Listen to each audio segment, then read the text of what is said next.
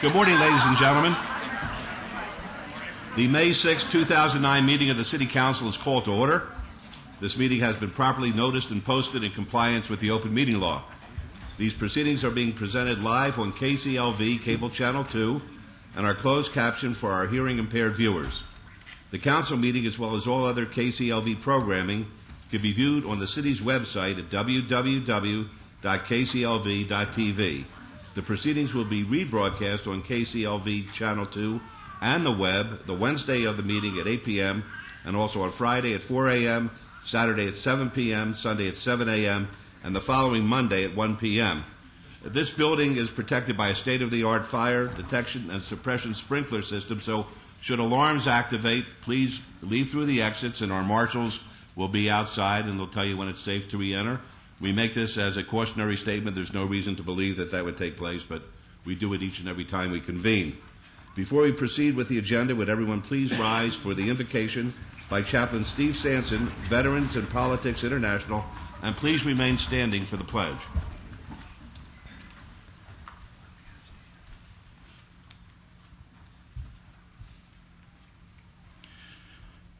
I just want to say my daughter picked this prayer, Stephanie Sanson. May we love evermore. May we motivate ourselves to committed love and action. May we motivate ourselves to live the life we wish to see in the world. May we be the transformation we wish to see in the world, from the inside out, from the branches upwards, from the heart to thought, to word, to action. Through life's trials and hardships, we can arise beautiful and free. Lord, bless the city council and give them the wisdom and guidance to make this city prosperous for all that live in it. Lord, bless our fighting men and women of the armed forces and bring them home safely. Lord, also bless our Asian Pacific Americans as they celebrate their heritage this month. Amen. Amen.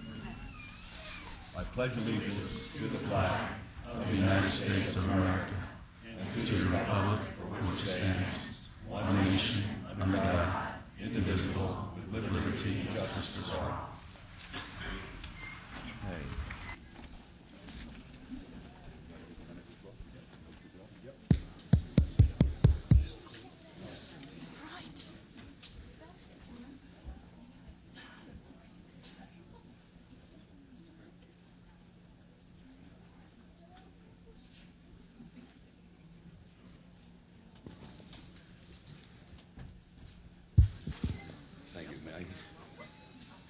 So we don't get it confused? Very good. All right.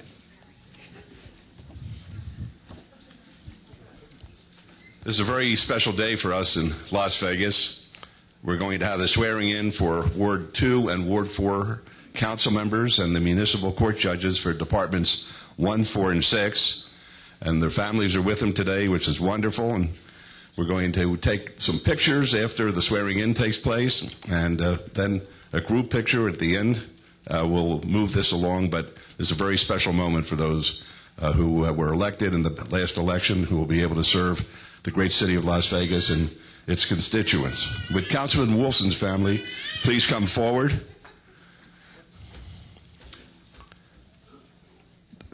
Steve's wife, Judge Jackie Glass, and his daughter Rebecca.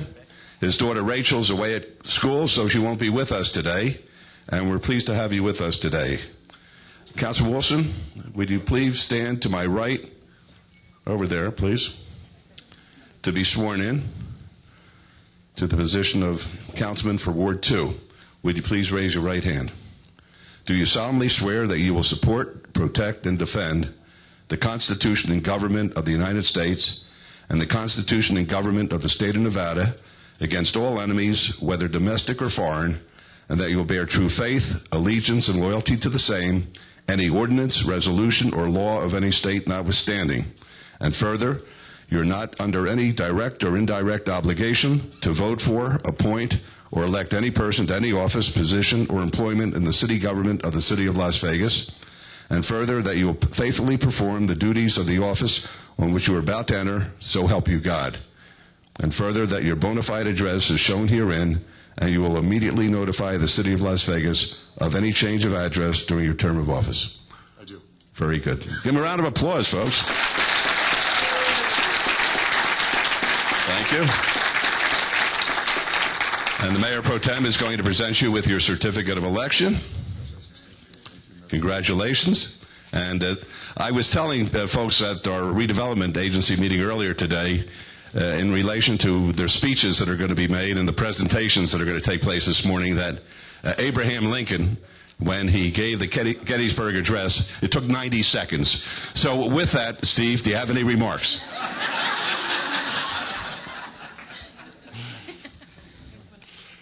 I'll try and keep it under 90 seconds, Mayor. First of all, thank you very much for coming here today. I'd like to first congratulate some others. My good friend, Councilman Ross, for your re-election. You'll be next. Judges Hastings, Brown, and Leung. Congratulations to you three municipal court judges. We have a great municipal court bench.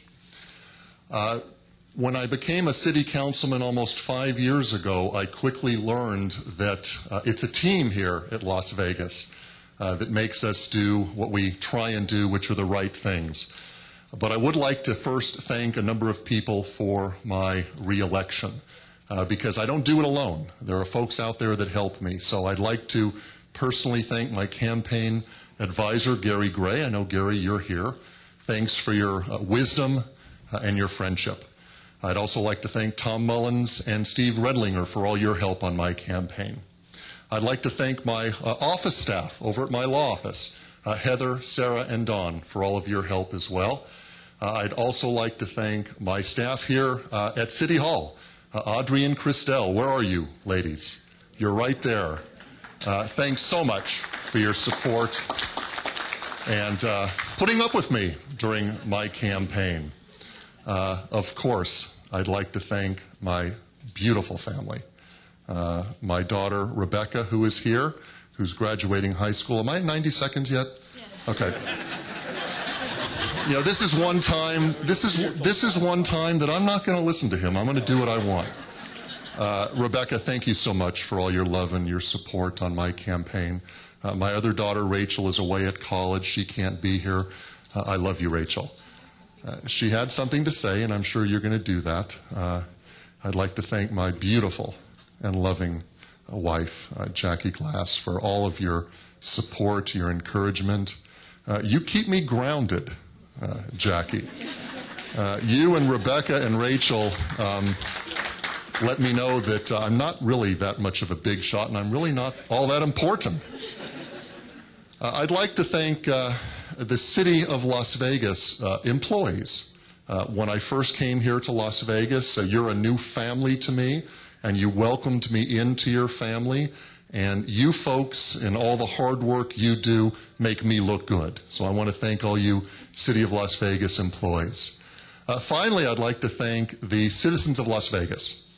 During my campaign, I walked neighborhoods, I met hundreds and hundreds of people, and I learned about what's important to you as Las Vegans. And I continually learn and try and be a better councilman.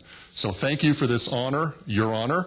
I look forward to continuing to serve the citizens of Las Vegas for many, many years. So thank you very much.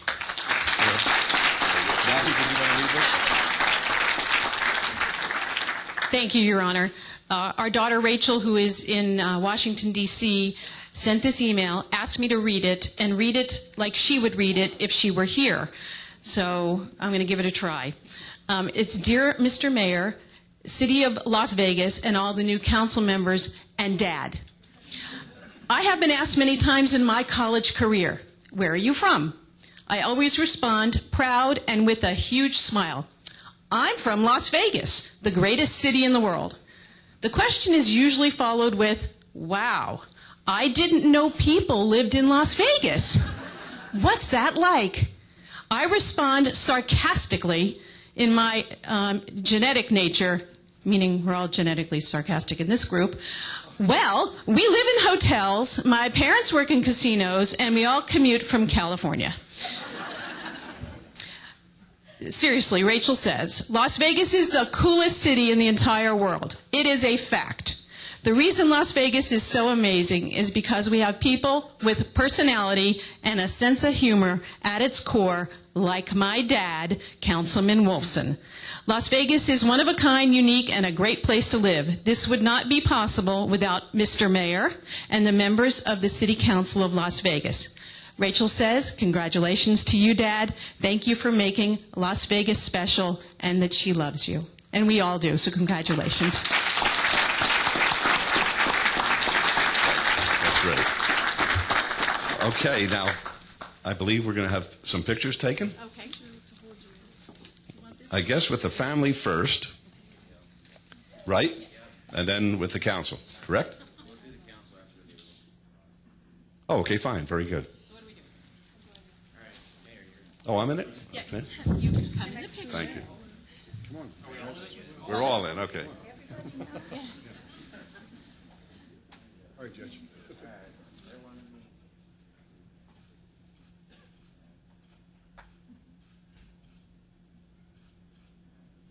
Great, thank you. Okay, Thank you thank very you. much. Thank you. Very good. Okay, we'll duck that one. There we go. Would Councilman Ross's family please come up and join us? And as they're coming up, I'd like to introduce Steve's wife, Kelly, and his grandmother, Neola Calzacorda.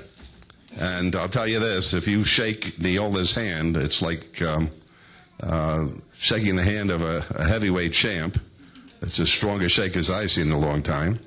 And his daughter and his son-in-law, Jessica and Alan Larson, along with his little grandson, Landon, and his daughter, Jade Wilkinson, and her son and Steve's grandson, Ryder. And we're very pleased to have all of you with us today. Councilman Ross, would you please stand right over here to be sworn in as councilman for Ward 6. I think right where they are is perfect.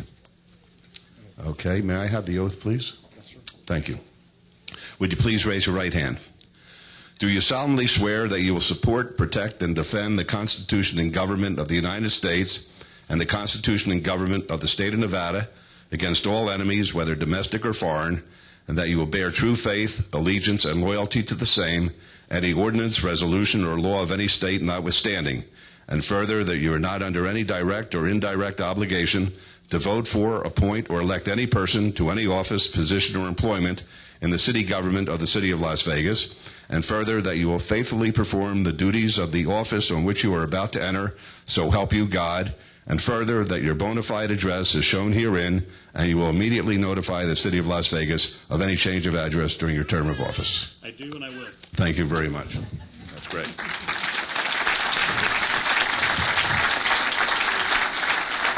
And Mayor Pro Tem is presenting the councilman with his certificate of election.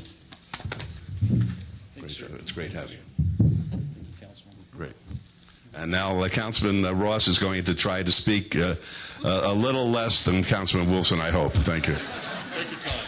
And I can do that, too. I'm glad I did invite my entire family. We'd fill it up here, believe me. Every time I hear this oath, I realize how important and special this role as a public servant and a city councilman is. And many of you in this room do as well. I take it very seriously. I've been very blessed with a wonderful family. The past 4 years have been very successful. We've had certainly some challenges in our family, and we've overcome them. 4 years ago, I asked the mayor, I said, do we have to do all this pomp and circumstance? Can I just get to work? And he says to me, this isn't for you, this is for your mother. My mother's here with us today, as you can see behind me. And Grandma's here too, but in spirit, my mother is here, and I appreciate that, Your Honor. We talked about that this morning. But I need to express my gratitude to, of course, my campaign staff. I couldn't have done it without them. Fabulous work they've done. Gary, I appreciate your help. You know that.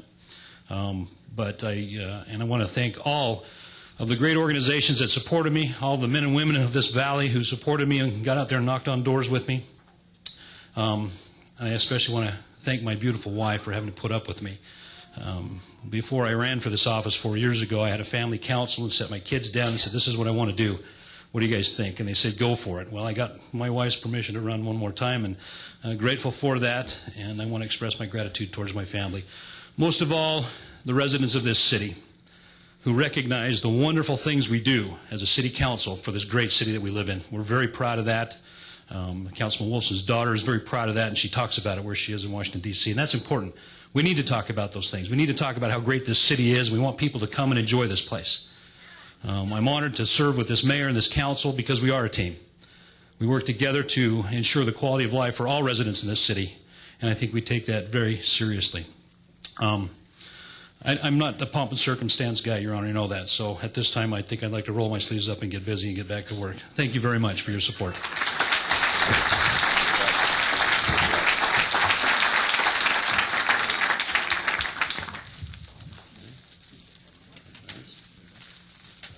Cool. Very nice.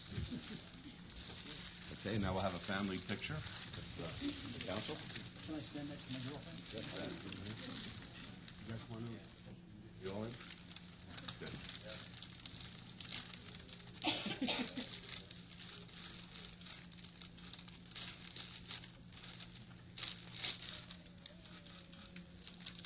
Very good. Thanks. Great having you.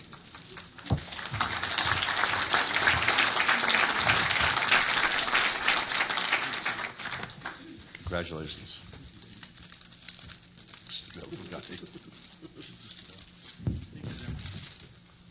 That's good.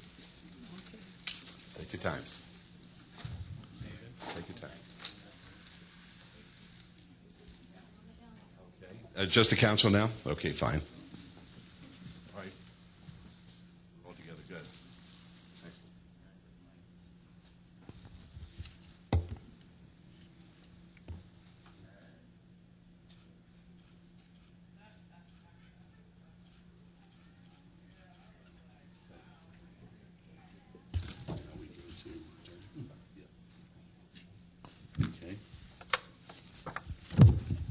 Would Judge Burt Brown and his family please come forward? As they're coming up here, introduce you to the judge, of course, his wife Deanna, and his two daughters, Haley and Hannah. How are you? We're very pleased to have you here, Your Honor. At this time, I'd like to administer your oath of office, and the family would stand by your side. Right, and the girls are going to be holding the Bible. And if the judge would raise your right hand, please. Do you solemnly swear that you will support, protect, and defend the Constitution and government of the United States and the Constitution and government of the state of Nevada against all enemies, whether domestic or foreign, and that you will bear true faith, allegiance, and loyalty to the same, any ordinance, resolution, or law of any state notwithstanding, and further, that you are not under any direct or indirect obligation to vote for, appoint, or elect any person to any office, position, or employment in the city government of the City of Las Vegas, and further, that you will faithfully perform the duties of the office on which you are about to enter, so help you God, and further, that your bona fide address is shown herein, and you will immediately notify the City of Las Vegas of any change of address during your term of office. I do so swear and I will. Thank you, and congratulations. Thank you.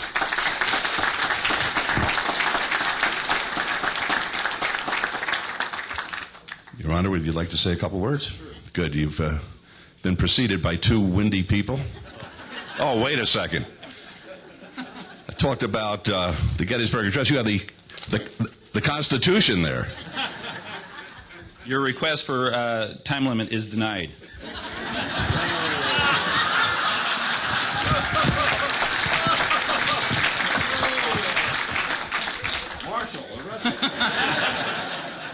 Mayor, Council, judges, citizens of the City of Las Vegas, I'm honored to be here today for my third swearing in. It was 10 years ago that the good citizens of Las Vegas had enough faith in me to elect me judge of the Las Vegas Municipal Court. This was the same time that Mayor Goodman took the office as well.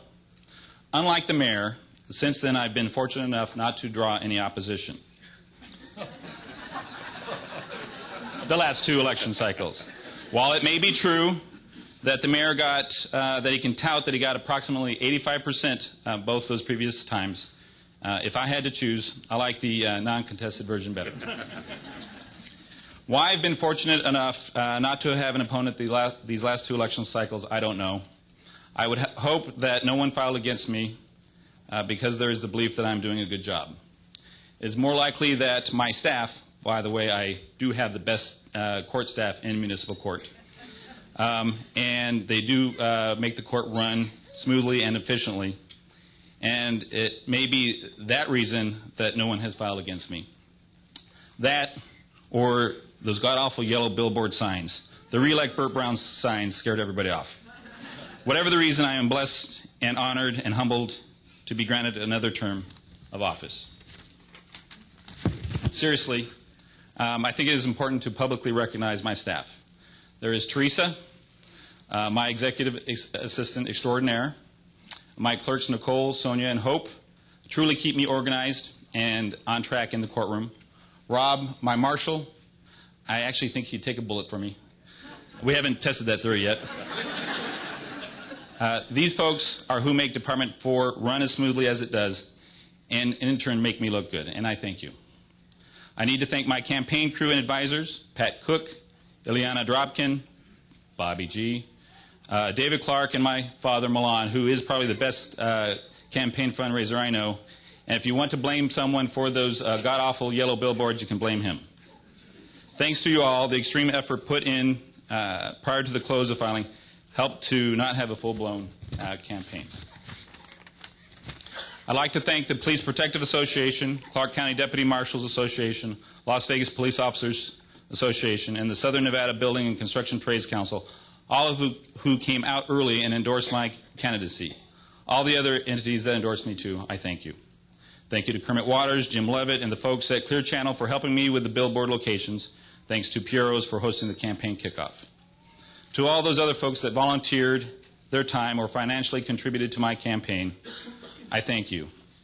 For the last 10 years, I've tried to do the best job, tried to make the best decisions, and I commit to you that I will do the same for this term. I've been the Chief Judge of the Las Vegas Municipal Court for now approaching 2 years. During this time, we've had to deal with certain legislation and economic hard times, and which has resulted in a large reduction in staff, and I'd say greater than 10%. The court has agreed with the city that we would not fill these, temporarily not fill these positions unless absolutely needed. Many cuts have been made to help us and to help the city get through these tough times. Everyone at the court has hunkered down and is doing double duty. I'm at awe at the commitment that our court employees have shown. Everyone has truly stepped up to the plate. It makes my job as Chief Judge that much easier. In the words of my youngest daughter, Hannah, municipal court employees rock. I thank you all. Jim Carmody. Jim Carmody, our court administrator, keeps everything running smoothly and on track. Without him, this difficult time would not only be difficult, it would be almost impossible. Jim, and I thank you. Mayor, City Council, and city administration and staff, everyone at the city has always had an open door regarding court issues. While we don't always agree, everyone always tries to find common ground. I am so honored to be considered part of the team of the City of Las Vegas. Finally, to my wife, Deanna, and my girls, Hallie and Hannah, thanks for putting up with me. I may work late, take work home with me, and often may have a sleepless night, but I never hear a complaint, and they're always supportive. Well, almost always. Hallie didn't want to come up here and hold the Bible. I thank you, and I love you, and thank you all.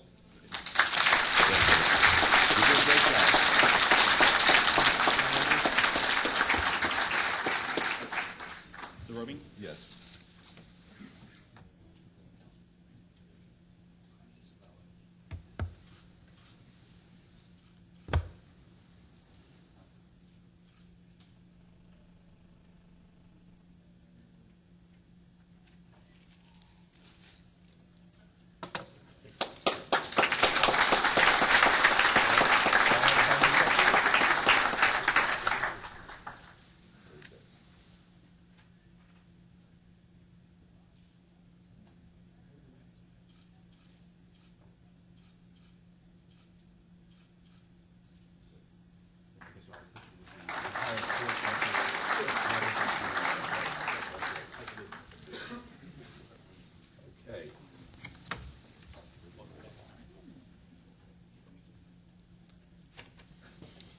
Would Judge Martin Hastings and his family please come forward? And I'll introduce everyone as they're coming up here. Of course, the judge, Martin Hastings, his wife Angela, his daughter Jessica, his son Brock. Where's Brock? Okay, good. I could tell. Okay. And his mother, Ginny Hastings. And we're pleased to have you all here with us today. At this time, Judge Hastings, I'm pleased to administer your oath of office. And Jessica, I understand that you're going to be holding the Bible for your father's left hand. And Judge, would you please raise your right hand?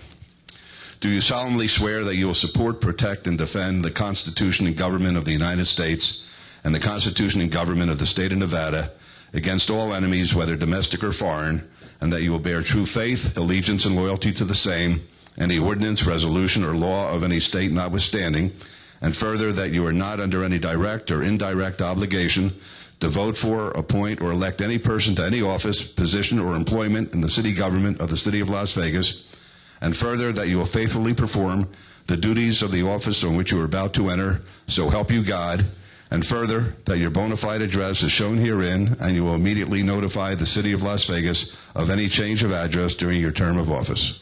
I do. Congratulations. Good to see you. Very happy. Okay. We'll robe you first and then ask whether or not you have any remarks, and I beg of you. Please. I can time it for you. You know, Justice Holmes said at one time, if I had more time, I would have made it more brief. Okay? I'm trying. I got Abraham Lincoln and Justice Holmes, and look what I have up here. Unbelievable. This might take more than 90 seconds right Congratulations, Martin. That's great. Here we go. Thanks, Jim.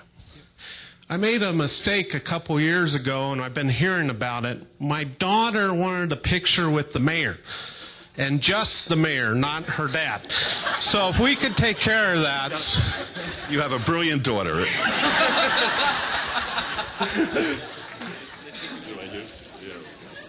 Take your time.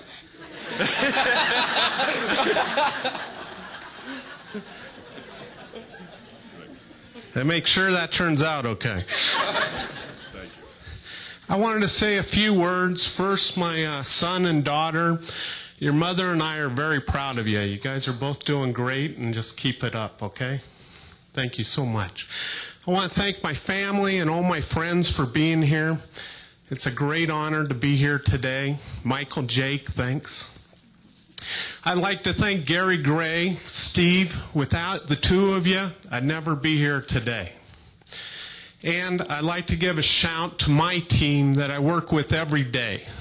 I have Lily, Beverly, Becky, Miss Lydia, who's put up with me a long time, and John. I appreciate it. I enjoy coming to work every day. It's fabulous. And I hate to argue with Judge Brown, but according to the Review Journal, Department 6 has the best team. Thank you so much. I appreciate everything. Congratulations again. Thank you. Can we have the picture? Marty, we need the picture. Okay.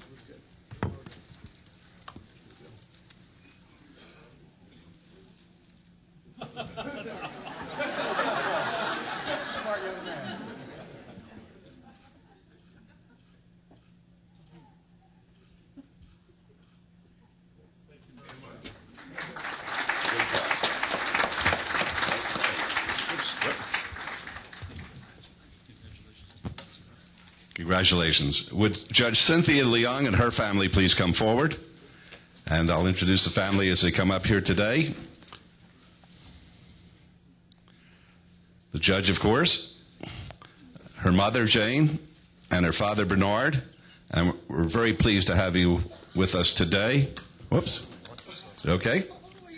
Yeah, she's in good shape. This is exciting. That's why we need a new city hall.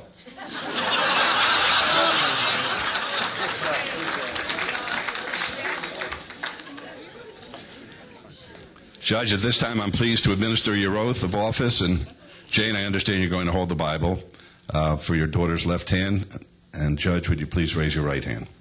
Do you solemnly swear that you will support, protect, and defend the Constitution and government of the United States and the Constitution and government of the state of Nevada against all enemies, whether domestic or foreign, and that you will bear true faith, allegiance, and loyalty to the same, any ordinance, resolution, or law of any state notwithstanding, and further, that you are not under any direct or indirect obligation to vote for, appoint, or elect any person to any office, position, or employment in the city government of the City of Las Vegas, and further, that you will faithfully perform the duties of the office on which you are about to enter, so help you God, and further, that your bona fide address is shown herein, and you will immediately notify the City of Las Vegas of any change of address during your term of office.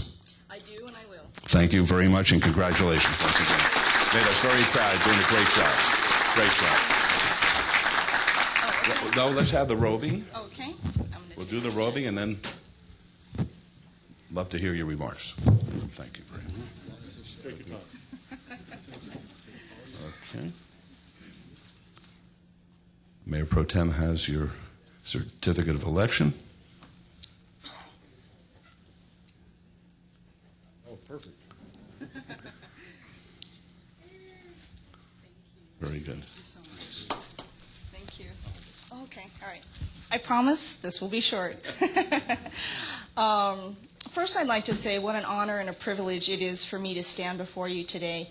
And I cannot imagine a more rewarding job than being a judge in Las Vegas Municipal Court.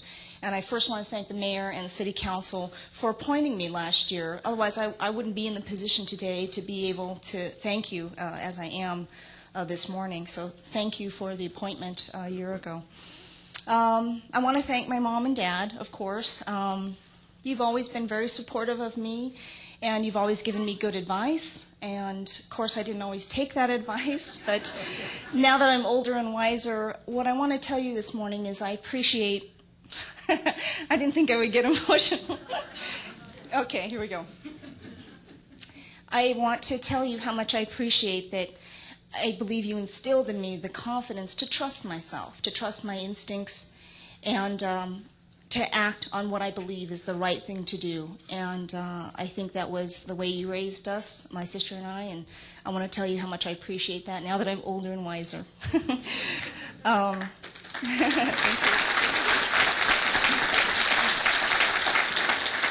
I want to thank my friends and supporters, and there are quite a few of you here today.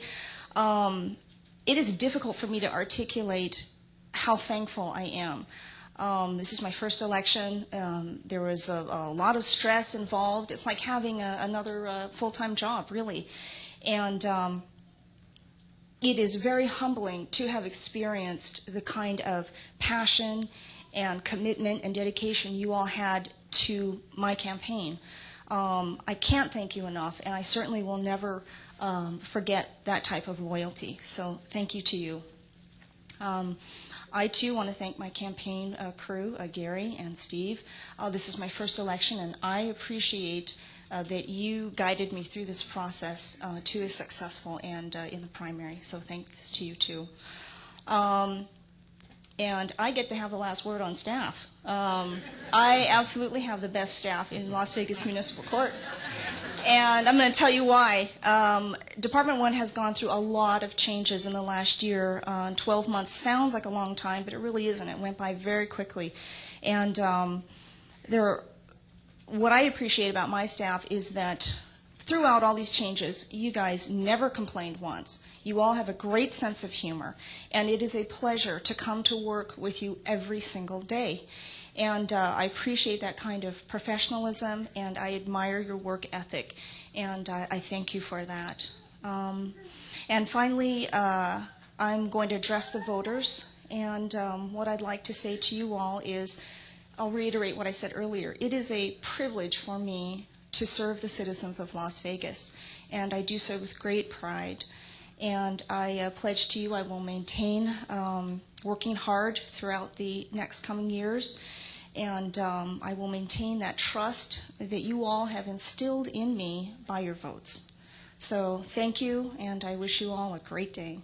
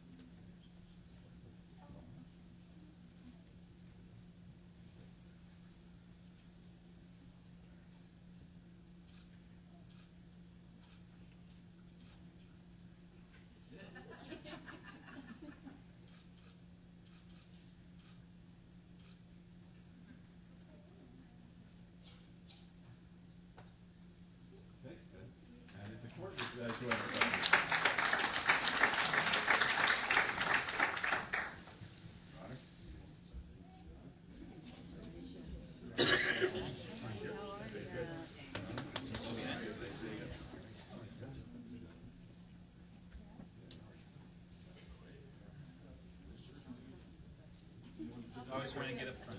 Just with the court. Yes, just with the court.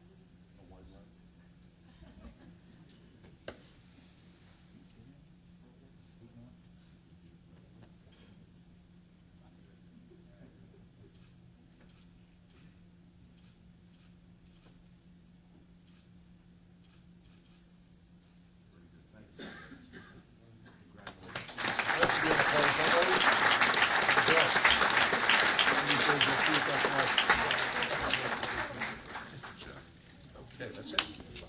Now I need the. Okay. And the script. Good. There we go. Good. Good job. Good job. That was very easy. Well scripted. Good job. Went without it.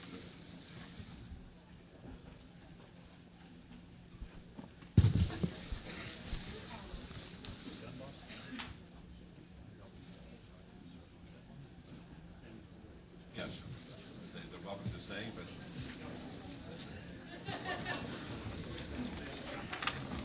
Thank you, Brent. Good.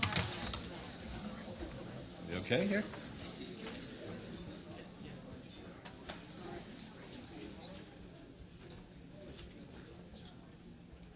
Right.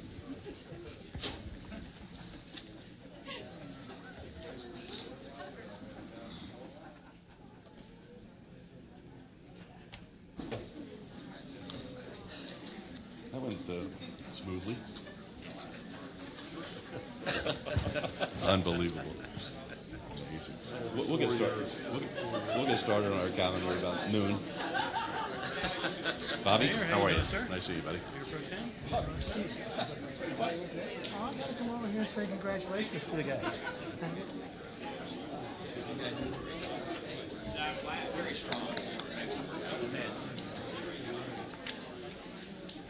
Thank you. Okay.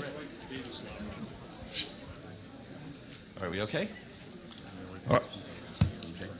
See you later. Thanks for coming. Watch his little head. Watch his head.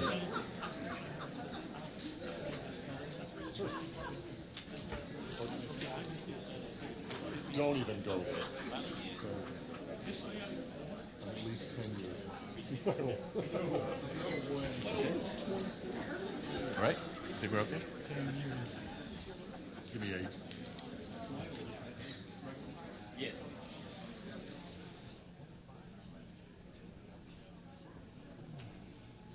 I think Jim. See you later. Stay well. Bye-bye. See you, Kelly. Whoa. Thank you. All right, folks, we'll go into our ceremonial portion of the agenda, and we'll continue with the honoree of the Citizen of the Month Award from Ward 5, and I'd like to turn the microphone over to Councilman Barlow. Councilman? I know. Good morning, ladies and gentlemen. I first and foremost would like to also take this opportunity, Mayor. I know you want to keep me under 90 seconds, but you know that's highly impossible to do that to me. But I do thank you for allowing me the opportunity to congratulate my colleagues, Councilman Ross, Councilman Wilson. Congratulations. Welcome back. And You keep saying welcome back. Go right. Welcome back to the council. Welcome back to the council. He never left, but anyway, today I have the opportunity, Mayor, to really acknowledge a young man that has been doing a lot of work for a very long time. Our next guest of honor is someone who has remained extremely dedicated and focused on the the sport of baseball. His determination, hard work, and lifelong goal has been to educate and provide opportunities for youth who would not otherwise have an opportunity to do or play baseball in the unique way in which he promotes it. It is my honor to announce our Ward 5 Citizen of the Month, Mr. Gene Tate. Let's give him a round of applause as he comes to the microphone. Before I hand him the microphone, I would like to point out a few highlights of his passion. Good morning, Brother Tate. Coach Tate has been spearheading the Las Vegas Junior Giants baseball program for about 5 years. This baseball program provides all the necessary equipment, allowing any boy or girl interested in playing or having the opportunity to play baseball free of charge. Through Coach Tate's vision, the program is geared to teach life skills, character, and respect. Children are expected to maintain good grades, turning in progress reports to their coaches, and preparing for road trips to various colleges. Coach Tate has creatively used baseball as a platform of academics, exposing the youth of West Las Vegas to a world of possibility that might not otherwise they will have an opportunity to experience. The Las Vegas Junior Giants lives by 4 character bases, being teamwork, confidence, leadership, and integrity. Coach, you have been instrumental in dedicating your passion for the youth of West Las Vegas, and I sincerely express my admiration. At this time, ladies and gentlemen, the Ward 5 Citizen of the Month, Mr. Gene Tate. Thank you so very much.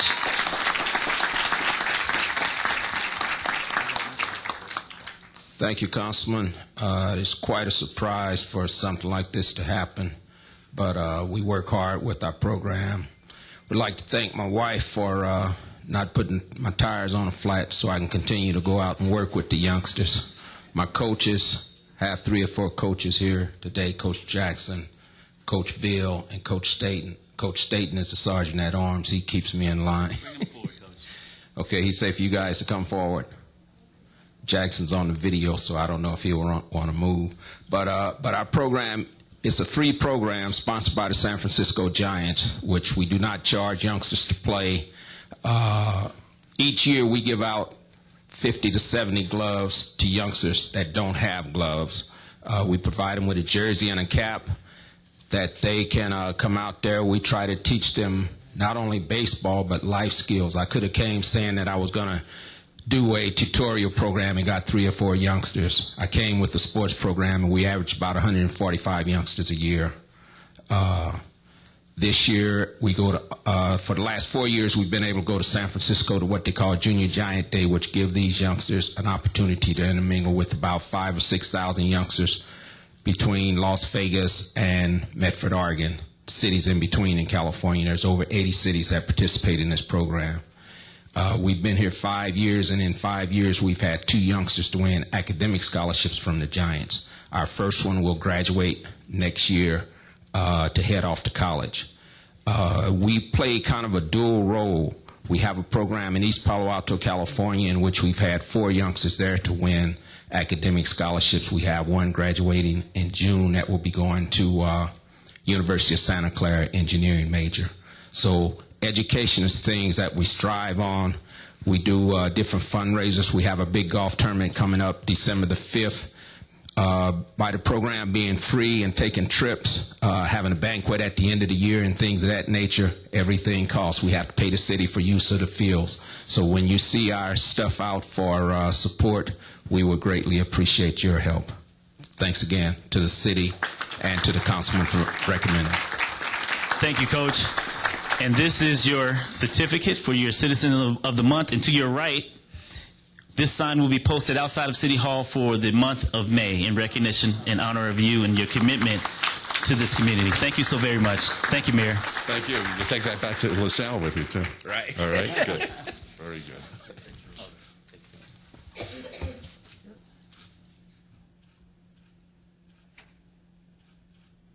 Coach Tate uses my parking space when he goes back to Philadelphia and visits his son at LaSalle College, right? Yes, sir. All right. Thank you very much. Thank you.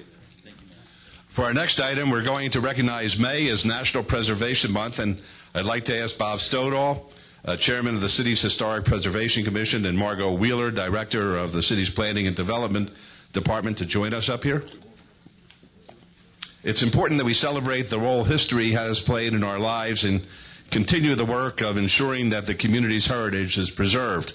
The theme for this year's National Preservation Month is This Place Matters. We have some special individuals and groups joining us today. We want to recognize for their dedication to preserving Las Vegas's history for future generations. And I'm going to ask representatives from each of these groups to please come up and join Bob and Margot while we present them with plaques. First, we'd like Lynn Zook, a historian with the Friends of Classic Las Vegas, which is being honored for historic preservation efforts. Bob, would you present the plaque, please? Thank you. And we also have Dr. Liz Warren and Dr. Nick Sains, representing the Nevada chapter of the Old Spanish Trail Association. The association advocates and supports historic trails and archaeology. Congratulations, folks. And we also have Bill Arndt and his staff with the City of Las Vegas Redevelopment Agency for their restoration work with the beautiful, historic Fifth Street Elementary School. And finally, UNLV history student Angela Moore for her historical documentation work at Lorenzi Park. Miss Moore? Where's Miss Moore? Coming? Yeah, because Miss Moore is the only one I'm interested in. Not only is she getting a plaque, but she's getting presented with a $1,000 scholarship check.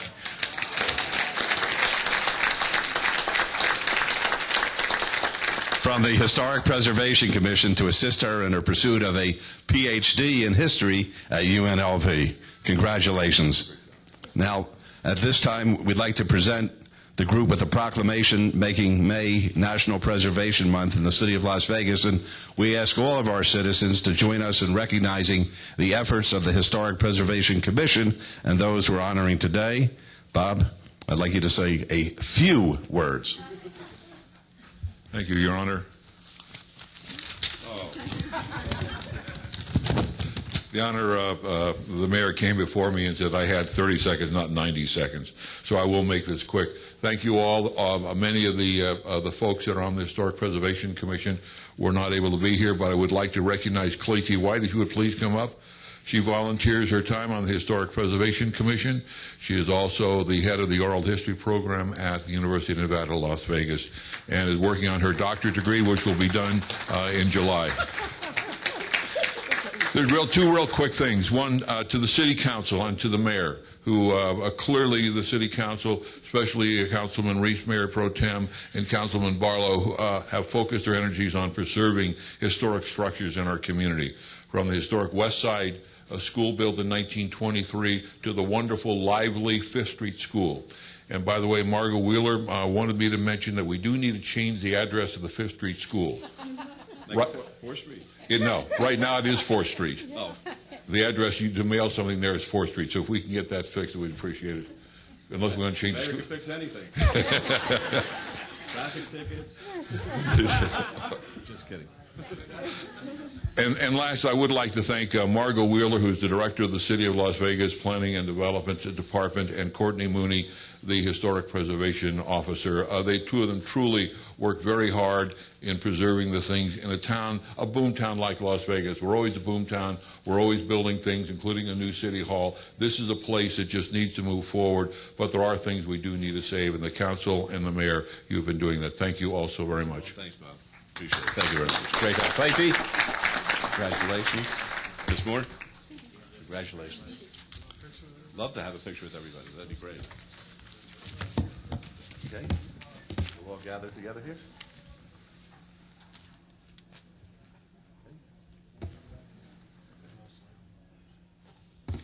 We'll all get in.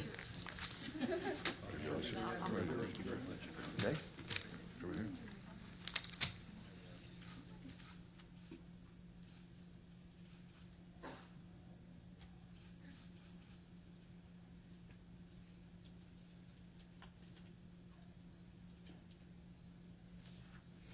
Thank you. Thank you very much.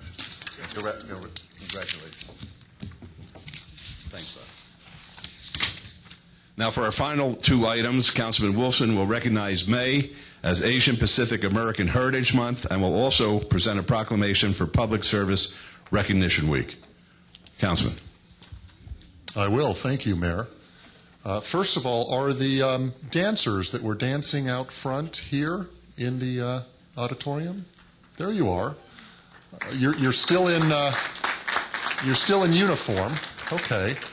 Well, as part of celebrating Asian Pacific American Heritage Month and as part of our citywide diversity initiative, the Filipina Cultural and Arts Foundation Dance Group performed some traditional dances out front in our open-air theater, if you will. I don't know if any of you got to see it, but I'm sure some of you did. So let's have a round of applause first for our dancers. And is Myrna, and I'm going to chop your name up, Alforque here? Who's Myrna? Are you Myrna? She didn't make it. Okay, well, we've got some really nice certificates for you, okay? So if you stick around, we've got some nice certificates, and thank you so much for doing the dancing this morning. Okay, May is the month to recognize Asian and Pacific Islander heritage, a celebration of Asians and Pacific Islanders in the United States and in our own community.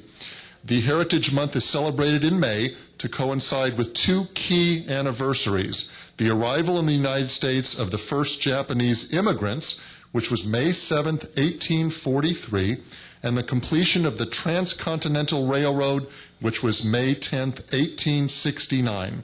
Locally, people of Asian and Pacific heritage from more than 20 countries and island nations call Las Vegas home, which adds to the color, culture, and diversity of our community.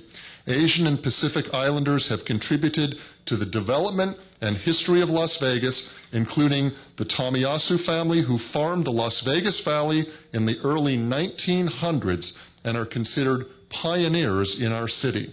The Asian and Pacific Islander influence is evident throughout the Las Vegas area, like Chinatown, which is located at Spring Mountain and Valley View, and Little Manila, located at Charleston Boulevard and Maryland Parkway. Less visible but equally important are the many social and cultural groups which operate in churches and in neighborhoods which strive to keep traditions and languages alive. In honor of Asian Pacific Islander Month, we'd like to present three special proclamations. We're going to recognize two individuals and one association. And just to prove what a small world we really live in, two of these three people we're recognizing today, Mr. Tanaka and Miss Lee, both grew up in Lahaina on Maui in Hawaii, but call Las Vegas their home now. First, we'd like to recognize Mrs. Kathleen Blakely, but I understand that Kathleen is not here today, so Jeffrey Winchester. Jeff, come on up.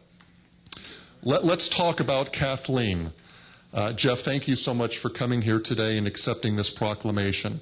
Kathleen is the recently appointed Honorary Consul General of Japan. She was installed in ceremony in Las Vegas in February 2009. Mrs. Blakely is the past president of Japan-America Society of Nevada and is the current vice president and continues to help in the organization's activities.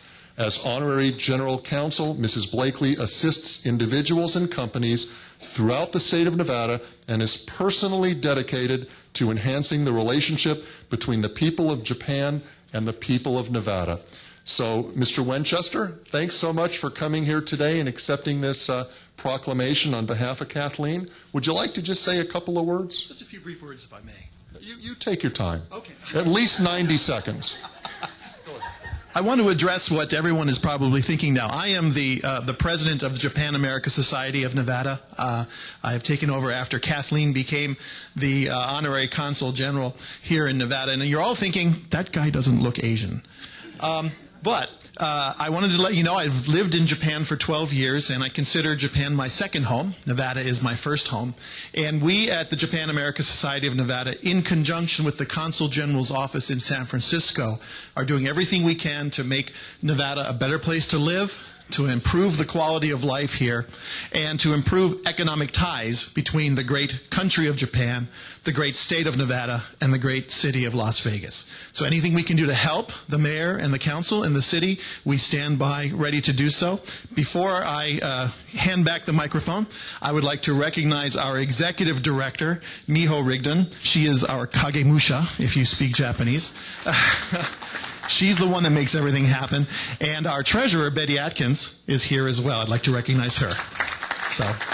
And Kathleen says she's very sorry she couldn't be here today, but she's very, very honored by this proclamation, and she looks forward to working with the council. Thank you. Thanks so much.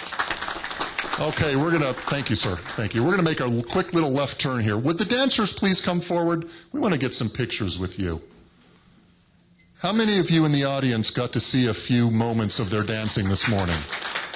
You guys were great. This is the Filipina Cultural and Arts Foundation Dance Group, right? And who's the spokesperson?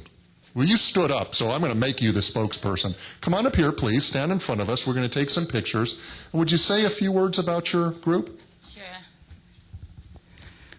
We are actually the Filipiniana Cultural and Arts Foundation, founded just last month by Myrna Alforque Fontellas. She's actually the executive director. I am the treasurer. And actually, we've been doing this to promote our cultural heritage in Las Vegas since 2000.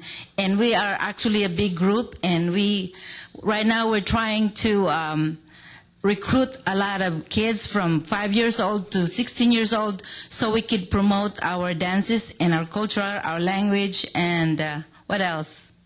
And everything else about the Philippines. And thank you so much for having us today, and we're very, very proud to be here. We're humbly here, and we're actually a bigger group, but today we only have 6 of us to be here because everybody else is working. Thank you so much, Mayor Goodman. Thank you. Thanks so much. Thanks. A couple of pictures. Real close in here. Oh, Mira, okay.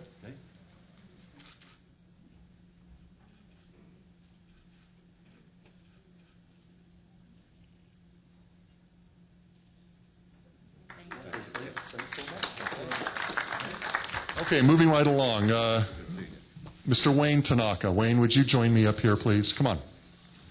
Let me tell you about Mr. Tanaka. He's been before us before, and it's a pleasure, Wayne, to have you again. Mr. Tanaka has been a resident of Las Vegas for many, many years and has contributed greatly to the advancement of our educational system. In fact, at one time you were the principal of Clark High School, and apparently my liaison, Audrey Dodge, used to go when you were the principal. I don't know if you remember, Audrey. Did she get a high school diploma? Yes, she did. Okay. I just want to make sure. Okay. Tanaka Elementary School is, of course, named in your honor, and you continue to actively support the principal and staff there in many ways, including hosting a yearly Friends of Tanaka golf tournament with all proceeds going to support teacher and school development. Wayne completed his term as Honorary Consul General of Japan in Las Vegas after 5 years. And although the San Francisco consulate wanted you to continue, you decided to go another way. Golf. Is that what it is? Was that what that was? Instead, you'll be concentrating on your other volunteer activities supporting the Japanese American Citizens League, Organization of Chinese Americans, and a private bank. Mr. Tanaka continues to reside in Las Vegas with his 3 children and wife, Sadie. On April 30th, it was announced that Mr. Tanaka will receive the highest honor bestowed by the Emperor of Japan. Mr. Tanaka will receive, let me see if I've got this right, the Order of the Rising Sun Gold Rays with Rosette. Did I do okay? I'm part Japanese. Okay. And you will receive this for your contributions to the promotion of friendship between Japan and the United States and to the betterment of welfare for Japanese and Japanese American peoples of Nevada. So congratulations on that great honor. Thank you for all of your all of your contributions over the years. I met you many years ago, I think, when you were the principal, and you continue to contribute to this community. And just on behalf of the City of Las Vegas and Mayor Oscar Goodman, we want to thank you. And please say a few words. Thank you. Thank you, everyone, for being here, and for the citizens of Las Vegas, the County of Clark. Thanks to our good friends from the Clark County School District for all the recognition and all of the time and efforts they placed to help in my training and my development as an educator. I was indeed honored with the name of my family name on an elementary school 6 years ago, and continue to work diligently for the improvement of educational community and for the benefit of kids, teachers, and for the citizens at large. But I also wanted to thank the City Council, especially the happiest mayor in the universe, all the galaxies, all the, and to work alongside everyone for all of the years when we put together CBDG monies and funded weed and seed programs and help with anti-drug. We developed the first safe key programs at Robinson Middle School and worked closely with the Metropolitan Police Department and took those efforts right into Clark High School in the cleanup of the Penwood-Arville area. And so these things that I've received humbly, because without everyone cooperating and working together in a relationship of trust and integrity, none of this would have been happening for me either. So I just wanted to thank everybody and thank you for your kindness and recognition. Okay, thank you so much. Thank you. Pictures, I think we want pictures.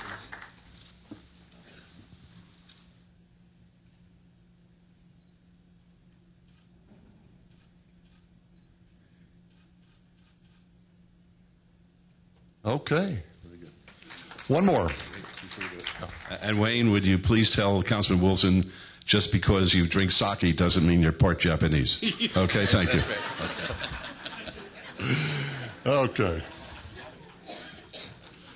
We have one more proclamation. Would Mrs. Rosita Lee please join me? Here she is, came from the other side. Welcome. Welcome. Well, thanks for coming today. You are the National Vice Chair and a board member of the National Federation of Filipino American Associations. Is that right? That is correct. Okay. Filipinos are one of the largest cultural groups in Las Vegas, numbering close to 100,000 residents. The National Federation of Filipino American Associations was founded in 1997 and is considered the voice of Filipinos and Filipino Americans throughout the United States. It is a nonpartisan, nonprofit national affiliation of more than 500 Filipino American institutions and umbrella organizations. Its 12 regions cover the continental United States, Alaska, Hawaii, Guam, and the Marianas. Mrs. Rosita Lee has played a big role in the development of both local and national organizations and was recently recognized by the President of the Philippines for her efforts in promoting the welfare of Filipinos and Filipino Americans. So congratulations. We present this proclamation to you. And thanks so much for what you do for your organization and for the Filipino community here in Las Vegas. Are you ready to say a few words? Thank you very much, Councilman, and to the mayor and the council members, our dear friend Lois. Thank you very much. It really is an honor, and I want to say this. I'd like for our Filipino community to please stand who were able to come today, and let's give them all a big hand, the members of NAFA. Our Nevada chair is Jing Espiritu. Our regional chair is Martin Silliman. Our vice chair is Noel Casimiro. And we have all of our friends who are coming here so that our city of Las Vegas will get to know more about the Filipino community. Yes, we are among the largest as far as the Asian Pacific Americans, and we are here for empowerment. Thank you very much. You may be seated. For empowerment of our community. One of the passions that I have is voter registration, education, mobilization, and protection. Many of our elected officials became elected officials because of the vote of our Asian Pacific Americans and our Filipino Americans. And may I say this, many are not in office for that very same reason, because they did not support our issues. So, thank you very much again. An honor for our Filipino community, and we hope that you will all recognize NAFA, the National Federation of Filipino American Associations, the voice of the Filipinos, one voice here in America. Thank you very much. I'm part Filipino too. You did? Oh, just kidding. What do you drink? Miguel, San Miguel beer.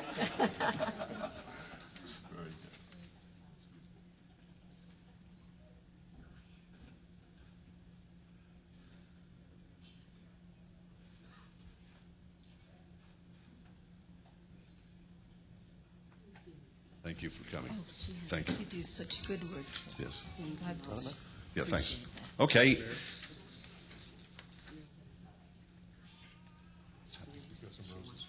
Yes, please. Oh, that's very nice. Look at that. You know? Rosita, could you loan me those for Mother's Day? May I say something? Sir. Sir, you'll have to thank Nilda McKellar. Nilda McKellar was known as the Brown Goddess of Caesar's Palace many years ago, and she is a strong member of our community. And we also want to acknowledge Mrs. Vivian Kearns, the mother of our Judge Kearns. Thank you. Thank you very much. Was that in the Bacchanal room? The Bacchanal of Caesar's. I loved it. Loved it. They used to peel my grapes. It was wonderful. It rubbed my back. Oh, those are the good old days.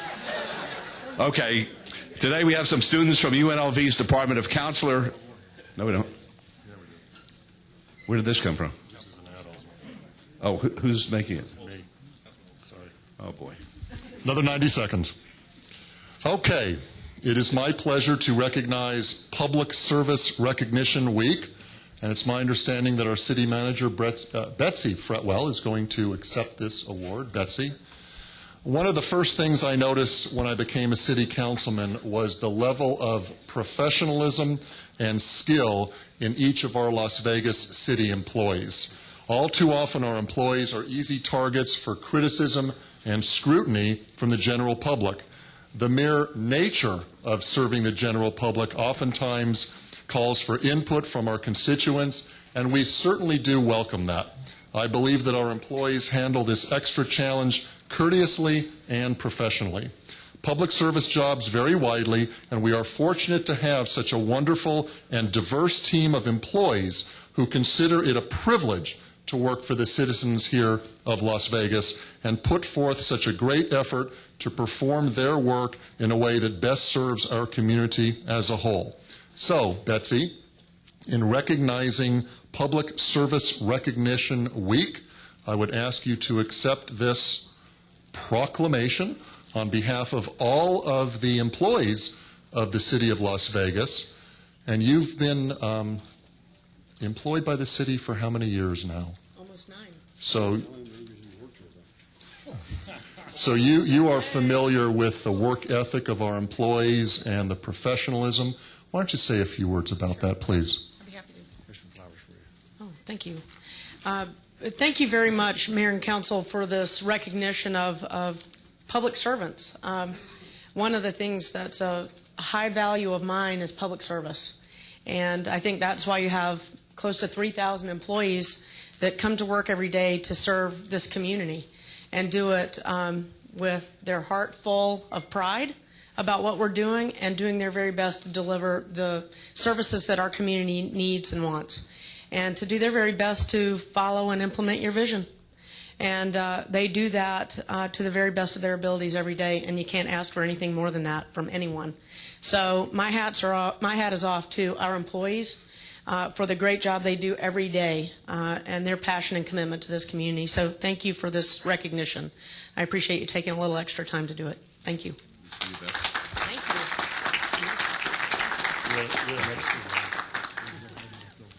Okay, very good. Okay, We have some students from UNLV's Department of Counselor Education with us, and Mr. Ashley brought them down here. We appreciate that, sir.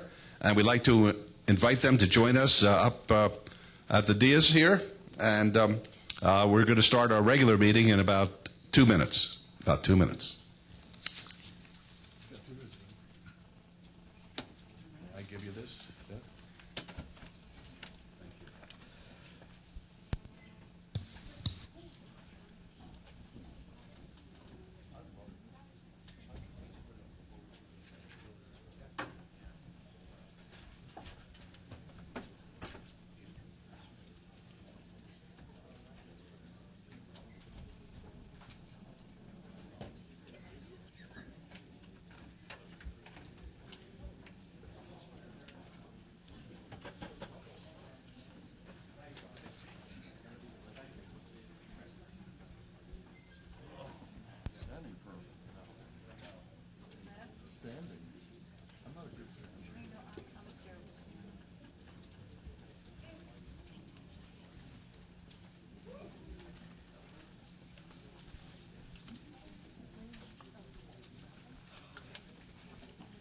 Is that the last one? Go, yep, right there, come back.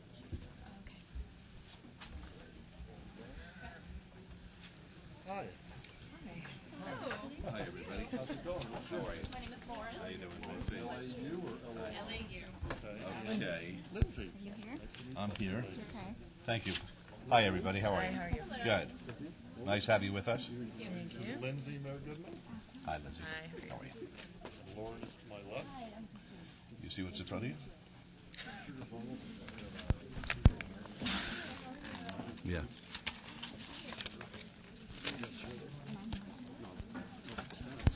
Okay. All right.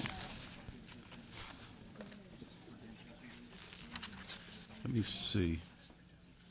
Bear with me, folks. Is there a waste paper basket under anybody's feet? Can I give you this, too? All right. Okay, while we're waiting for some folks to get themselves in order, why don't the young ladies from UNLV introduce themselves? Are you all in the same year? Are you? Okay, if you'd be kind enough to tell us your names and where you're from originally before you went to UNLV, starting from the left next to Councilman Barlow. I'm Ashley O'Brien, and I'm from Washington State, and I am in the Counselor of Education program, majoring in clinical mental health. Very good. Good morning, everybody. My name is Lauren Pitts, and I am also a graduate student at the University of Nevada, Las Vegas. I'm currently graduating on Saturday, actually, with my master's degree in mental health counseling, and I'm a member of the SOAP organization. Thank you.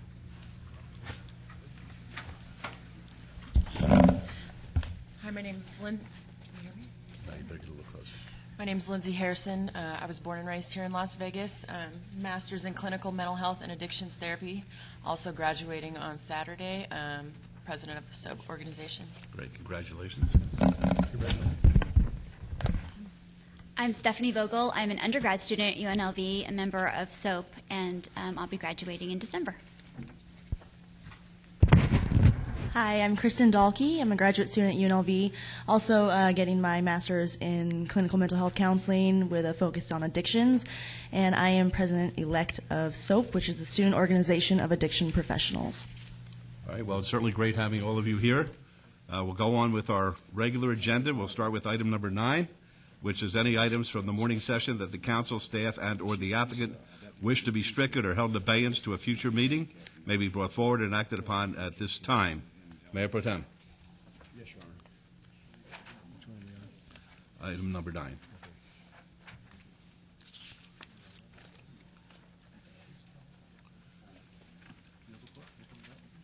Thank you, Your Honor. We have item number 49, is public hearing of abatement of property. No, 9. Oh, at 9. Okay. No, that's correct. That's it. Go ahead. It's a public hearing of abatement of property at 5913 West Washington Avenue. Property owner Armin Davidian Staff's asked to strike. Item 60 is temporary approval of a change of ownership for a package license from Sam Sadek Yusuf, owner, to Betty Family Corp., doing business at Liquor Stop 1865 North Lamb Boulevard, Suite 2. Applicant's asked that one to be stricken. Item 61 is temporary approval of a new restricted gaming license subject to confirmation of approval by the Nevada Gaming Commission. Biddy Family, doing business at Liquor Stop 1865 North Lamb Boulevard, Suite 2. Applicant's asked that to be stricken also. Item 65 is temporary approval of a new locksmith license, Speedy Locksmith and Key Inc., 1913 East Charleston Boulevard. Staff's asked to strike. Item 67 is rescission of City Council action taken on March 18, 2009 for a change of business name and a change of ownership for a tavern license and a restricted gaming license from Buffalo Investments, Inc., doing business at Roadrunner Saloon, Buffalo, to Golden RR Buffalo at 1, LLC, 921 North Buffalo Drive. Staff's asked that to be held in abeyance until our May 20th, 2009 meeting. Item 68 is rescission of City Council action taken on March 18, 2009 for a change of business name and a change of ownership for a tavern license and a restricted gaming license from True West Investments, Inc., doing business at Roadrunner Centennial, to Golden RR Centennial 4 LLC, 5990 Centennial Center Boulevard. Staff's asked that to be stricken until our May 20th, 2009 meeting. Are there any other items at this time, council members?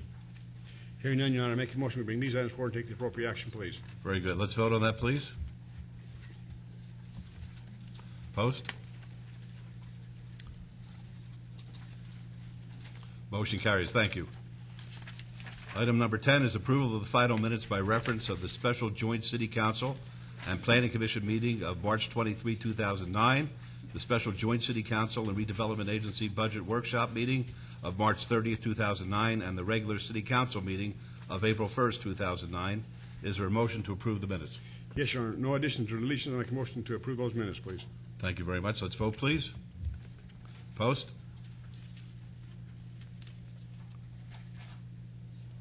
Motion carries. Thank you. Items 11 through 47 are considered to be routine. They're recommended for approval by the departments and may be enacted in one motion. Are there any items that the council wishes to bring forward off the consent agenda? Mr. Mayor? Yes. As you and I discussed, we had a citizens group which wrote into us about they're wanting us to omit from this day's agenda certain items because they said they could not find the backup information online.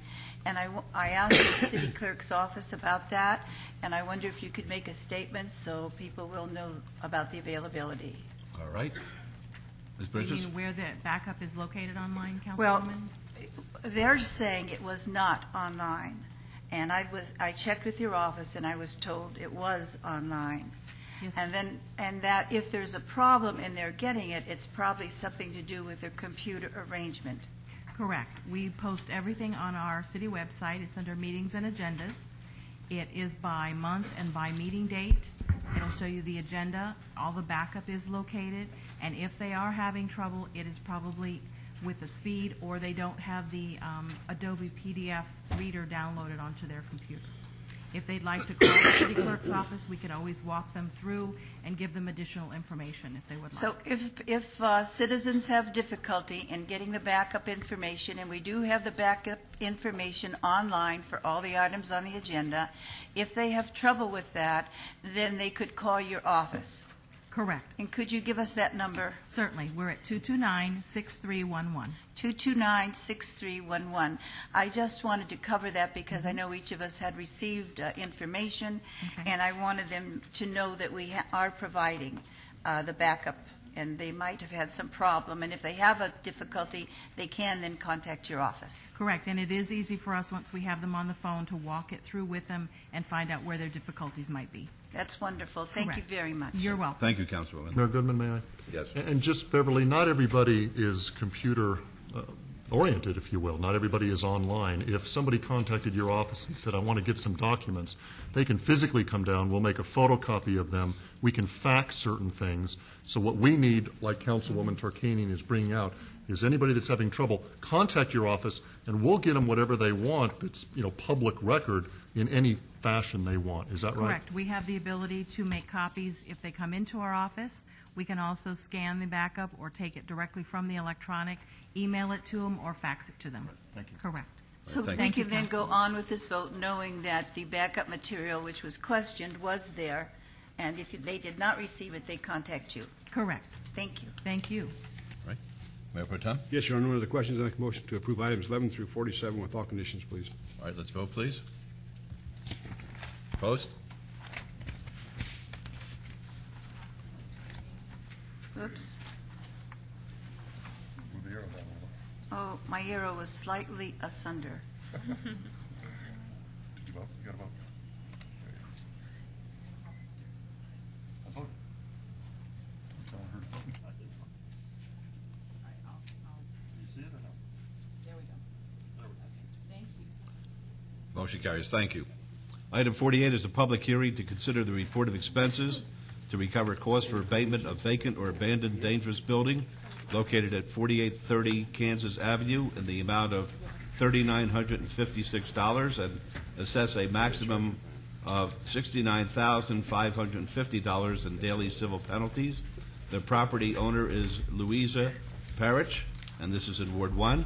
Mr. Smith. Good morning, Mayor and Council. Devin Smith, Manager of Neighborhood Response. The purpose and background is that the condition of this property was a public hazard and an attractive nuisance. The Department of Neighborhood Services declared the property in violation and started legal notification. When no corrective action was taken nor an appeal filed, the Department of Neighborhood Services hired Level X Inc. to remove all high, dead, and dry vegetation, to include the dead bushes and trees and all trash and debris, board all openings to the City of Las Vegas specifications, and post no trespassing, dumping, or vehicle signs on site. To date, there have been 5 inspections conducted at this location. The value of the property based on the sale date of January 2009 was $30,000. The recommendation is that the City Council approve the report of expenses to include $1,700 for work completed by Level X Inc., in addition to other fees assessed for a total of $3,956, and consider assessing a maximum of $69,550 in daily civil penalties. And, Your Honor, if I may, just for the record, we received a letter from Lawyer's Title concerning this property, and it just says, we have received the payoff for this property and are in the process of getting the money from the previous owner to pay it off. Please do not add in any additional fees, as we hope to have this cleared up within 30 days. And the contact person is Diana Holquin. And I just wanted to add that to the record. And when was that letter dated? There is no date on this. We just received it into my office, I believe it was yesterday or the day before. All right, if you'd make it part of the formal record by handing it to the clerk. Ma'am, did you want to be heard? Come on up, please, and give us your name. My name is Louisa Parrish, and when they passed the title to me, they oversight that the demand. So she emailed me and she said that she's going to pay full. I have the email with me.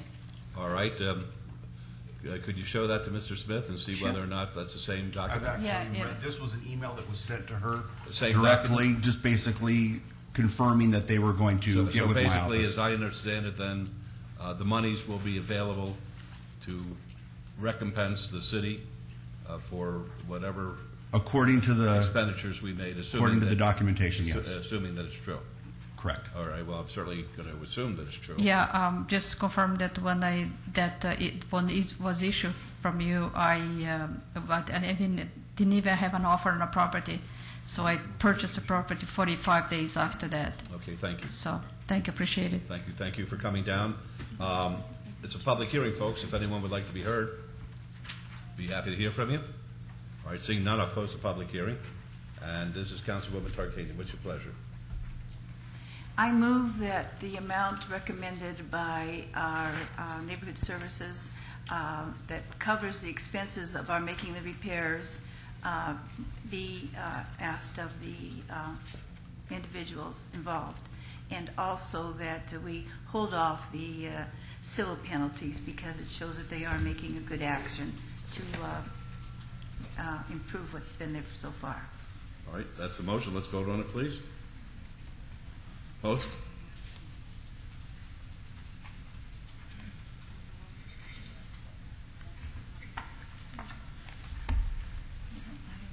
Motion carries. Thank you.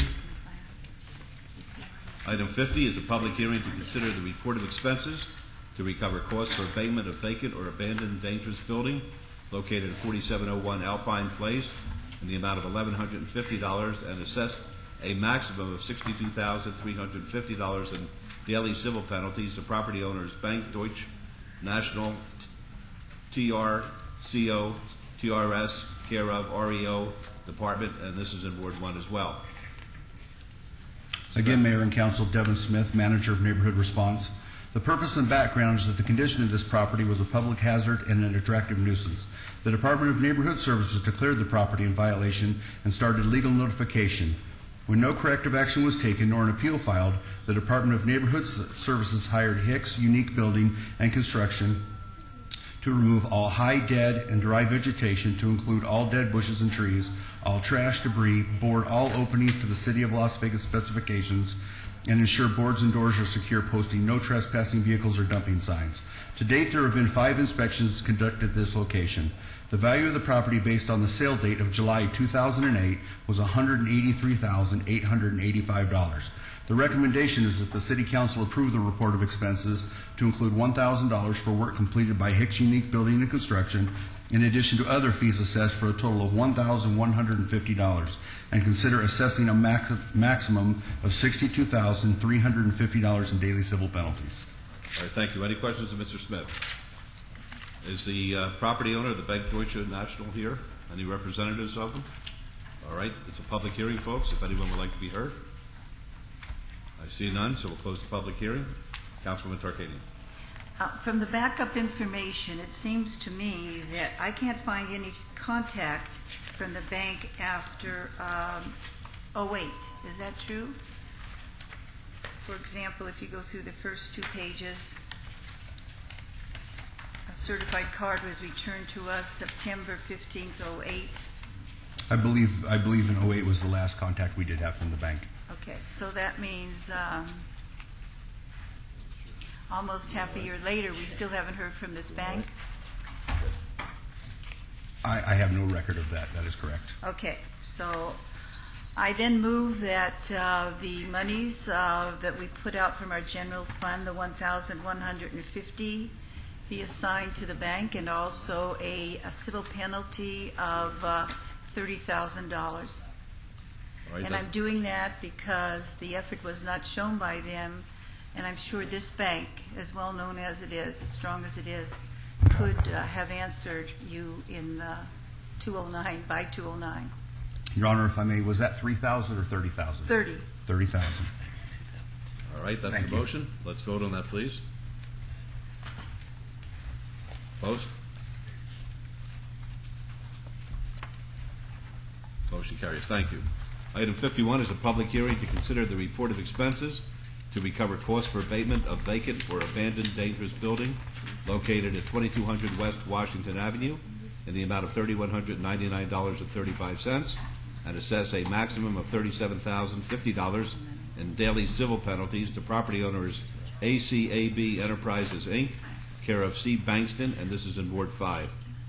Again, Mayor and Council, Devin Smith, Manager of Neighborhood Response. The purpose and background is that the condition of the property was a public hazard and an attractive nuisance. The Department of Neighborhood Services declared the property in violation and started legal notification.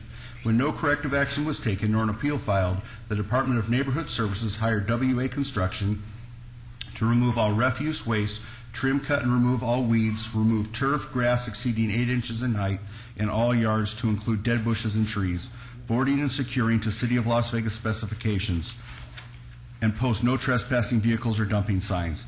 To date, there have been 4 inspections conducted at this location. The value of the property based on the sale date of April 2000 was $84,000. The recommendation is that the City Council approve the report of expenses to include $1,649 for work completed by WA Construction, LLC, in addition to other fees assessed, for a total of $3,199.35, and consider assessing a maximum of $37,050 in daily civil penalties. Thank you. Any questions? Is the owner here? All right, folks, a public hearing if anyone would like to be heard. Seeing none, we'll close the public hearing. Councilman Barlow. Yes, Mayor, thank you. This location on Washington most definitely was very dangerous and a blight to the community, and the residents in the Twin Lakes community are very elated at the fact that we came in and boarded this home and cleared the site of all of the trash, glass, and debris.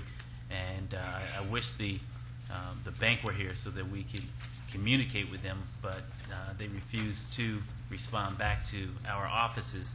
So with that being said, I would like to move forward to retrieve the $3,199.35 return to the general fund, as well as penalize the bank for $37,050 as far as an assessed daily civil penalty. That will be my motion at this time. Okay, let's vote on that, please. Opposed? Motion carries. Thank you. Item 52 is a hearing to consider a request for a waiver and/or reduction of civil penalties for the property located at 5041 North Cimarron Road in the amount of $70,550. The property owner is Bank Washington Mutual, J.P. Morgan Chase. This is in Ward 4. Your Honor, this is a case that came before you that we assessed a large amount of civil penalties on. This was a vacant and abandoned property that we had to go in and do an abatement on. As of current, we went out the other day, actually day before yesterday, on Monday, and very little has been done to this property to try to correct the action. So we have a gentleman representing the bank here that has come forward to ask for us to consider a reduction of the civil penalties that were previously placed by yourself and the council. All right. Did the bank appear at the last time we considered this? No, they did not. All right. Yes, sir. Would you please identify yourself? Thomas Blanchard with REO Asset Services, First Realty Group here in Las Vegas. And who do you represent? Washington Mutual and the asset company that they handle the property on. Okay, we'd be happy to hear from you. Basically, when this property was assessed to $70,000, the property was not owned by the bank. Approximately 18 days after the trustee's deed was done, the city placed a lien on. So most of the penalties were assessed with the previous owner, who apparently died prior to that. So we're just asking the council to at least, I know I'm like throwing myself on the sword here, being probably the first person coming in front of you asking for a waiver.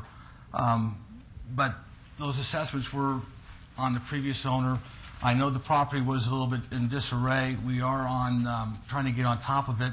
You know, Washington Mutual wasn't in the best situation to take care of a lot of these things. And I know the city manager apparently lives real close to that property, and I can assure you that as long as I have the property, we will be on top of maintaining that property until it's sold. Well, you know, the reason that we assess these civil penalties is to wake people up. The city expends a tremendous amount of money, time of our staff to try to get the property owner to address the issues of blight, and it's only as a last resort that it comes before us, and Mr. Smith makes his presentation, and we impose the expenses incurred by the city, which we did here, as well as civil penalties. Now, there's a reason we do that. It's a wake-up call.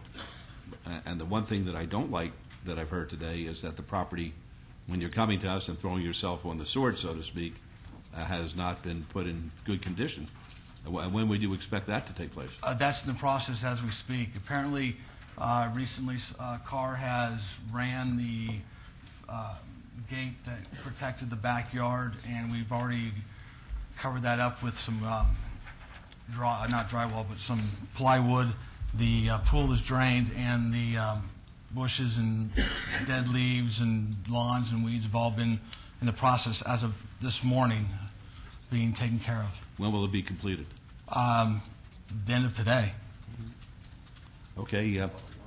Councilman Your Honor, Steinman? if I may, that video that we just saw is the most current video that was taken on Monday morning. Well, apparently they went to work yesterday in anticipation of being here today, or maybe started early this morning. I don't know. No, let me explain. What happens when we get a notice and we get the properties, it's not we're not able to quickly jump on the subject to take care of it because we have to go send someone out to get pictures, send that to the bank or the asset company, who then has to take that, get that approval done, and maybe it's in this case Washington Mutual or Chase, which may take 3-4 days. No, we understand that. So I mean, it's just. But it's our job to make sure that the neighborhoods are safe, and the neighborhoods are not blighted, and that we do everything we can to keep property values up and to keep the quality of life for our constituents the way each of us like to live. So that's the reason that we do what we do. And it's my job to get it sold, and that's what I'm trying to do. Well, you're not going to sell it unless it's going to be cleaned up. That's what we're trying to do, sir. All right, Councilman Steinman. Thank you, Your Honor. I spent 35 to 40 years as a lender, and I have been very sad by the last several months of the way lenders in this country have handled their REO, which means real estate owned.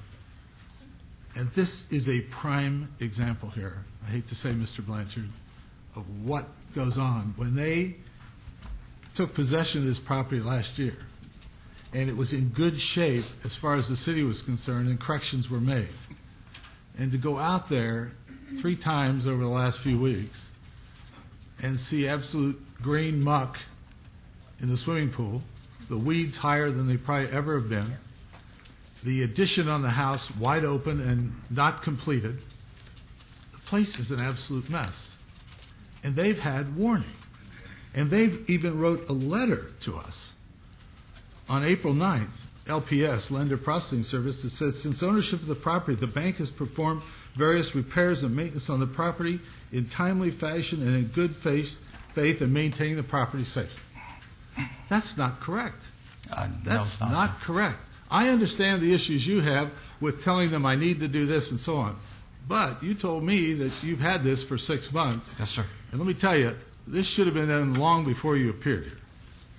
It would have been a lot better situation to discuss. So I'm going to deny your request for refund of civil penalties, and that will be my motion. All right, that's the motion. May I be heard before we vote, please? Certainly. I'm just trying to think that if there's some middle ground, Councilman. This gentleman seems to be operating in good faith. I understand everything you said, but would a better alternative perhaps be to give him a week and to see if he can bring this property back into acceptable conditions? Because the only reason I don't want to penalize this bank if when we penalize the bank, they weren't the owner of the property. When we initially voted for this lien of $70,000, if I understand you correctly, your client didn't own the property at the time. Had owned it for 18 days through the trustee's sale, so they hadn't even had a trustee's deed sent to them yet by that time. So they really have. How long have you owned the property? How long has your client owned the property? Here it is, what, May 5th? 8 months. 18 days from September. 8 months, 9 months. 2000. Yeah, I mean, that's a long time, and I agree, but. I mean, the issue is, Councilman Wolfson, these people have had 8 to 9 months to keep the property in order, and they let it get back to where it was when we assessed civil penalties on the owner, and maybe even worse. And they let it get to the same condition. And I don't see, if we were to make a deal on this thing, I would not do it on the basis of them finishing it next week. I'd do it on the basis of them finishing it and keeping it that way until they sold the property.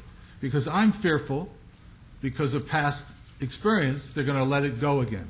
I have no problem stipulating to that. Well, here's what I believe you need to do. Okay.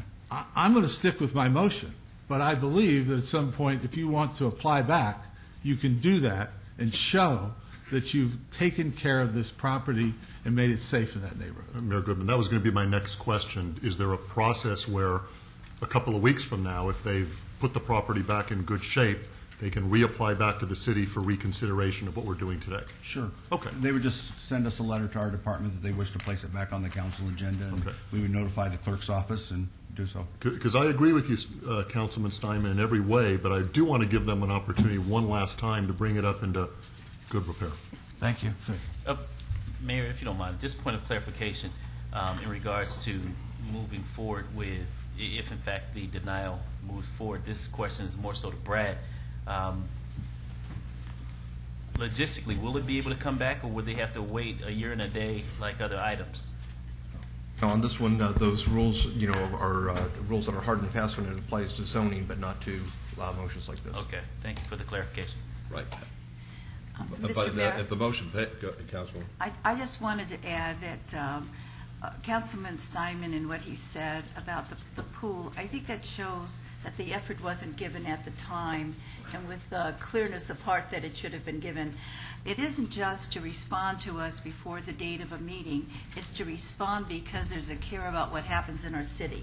And that's what we expect of people who work in our city. Those of us who are elected here are here to make sure that our city is protected. And as Councilman said, that pool was green up until how many days ago was that? Just about 3 days ago, 4 days ago. Yeah, just shortly before this meeting. That does not show. It shows there's an awareness that you might get a penalty, but it doesn't show the awareness that we need to all work together to keep our city great. So I just wanted to make that comment. Thank you. Any other comments before we vote? All right, let's vote, please.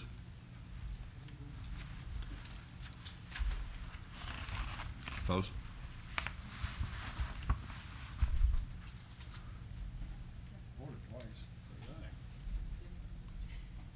All right, motion carries. Thank you. Thank you.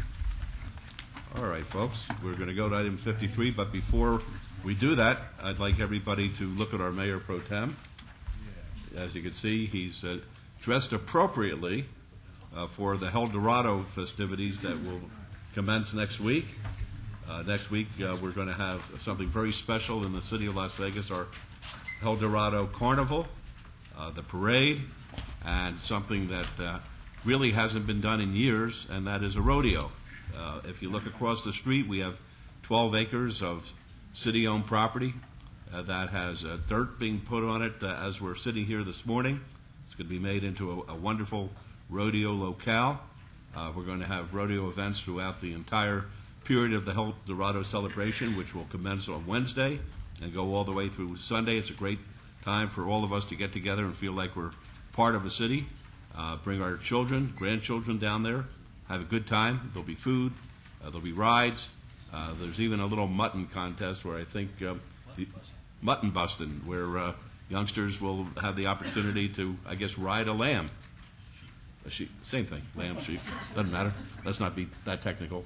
All right, but they're going to have a good time. So that's the reason that the Mayor Pro Tem is wearing what he's wearing. And next week, with the manager's consent, I think that all the council should be wearing Western gear and outfits throughout the entire week. What do you say? We actually extend that to all the employees as well. Right, whole Yes, city. That's going to happen. Very good. Excellent. Thank you. All right. Item 53 is discussion and possible action concerning the status of the 2009 legislative issues. Mr. Perigo. Mayor and Council, Tom Perigo, Planning and Development Department. We're in week 14 of the legislative session. There's over 500 Assembly bills and 400 Senate bills that are being watched right now. All bills need to be out of the committee by next Friday, so there's a lot of bills being heard last week, this week, and next week. The city's bill, AB 48, did pass out of committee without any opposition, and we expect it to pass out of the Senate this week. Some of the other bills we're watching, there were 6 bills heard related to industrial insurance, ranging from addressing presumptive coverage for occupational diseases, appeals process for contested claims, partial permanent disabilities, and other benefits.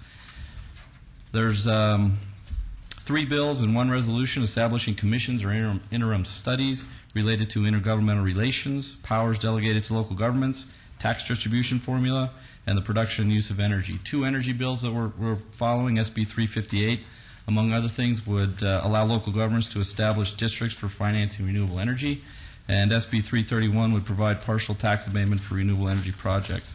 The 2 redevelopment bills, AB 422 and AB 458, our legislative team is working closely with the bill sponsors on those.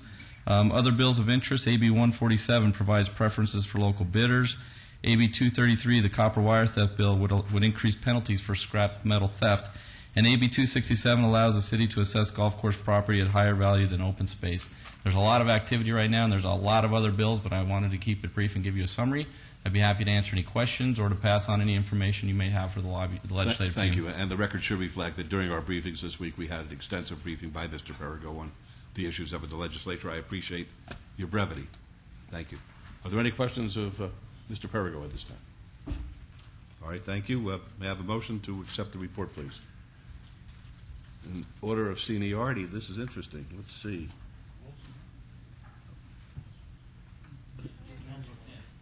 Oh, okay. May I have a motion, please? It's a great report. It was a great report. I move to accept, please. All right, let's vote, please. Opposed? Motion carries. Thank you. You're welcome. Get that letter regarding, yes, I did, brother. Thank you very much. All right, we're going to call the next items together. This concerns the Smith Performing Arts Center. It'll be items 54, 71, 75, and 76. 54 is discussion and possible action regarding the second amended and restated agreement to design, construct, and lease a performing arts center by and among Las Vegas Performing Arts Center Foundation, Nevada Nonprofit Corporation, City Parkway 5, Inc., a Nevada non-for-profit corporation, and the City of Las Vegas, Nevada, a political subdivision of the state of Nevada for the site commonly known as Parcel H/I on Union Park, located north of the intersection of Bonneville Avenue and Grand Central Parkway. Item 71 is discussion and possible action regarding award of agreement number 09-25557. The owner is Seymour Construction Manager at Risk Agreement, the Smith Center for the Performing Arts, located on Discovery Drive in Union Park, and the construction conflicts and contingency reserve set by Finance and Business Services, Department of Public Works. Award recommended to the Whiting Turner Contracting Company in the amount of $245,980,000 from the Parks and Leisure Activities Capital Projects Fund. Number 75 is R-31-2009. Discussion and possible action regarding a resolution consenting to certain undertakings of the City of Las Vegas Redevelopment Agency, the RDA, in connection with the interlocal agreement by and between the RDA and the City of Las Vegas, a political subdivision of the state of Nevada, for the project concerning the development of the Smith Center for the Performing Arts to be located just northeast of the intersection of Bonneville Avenue and Grand Central Parkway.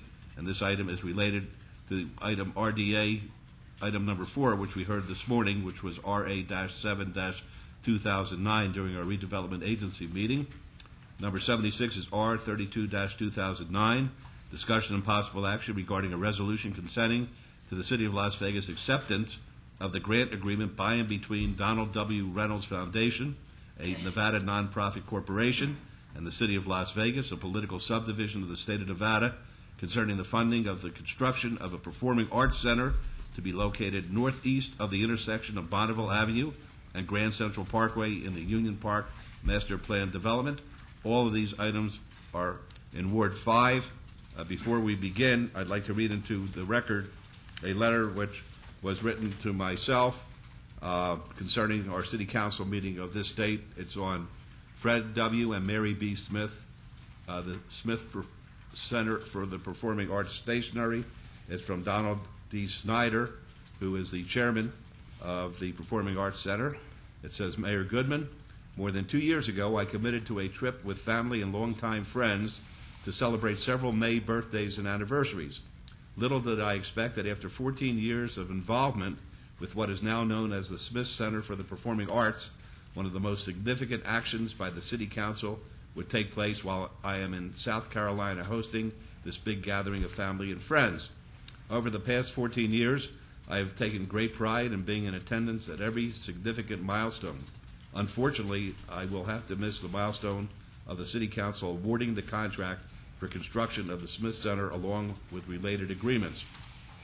While it pains me greatly to miss this meeting, it would pain me even greater to have you, the City Council members, or Betsy and her capable staff notice that I was not in attendance to support and thank all of you. We just could not have asked for better partners in this incredible project.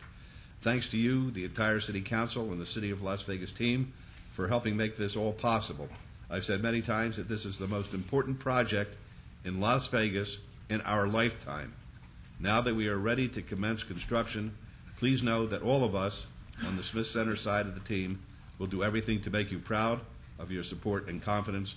Best personal regards, Donald D. Snyder, Chairman. And I would like to make that part of our formal record, please.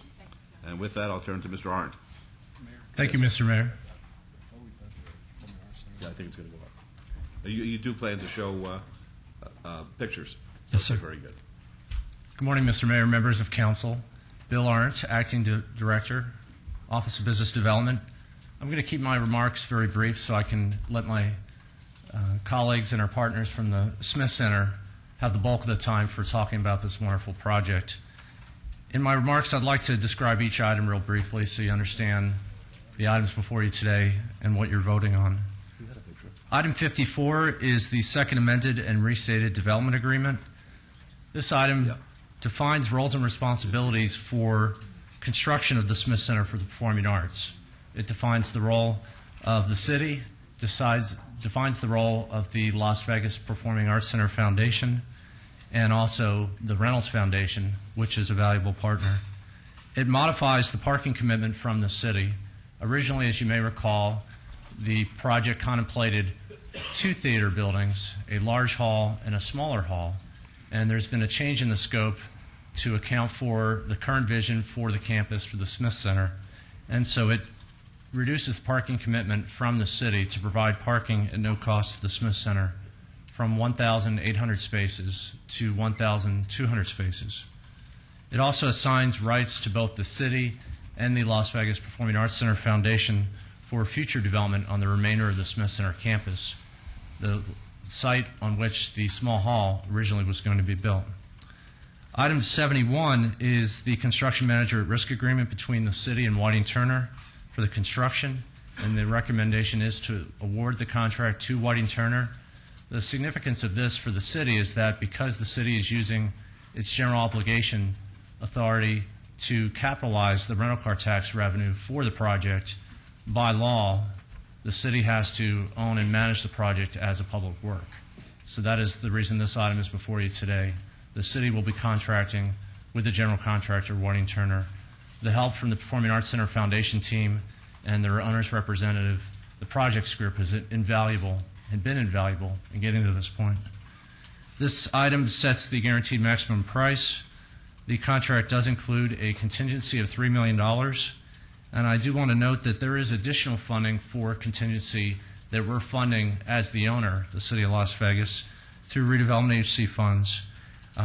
Combined with the $3 million contingency in the GMP contract itself, this amounts to a 6% construction contingency, which we feel is more than sufficient to complete the job on time and under budget. Item 75 is a resolution approving the use of redevelopment agency funds by the city for the construction of the project. The redevelopment agency is a large partner. We're contributing some bond funds that we closed on in the month of March of this year in the amount of $68,780,000. We're also contributing up to an additional $8 million for the aforementioned construction contingency. A portion of these funds will stand to be repaid should revenue be available from rental car tax revenue in excess of what is needed to service the debt on the general obligation bonds supported by the rental car tax. Potentially up to $25 million, and then an additional $3 million is pledged from the foundation to help with construction contingency and completing the project. And finally, item 76 is a resolution accepting a $75 million grant from the Reynolds Foundation for the construction. We've been working very closely with the Reynolds Foundation and with the Performing Arts Foundation to make sure that the flow of funds works as smoothly as possible and is in the best interest of all the partners from a tax viewpoint. And so we've worked out a relationship with the Reynolds Foundation to essentially serve as a conduit for receipt of these funds and then to disperse the funds to Whiting Turner for the construction. We've worked very closely with our outside tax counsel, and there are no concerns with that relationship. So again, we'll be serving as a pass-through relationship. And in mentioning this contribution, I also want to take a moment to thank the Reynolds Foundation and the leadership of Fred Smith, who's the president of the foundation. it's very important to note that the $75 million is just a portion of their overall funding commitment. They remain committed for funding for the Smith Center campus, $150 million, of which $75 million will be for the construction of the education building and the large hall. An additional $45 million operating endowment remains in place, $5 million in additional cash to the Smith Center for operations, and also a $25 million capital pledge for the development of what is referred to as the former small hall site, the balance of the site that will not be constructed in this initial phase of construction, but in a future phase. With that, I'd like to thank again not only the Reynolds Foundation, but the entire team at the Smith Center for the Performing Arts, and also turn it over to Myron Martin, who's the president of the Smith Center for the Performing Arts. Thank you, Mr. Arndt. Are there any questions of Mr. Arndt before we hear from Mr. Martin and Dr. Bowman? All right. Mayor Goodman, please.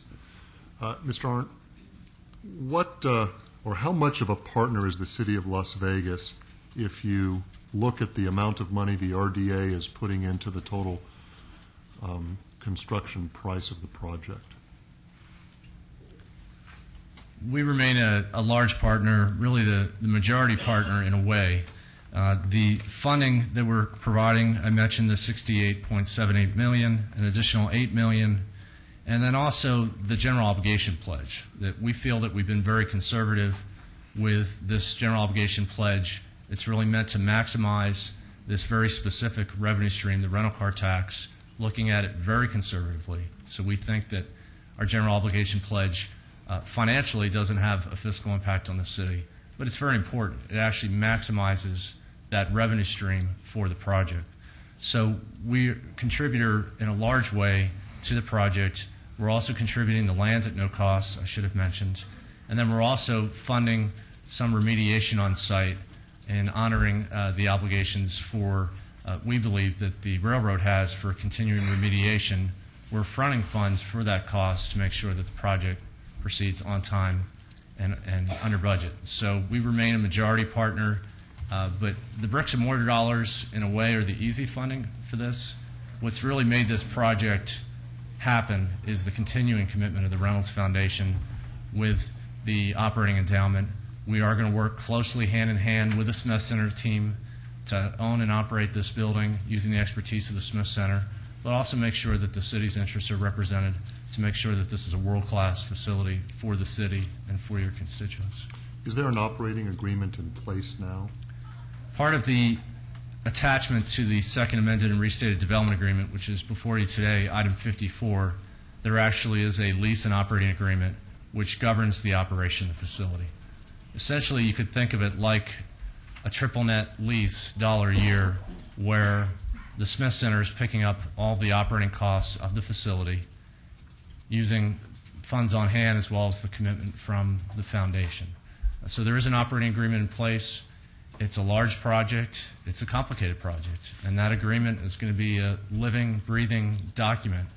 And as we get closer to the completion and the operation of the facility, we'll be working closely with Myron and his team to make sure that the operating agreement meets the city's needs, but also meets the needs of the Smith Center to operate it for the world-class events that are going to be hosted there. All right, Mr. Martin.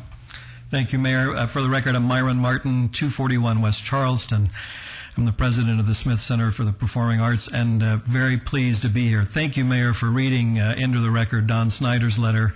He was very disappointed he couldn't be here today. As you know, the two of us have been locked at the hip for the last decade as we've made the plans for this world-class Performing Arts Center. In his absence, Dr. Keith Bowman and other members of our board have joined us today, as well as members of our staff, the projects group, our owner's representative, and Whiting Turner. And if I could, Mayor, I'd like to yield just a moment of my time here to Dr. Bowman, who'd like to address you. Be delighted to hear from the doctor. Keith Bowman, 1516 Canyon Ledge Court, Las Vegas. I just have a few comments. Don was extremely disappointed he could not be here. I'm here in his place. I think Myron has some very pertinent comments, and I don't want to take too much of your time, but I want to say thank you not only to the City Council and some of your predecessors, Mayor Goodman and his predecessor, but particularly the city staff. They have bent over backwards to make this project work. It's an example of how civic people can get together in the private sector and make something work in a terrible environment from an economic standpoint. So our foundation really applauds the effort that they put in to make this work, Mayor. They have a great staff. Betsy and her staff, her predecessor, the legal staff, Mr. Art and his staff have gone way over what they normally would do, I would think, to make this work for the city of Las Vegas. As many of you know, I was born and raised in this city. It's been a wonderful city for me. It's been good to me. This has been a dream of mine for now almost 15 years. And to be here today on the verge of making this thing happen and groundbreaking perhaps at the end of the month is probably one of the biggest thrills of my life. I hope you feel the same way, because particularly the mayor has put a lot of his time and effort into this also. I think at this point I reflect 50 years ago in New York City, they broke ground for the Lincoln Center. The scope of this project is very similar to the Lincoln Center.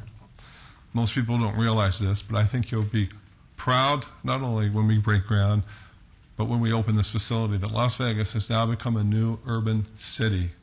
It's changing for the better, and everyone here in this room and those who are not able to be here today have made that happen. So my sincere, heartfelt thank you for all the effort you put forward. I think it's going to pay off, and to get it done in this economic environment is nothing short than a miracle. Thank you very much. Thank you, Doctor.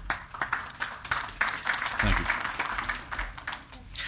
So, Mayor, we, the last few years, as everyone knows, have gone through an extensive process of designing a world-class building, a building that you see on your screens that reflects not only the Nevada culture, but something that will last for generations. We now have 100% construction documents. We're ready to get started, and in doing so, we're going to put over 1,000 people to work. Whiting Turner tells me that it's going to take about 1.5 million man-hours to complete our campus. It's a big deal, and as Dr. Bowman said, to do that in this economic environment is something we should all be proud of. I want to say just a word about our partnership with the city, in particular how the purchasing department a year ago hired Whiting Turner as our construction manager at risk. This is a whole new way of procuring a building like this. Construction manager at risk means that Whiting Turner was hired a year ago so that they could be a part of the design process, so that they can know as we're designing that what gets designed can be built. And that means a lot to us if we're going to break ground this month, that we know for a fact that all of our drawings have been vetted and that we know that what gets built is going to be something truly world-class. I, too, never miss an opportunity to thank the Donald W. Reynolds Foundation. $75 million that you're approving, accepting from the Reynolds Foundation is a big deal. They've done a lot in our city, and we thank them more than I can possibly say. As Don Snyder said in his letter to the mayor, he often calls this the most important building to be built in our lifetimes in Nevada because of how deeply and how broadly this facility will touch our community, particularly with education and with outreach and all of the programs that we have planned. So now that we have our construction documents in place, now that the city has done a very careful job of hiring our construction manager at risk, and they've approved our drawings, with your action today, we're ready to break ground this month, and I, too, couldn't be prouder. So thanks very much. Thank you very much. I'd just like to make a brief statement as to the significance of what's taking place here today. This is extraordinary. The City Council acquired, through their action, 61 acres of a brownfield site in the middle of the urban core of Las Vegas. And when that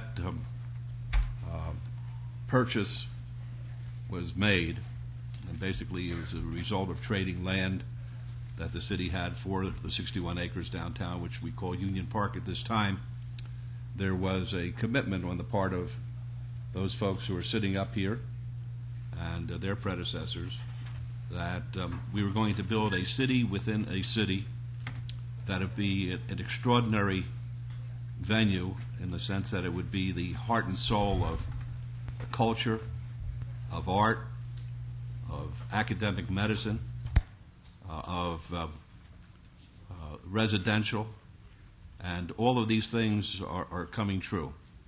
And these are challenging times. But in order for us to become the world-class city, we have to forge forward with these kind of projects. If we don't take the lead on that, a lot of things will not happen. One, all those jobs that are being created as a result of the construction. A legacy will be left for the youngsters who will be able to see the wonderful ballets and hear opera and go to Broadway shows and see Shakespeare plays and all the outstanding events that will take place. And I'm proud to be the mayor at this time because this is a very special day for us. The young ladies on either side of me, when they saw the photograph of the model of the David Schwartz designed Performing Arts Center, simultaneously said, "That's beautiful." And the same thing with the Frank Gehry designed Lou Ruho Brain Institute. Extraordinary architecture. That is dramatic. This is neoclassical, juxtaposed with each other with a wonderful urban park in the downtown of Las Vegas. It's extraordinary, but more important than the outside, which is so phenomenal, is what's taking place inside these two institutions. The neurodegenerative diseases like Alzheimer's and Parkinson's and even ALS have the chance of being cured in downtown Las Vegas. And now, with the Performing Arts Center, we have the chance to elevate ourselves culturally for decades to come, because this is a timeless building. And what I learned when Mr. Martin and Mr. Snyder came back, and I believe Dr. Bowman came back from looking at the great buildings on Earth, particularly in Europe, the centerpiece of all great cities was their Performing Arts Center. Different names, the Opera Center, but it doesn't matter. It's the same thing here, and this is going to be the epicenter of all that's good for years to come. And I congratulate our city management office, the Office of Business Development, that was extraordinary in their negotiations here, the Smith family, the Reynolds Foundation, and most of all, I thank the council because they have a piece today of the future of our community, which will never be forgotten. So I just had to put that on the record. I didn't want to take any thunder away from Councilman Barlow, who has the same kind of feeling, emotion about this project, but I'm sure he'll be able to express himself more eloquently than myself when it comes to making the motion. So with that, Councilman, may I turn to you? Thank you, Mayor. And Bev, I don't know what happened to our screens, but... The system just went down. Okay. Well, while you figure out the system, this will give me an opportunity to ask a couple questions until we figure it out. I, too, agree with this council. I mean, this is going to be one of the best, not one of the best, this will be the best development taking place in Nevada, in my humble opinion. I do, for the record, Bill, in regards to the development overall, I know we've had a number of conversations as well as meetings in regards to what triggers the employment plan and how in tax increment financing. If you will, just go on the record and explain how that process will work in respect to the employment plan and minority participation, because I know that there's been a number of residents in regards to the 61 acres and wanting to feel included specifically on the front end as well as the back end. And so if you will just please explain the process in which how the dollars are triggered and what we do as far as moving forward in regards to a development such as this. Sure. Whenever you're looking at the requirements that the city has, Councilman, first place we always start is to look at the funding sources and follow the flow of funds. And so the general obligation, as I mentioned previously, because we're using our GO authority, the project is considered a public work. We will be following prevailing wage rates established by the Nevada State Labor Commissioner. And because of that, there's a lot of participation from the trades, both organized union shops as well as non-union shops. But the project will follow prevailing wage rates for the entire project, the large hall, and the education building. For the redevelopment agency funds, because we're actually conveying the funds or transferring the funds from the redevelopment agency to the city, our city attorney's office has opined that the redevelopment agency requirements are not statutorily required, so we do not have per se an employment plan on this project like we do on some of our redevelopment agency projects, at which the redevelopment agency owns the land or the redevelopment agency is actually contributing money directly to a private entity. So we're not following an employment plan and the employment plan policy of the redevelopment agency, but we believe because of the prevailing wage requirement, and then as Myron had alluded to, the construction manager at risk process has been a very long and collaborative process with Whiting Turner working with the subcontracting community. I know they're here today. Lucille Henderson, representing Purchasing Contracts, is here today too. Should you have any specific questions about the bid process, but we believe that the outcome of the process has been one that's been very inclusive. The subcontractors that are going to be on the job, when they went through a pre-qualification list, it's my understanding, and Myron, please correct me if I'm incorrect or misstate this, but that there were more than 150 firms that were pre-qualified for the work. It's been a very inclusive process. It's been a very collaborative process. And if you have any specific questions on any step in the process, whether it be the final result or the process itself, I'll be glad to try to answer the specific question. But to directly answer your initial question, we did not follow the employment plan. We followed both the CM at risk process as well as the prevailing wage rates and the requirements for public works. Okay. I appreciate that, and I wanted that to be placed on the record so that those who are watching and those here in the audience will have an opportunity to see the complete transparency of this development. And also, I know you mentioned that Ms. Henderson is here in regards to the bidding, the process of the bidding. What was that process? How did that process come about? Well, I'll ask Ms. Henderson to join us, but also Whiting Turner. As Myron mentioned, they've been involved throughout the process. Our purchasing department, Kathy Rainey, is not here today, but her entire team has worked very closely with Whiting Turner. So if I could ask both Whiting Turner as well as Ms. Henderson to come up, and they can touch on the process from the city's perspective. Thank you. Please introduce yourself. Paul's here. My name is Lucilla Henderson. I'm the Quality Assurance Administrator in the city's Purchasing and Contracts Division. And I think it's best that I let Paul speak to that question in terms of the actual process that his company went through to select the subcontractors. Paul? Thank you. Good morning, Council. Paul Schmidt with Whiting Turner Contracting Company. The CM at risk process requires a pre-qualification process and a full divulgence of the pre-qualified bidders to the owner as we go through. It also requires a good faith effort on behalf of this subcontracting, and we have done that. We've actually gone beyond the good faith requirements. We've advertised. We've reached out to local minority councils. We've called subcontractors directly to get their solicitation, to get their interest in bidding the project.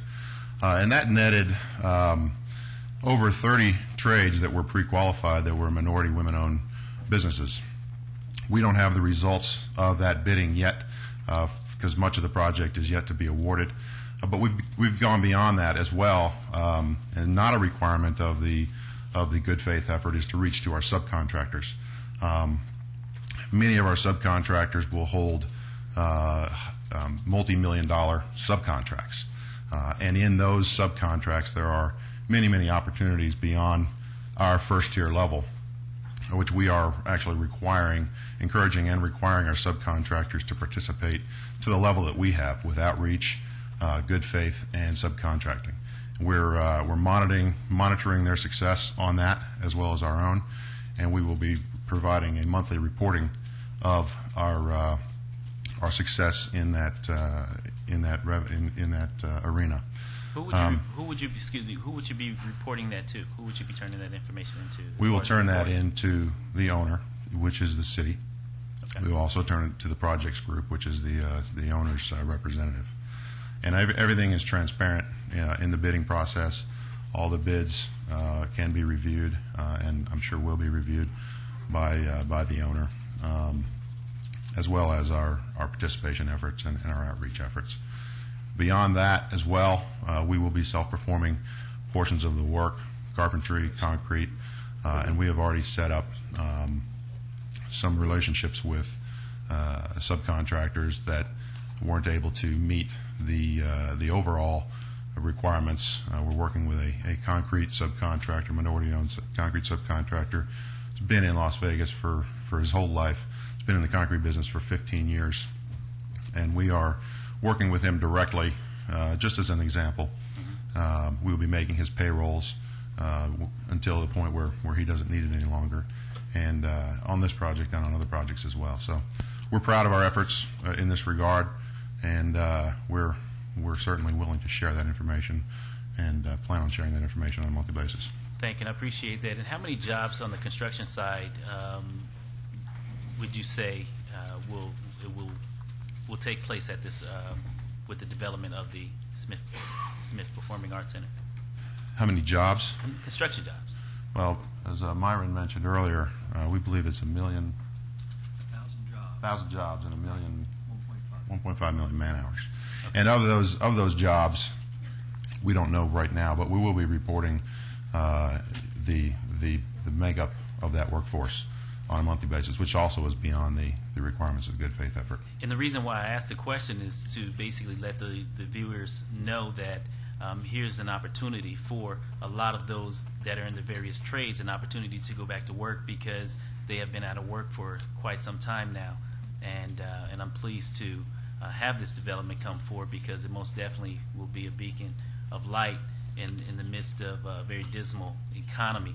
And for that, I really appreciate all that Whiting and Turner has done as far as being on board and working with the community in regards to assisting in the process of putting folks back to work, but not only that, making sure that the Smith Performing Arts Center receives the keys with no delay and no hiccups in the system as best as possible. I'm pretty sure Mr. Snyder and Mr. Martin would agree with that. So with that, Mayor, I'm ready to move forward with my recommendations at this time, and I would like to thank all of you for your due diligence. I know it has been a long time coming, and no one expected the turn in the economy. However, I am very pleased to know that we're still able to move forward with such a great development for the entire state of Nevada. Mayor? Very good. That's a motion. Let's vote. Excuse me, Mayor. Because of the nature of this and the way it's structured, I don't mean to interrupt you, but these need to be taken in a particular order, and you will have to take 4 votes. You will have to take item number 76 first. All right. May I have your motion on item 76, please? On item number 76, we good, Beth? Yeah. Okay. On item number 76, I would like to move for approval of this item. I would like to move in approval of this item. Okay, let's vote. Opposed? Motion carries. Next one. Next item is 75. Item 75. Item number 75, move to follow staff's recommendation for approval of this item. Please vote. Opposed? Motion carries. Next item is 54. And item number 54, I would like to move to follow staff's recommendation for approval. Let's vote.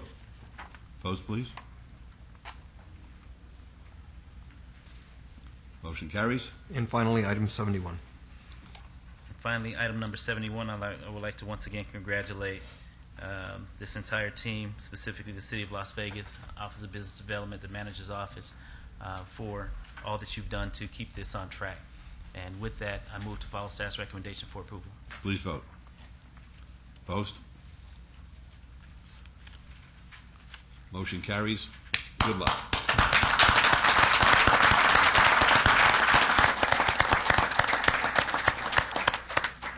Okay. You're having such a good time. You gotta go. Sorry. All right, thank you very much. The UNLV students are returning, I guess, to the classroom. Yes, Mayor, and they do have some gifts that they would like to distribute to the council members, if you don't mind, please. I love gifts. I love gifts. Thank you very much. Thanks for coming. Oh, that's very nice. Thank you. Thank you. Very nice. Thank you very much. Thank you, Mr. Mayor. Real pleasure. Thank you. Thank you for coming down. Thank you. So nice meeting you. Nice meeting you. Thank you. Thank you. Pleasure. Thank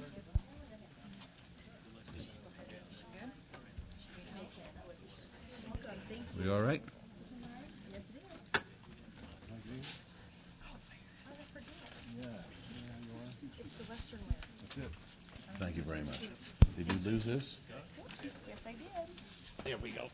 Thank you very much. Right. Thanks for coming. All right. Very nice. I'll call item 55 at this time. This is a report and possible action by a representative from the Southern Nevada Health District regarding the outbreak of swine flu. Dr. Sands? Dr. Sands.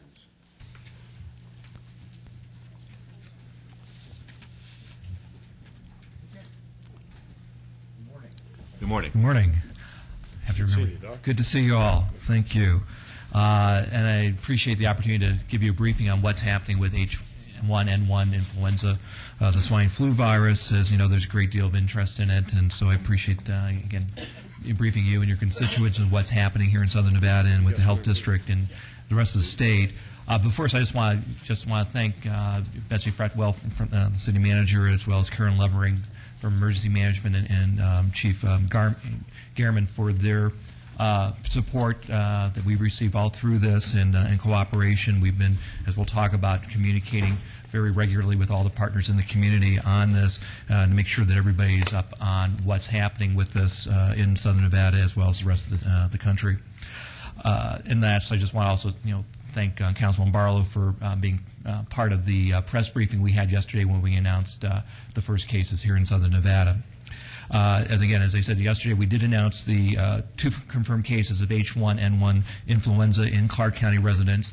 The patients are an 11-year-old boy who has since recovered from his illness and a 39-year-old woman who unfortunately was more seriously affected and more serious illness and has been hospitalized. But I'm pleased to report that it appears that her condition is improving. We are in daily contact with her healthcare providers and will continue to assist in ensuring that they have access to current treatment recommendations and resources as appropriate.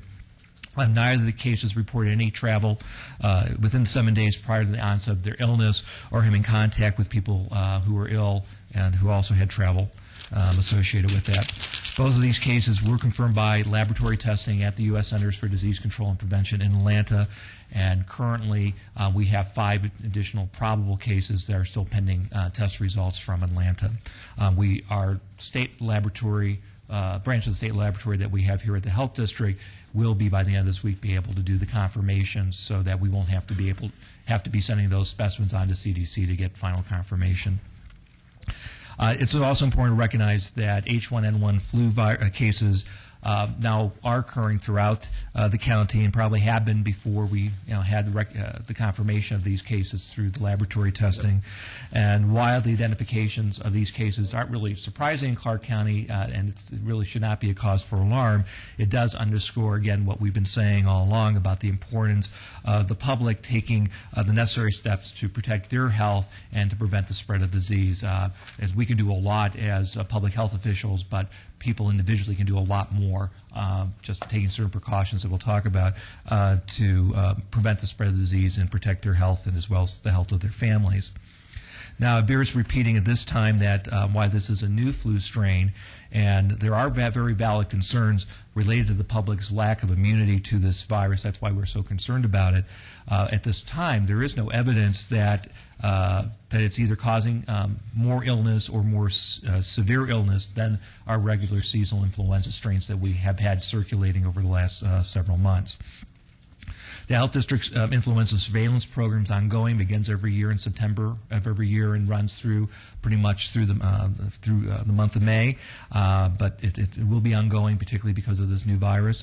We'll continue to work with our community partners and healthcare providers in the community to monitor the current situation and any changes. Now that we have confirmed the presence of H1N1 swine flu in southern Nevada, our surveillance efforts will continue to monitor for any changes in the severity or the infectiousness of the virus, and will also help guide us in any changes needed in our recommendations and response plans. As a result of the increased testing by healthcare providers in conjunction with our surveillance program, it's interesting to note that we are still continuing to confirm seasonal influenza strains circulating in the community.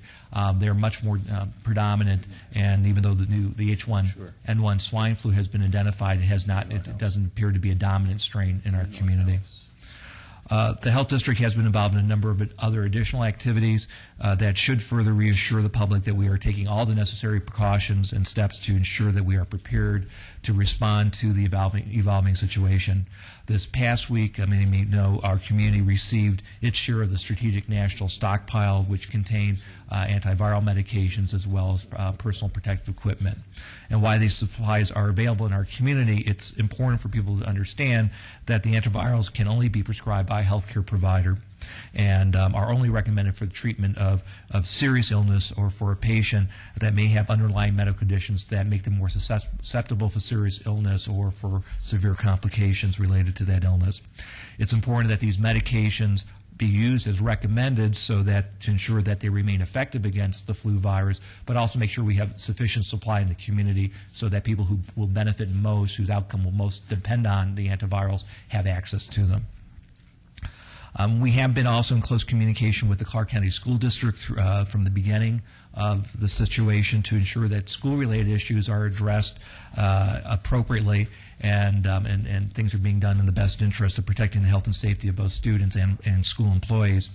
Additionally, we've worked with our partners at the school district, the Nevada State Health Division, and the other local health authorities in the state, as well as other school districts in the state, to develop guidance to evaluate the need for school and daycare center closures. Now, this was issued by the state this past Monday, on May 4th. The guidance calls for each confirmed or probable case in a school or a daycare to be evaluated based on the severity of illness, the timing of illness onset and when the child was in school, the infectivity of the virus based on national surveillance information, and the extent of transmission, as well as some other factors. Yesterday, our efforts in doing this were validated by the Centers for Disease Control when they announced it had modified its own recommendations and was no longer recommending school closures routinely, and we're no longer recommending that school closures be considered based on the identification of a probable or confirmed case. That alone will not trigger school closure. They have now adopted recommendations that are similar to the ones that we've developed statewide and that emphasize early identification of ill students, asking ill students and employees to stay home when they're ill, and then asking everybody to practice good respiratory and hand hygiene as their primary methods of reducing the spread of influenza. Sounds very familiar. This is what we recommend to people every year during our seasonal influenza period. We do anticipate that we probably will see H1N1 flu activity decline as we get into the summer months, as is pretty typical for what we see with our usual influenza season. However, the particular virus we need to remain alert about because it could return back in the fall and the winter, and it can come back and actually potentially be even more virulent. So the Health District will continue to do its planning and focus on its preparedness activities over the next several months in anticipation of the upcoming influenza season in the event that the H1N1 virus returns and causes more serious or widespread illness in our community. It's also important just to reference that this is something we do every year, that we do planning for annual seasonal influenza, so this is not unusual, and we need to do that because, as you know, even seasonal influenza can be unpredictable, and we never know when we may experience a unusually severe season or severe illness as a result of the strain that's circulating during that time. On a last note, the CDC is also planning for the next influenza season and is already working to ramp up production of seasonal flu vaccine in the event that they decide to manufacture a vaccine for the H1N1 virus.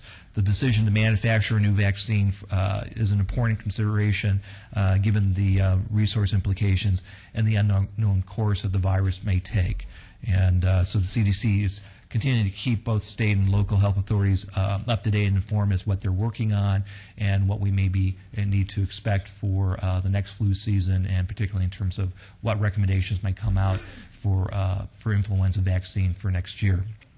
So those really completes my report. I just want to be sure that we'll continue to keep you and as well as our partners updated of any new developments as they occur, and I'd be glad to answer any questions you might have. I'd like to also introduce Dr. John Mada, our Community Health Director, as well as Brian Labus, who's our Senior Epidemiologist, and we are all available to answer any questions that you might have. All right, thank you, Dr. Sands. We appreciate this. Are there any questions of the doctors? We thank you very much for the report. It was very helpful, and I think we owe an obligation to the constituents to make sure that they're well advised as to the status of your work and the status of the flu. So thank you very much. We may have you back. Okay. All right, thank you very much. I have a motion to accept yes, Dr. Sands' report. We appreciate you coming over, Dr. Sands. We appreciate all you do for the community. I'm going to make a motion to accept the report, please. Thank you. Let's vote, please. Post.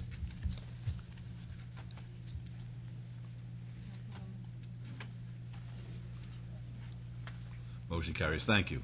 Item 56 is discussion and possible action to ratify retainer of Lewis and Roca and Daniel Polzenberg as outside counsel to represent the city in all matters stemming from litigation related to the Las Vegas Taxpayer Accountability Committee, Las Vegas Redevelopment Reform Committee et al. Versus City Council of Las Vegas et al. And Culinary Workers Union Local 226 et al. Versus City Council of Las Vegas et al.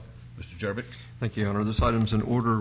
This will authorize a pool of money not to exceed $150,000 for the payment of legal services performed by Lewis and Roca and Dan Polzenberg. The form that this will take will be a series of retainer agreements. So with approval of this item, the manager will be authorized to sign and enter into retainer agreements of each portion of this case as it comes down. With that, I recommend approval. Very good. May I have a motion, please? Yes, Your Honor. Make a motion to follow Mr. Jerbick's recommendation, please. Thank you. Let's vote, please. Post. Motion carries. Thank you. 57 is discussion and possible action regarding temporary approval of a change of ownership for a tavern license from Valone Becker Enterprises, LLC to Silver Saddle, Inc., doing business as Bogey's Bar and Grill at 7770 West Ann Road. This is in Ward 6. Is the Ms. Meyer? Mayor, members of council, Carol Meyer, Finance and Business Services. The applicant that we have today before you has met our criteria for consideration of temporary approval of this tavern license, and he's here to answer any questions you may have about his business. My recommendation would be approval subject to all conditions. Thank you, sir. Would you identify yourself, please? Good morning, Saeed Shakiri. Thank you. Good morning, Saeed Shakiri. I reside in California at 18632 Westing Court, Saratoga, California, 95070. I'm the president of Silver Saddle Incorporated and also a trustee for my gaming trust. What kind of facility are you going to have there? This is a bar and tavern located in city of Las Vegas at 7770 West Ann Road, named Bogey's Bar and Grill. Okay, any specialties? No. No? I'm sorry, I didn't hear you. This is a chance for $1 million worth of free advertising. I wish. Okay, fair enough. You have like a special sandwich or a special chili or a special martini? There is a restaurant being renovated, and we definitely like to invite you to come over. It would be opening June 1st. All right, thank you. Good luck to you. Very good food. Okay, any questions of Ms. Meyer or Mr. Chaudhary? May I have the motion, please, Councilman Ross? Thank you, Your Honor. They do have video poker machines and a fully stocked bar, I'm sure, correct? Yes. I think that's what you want to highlight here. Thank you. I'm going to follow staff's recommendations, Your Honor, for approval. All right, let's vote, please. Thank you. Post. Okay. One more. Motion carries. Good luck to you. Okay, 58 is discussion and possible action regarding temporary approval of a new restricted gaming license, Silver Saddle Inc., doing business as Bogey's Bar and Grill at 7770 West Ann Road. This is in Ward 6. Mayor, members of council, this is a companion item to this same change of ownership, and my recommendation would be approval of this gaming subject to the meeting with the Nevada Gaming Commission. All right, very good. May I have a motion, Councilman Ross? Yes, Your Honor, I'd like to follow staff's recommendation for approval. Thank you. Let's vote, please. Post. Sorry. Motion carries. Okay. Good luck to you, sir. Thank you. You're welcome. Item 59 is discussion and possible action regarding temporary approval of a new beer wine cooler on sale license for Crazy Sushi Inc., doing business as Crazy Sushi at 7160 North Decatur Boulevard, Suite 140. This is in Ward 6. Ms. Meyer. Mayor, members of council, again, the applicants today have met our criteria for consideration of temporary approval of this beer wine cooler on sale license, and my recommendation would be approval subject to all conditions. Thank you. Good morning, Mayor and Council. My name is James Yu on behalf of a client who is with me. His name is Mr. Tu Young Chong. Nice to meet you, sir. Nice seeing you. You want to tell us a little bit about your specialty? My specialty is called Samsung 69 or B0, shrimp tempura inside, spicy tuna, and three different kind tuna yellowtail salmon, fish on top, and garlic punch sauce. Very good. I know that Councilman Barlow is a big sushi man. That is correct, Mayor. I know that I heard. Well, you called me the other I night did looking catch you, for a right. sushi spot, so Absolutely. hopefully correct. you took advantage of it. I did, my friend. Okay. Okay. Any questions? All right, this is Councilman Ross. Thank you, Your Honor. Carol, would you have the backup there, the backup map for this location? It shows an address on Decatur, and I'm showing the map on Durango.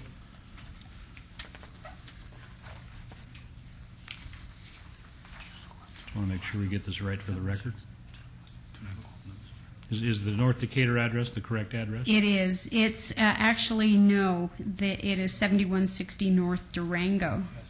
Let the record reflect that the address is 7160 North Durango, not North Decatur. Yes, Boulevard. correct. Correct. With that, Your Honor, I would follow staff's recommendation for approval. All right, thank you. Let's vote on that, please. Post. Thank you, Councilman. Motion carries. Thank you. Good luck, gentlemen. Okay. Thank you very much. You're welcome. 62 is discussion and possible action regarding temporary approval of a new beer wine cooler on sale license for LL&Q Base LLC, doing business as Tokyo Sushi House at 10040 West Cheyenne Avenue in Suite 150. This is in Ward 4. Ms. Meyer. Mayor, members of council, Carol Meyer, Finance and Business Services. Again, the applicant that we have today has met our criteria for consideration for temporary approval of this beer wine cooler on sale license, and my recommendation would be approval subject to all conditions. And Ms. Wang is here to tell you about her business and to answer any questions you may have. Okay, Ms. Wang. Good morning, Your Honor. My name is Rachel Chen. I'm the Mandarin interpreter, and this is the owner of the restaurant. Her name is Yu Jun Wang. Ms. Wang, do you want to tell us what your specialty is? 他要问你说你的餐馆主要是卖些什么？你的特色是什么？你的专长是什么？卖那个素心肉，卖沙西，还有那个。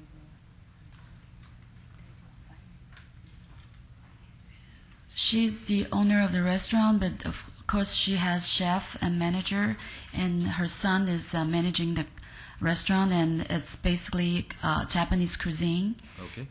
It's a very authentic Japanese style of gourmet. Very good. Thank you. All right, are there any questions of any of the ladies? All right, seeing none, Councilman Steinman. Thank you very much, Mr. Mayor. I will move to approve this request. All right, let's vote on that, please. Post.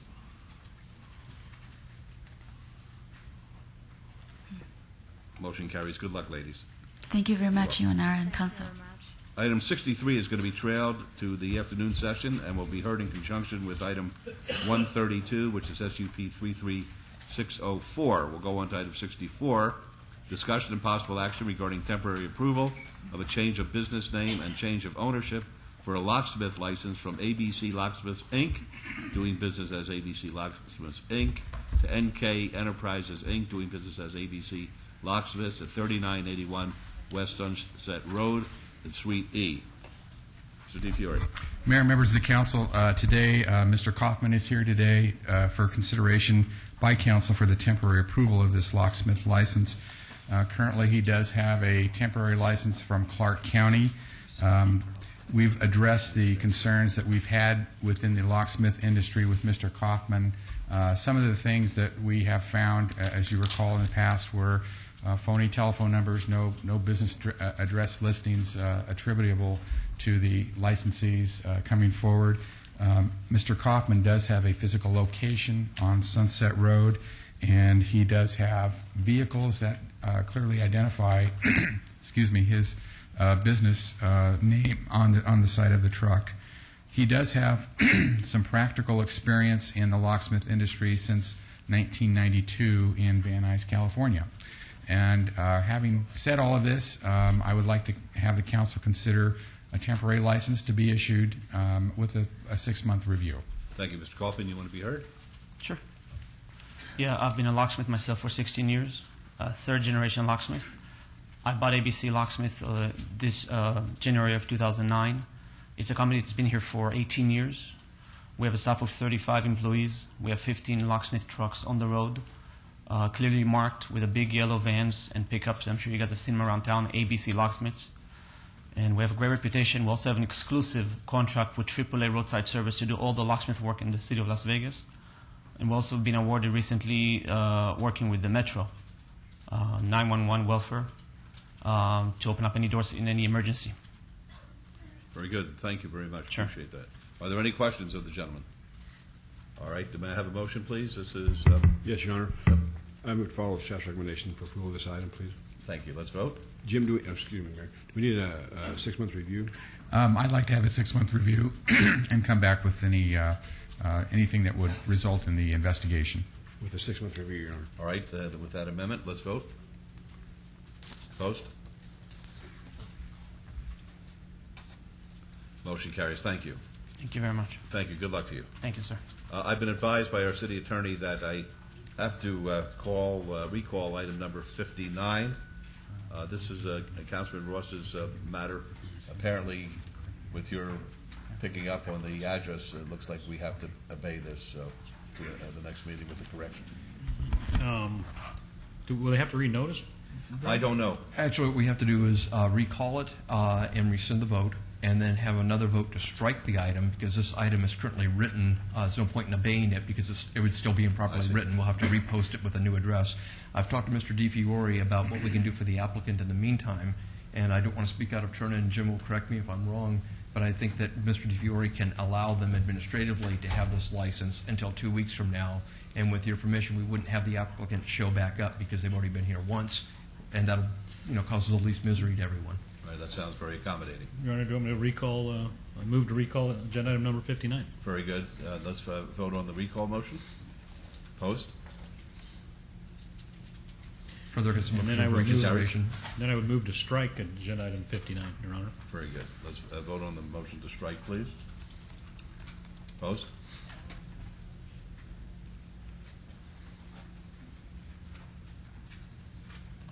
Motion carries. Thank you. And Your Honor, Brad and Jim, would you guys work to help these folks out so they can get opened We will. up and do some business? The other thing is on the next agenda, this will just actually appear on the consent agenda and without the applicant present, since you already heard anything, unless anybody feels differently, and we'll correct it that way. Good. Thank you. All right. We'll go on to item 66, which is going to be heard this afternoon in conjunction with item 131, SUP 33399. 69. Thank you. Item 69 is discussion and possible action regarding a 6-month review of a psychic arts and science license, Psychic Solutions, LLC, doing business as Psychic Solutions at 2925 West Sahara Avenue. This is in Ward 1. Mr. DiFiore. Mayor and members of the council, I believe the applicants are here, the licensees, And we've had inspections conducted over the last 6 months 3 times, and there have been no business licensing code violation issues. The Metropolitan Police Department has not had any area of concern over the last 6 months, so I'm willing to go forward with a recommendation today of a permanent license with the following conditions. Condition A would be rates must be posted in a conspicuous place visible to patrons on a sign of at least 8 inches by 10 inches in size with lettering no smaller than 1 inch. Number 2 would be if the licensee operates by donation or indirect method of payment, including remuneration that it is at the discretion of the customer, the signage shall indicate such to the patron. Number 3 would be the rates published shall be the only rates charged.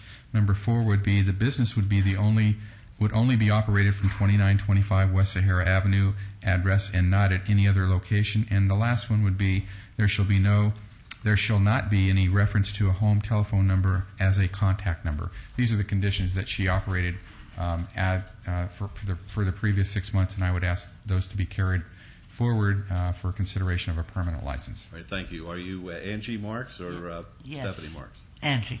Do you agree to those conditions? Yes, I do. Who's better, you or Stephanie, as far as picking basketball games? Well, I'm the oldest. I'm the mom. Who do you like tonight, Lakers or Houston? Lakers. Minus the points? All right. Okay. No, I'm going with her. I'll stop by tomorrow to collect. Thank you. Okay. All right, Councilwoman? I would like to say that I have not had any complaints during the time of operation before the agenda item on this. There are some people who I think do not care for psychic businesses, but the people around here, I have not had one concern voiced, and neither have you, neither has Metro. I move to approve with all conditions. Okay, let's vote on that, please. Opposed?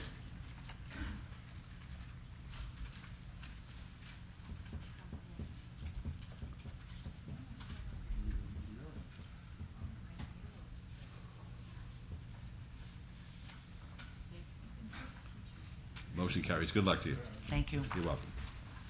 Item 70 is discussion and possible action regarding a 6-month review of a psychic arts and science license. Helen Adams, doing business as Tarot Card Readings at 4921 Alta Drive. This is in Ward 1. I'm going to. Mayor and members of the council, once again, during this last 6-month period, business license inspections have not revealed any violations of any business licensing codes. Metro has no area of concern on Ms. Adams, and I would like to recommend approval of a permanent license with the following conditions. Condition 1 would be rates must be posted in conspicuous place, visible to patrons, on a sign at least 8 inches by 10 inches in size with lettering no smaller than 1 inch. Number 2 would be if the licensee operates by donation or indirect method of payment, including remuneration that is at the discretion of the customer, the signage shall indicate such to the patron. And number 3, the rates published shall be the only rates charged. Is that agreeable? Yes, I agree. Can you predict scores with tarot cards? Actually, I can, but I usually don't gamble, but I can. Could you tell me who's going to win tonight, the Lakers or Houston? I agree with Angie. I think the Lakers. By the points. Maybe not. Well, it doesn't do me any good then. Oh, boy. I don't know. I may have a conditional vote here. All right, may I have a motion, Councilwoman?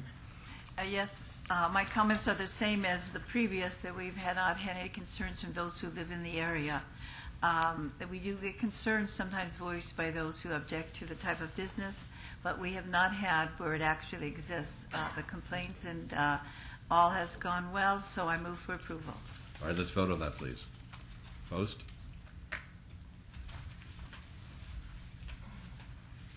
Motion carries. Good luck. Thank you. Have a blessed day. Thank you.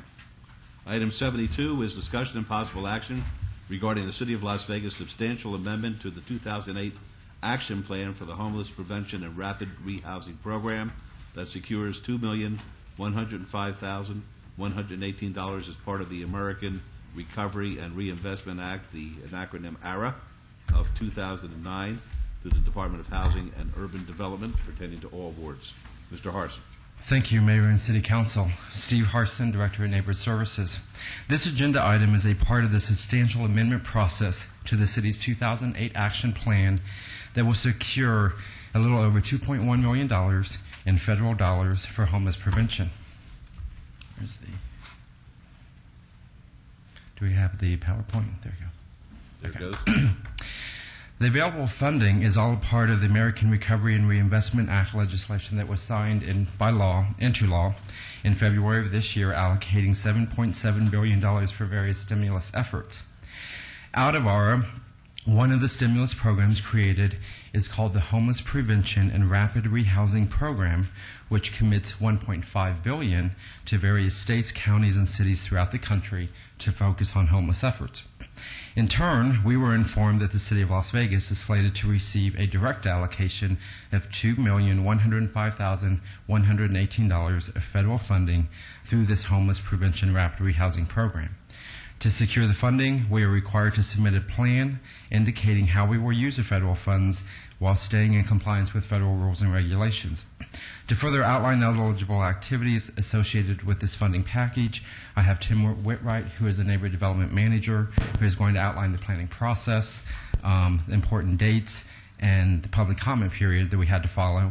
In turn, his staff has been working with the city's Corridor of Hope Work Group Committee, who has been focusing efforts in coordinating these funds to the main and Four Master area.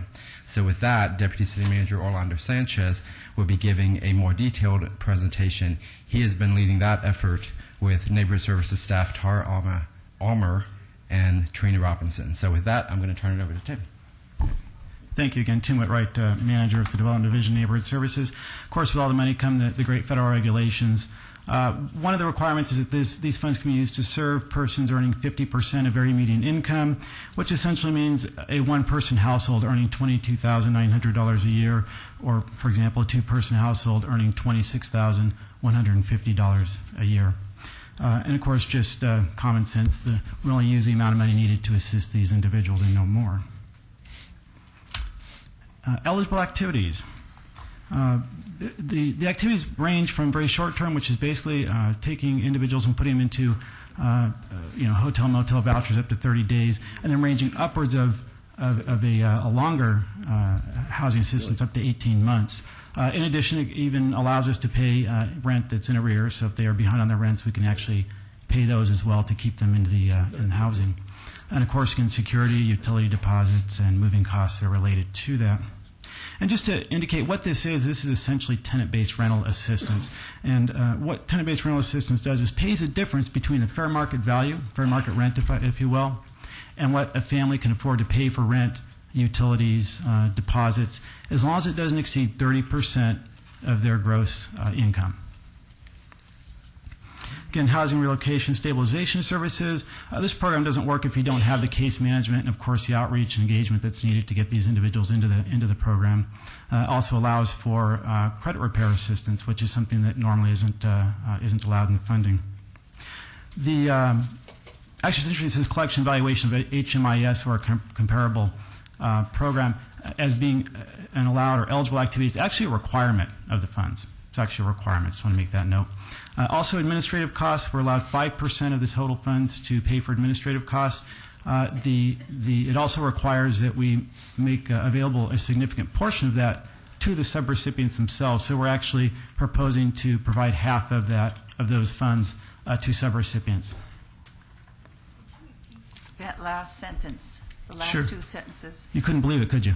The city actually can receive administrative costs as part of this grant. So we get 5% of that total grant amount for administration, means it could pay for salaries and materials to actually administer the program.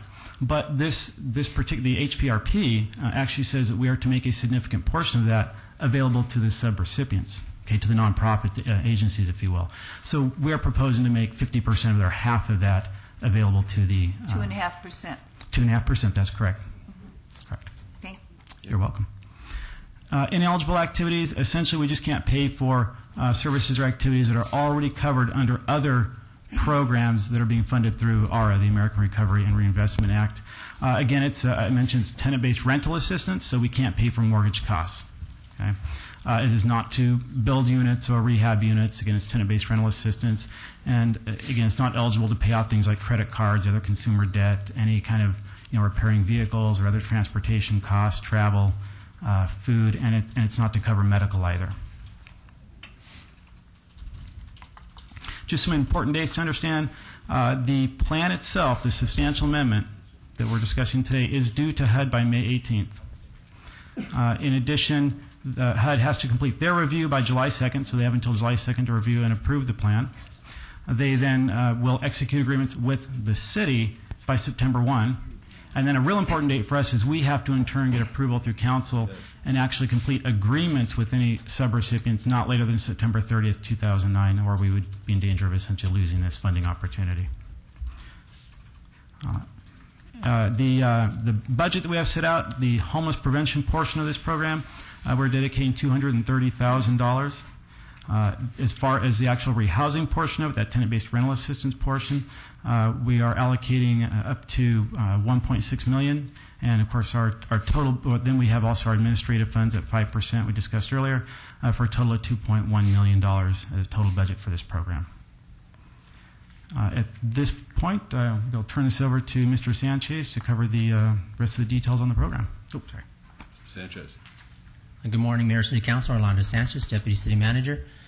Now that you have the history and the limitations of the funding, I will go over a short presentation. I will give you a short presentation on our recommendation of the allocations of these funds. As you'll see in this page, in this page here, you'll see the distribution that the various governmental entities were allotted by the federal government. The City of Las Vegas is $2,105,118. This slide shows how the other governmental entities are identifying their funding, where they're going to spend it. The City of Las Vegas, we have $1,130,000 that will be used for financial assistance, and as Mr. Whitwright stated, $230,000 of that will go into the EHAP program. That's the Emergency Housing Assistance Program. And that one we created several years ago, and it was a part of our homeless model that you noticed there was a gap. People were actually that were missing one mortgage rent or one rent in their payment, and they were going into the streets. So the wisdom of you all, you said let's create this program that would allow them one opportunity to come to the city and ask for one financial incentive by the city to keep them in housing and keep them off the street. This has been very successful. I believe our success rate is in the 80-85 mark, keeping people in housing. We also found that keeping them in housing is a lot more cost effective than trying to get them back into housing. And it also keeps the housing intact. It keeps them in the same house, in the same school district, and it's just better for the family. The $900,000 is going to be used for housing throughout the city of Las Vegas. And we're doing this, it's going to be very flexible money. We want to make sure it's flexible. We want to be tied into one single program because things do change as everything does in life. The $714,862, that is for moderate and intensive case management. We found once you put individual in housing, if you do not have this component, it does not work.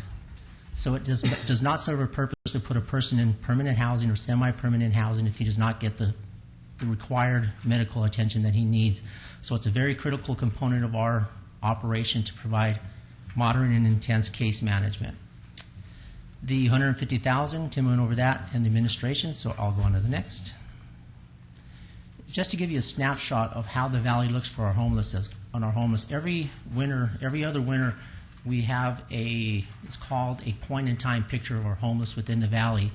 We have 13,338 homeless, 2,211 are chronic homeless, that's 17% of the population, 2,251 are severely mentally ill, that's 17.5% of the population, and 3,652 are chronic substance abusers, that's 27% of the population.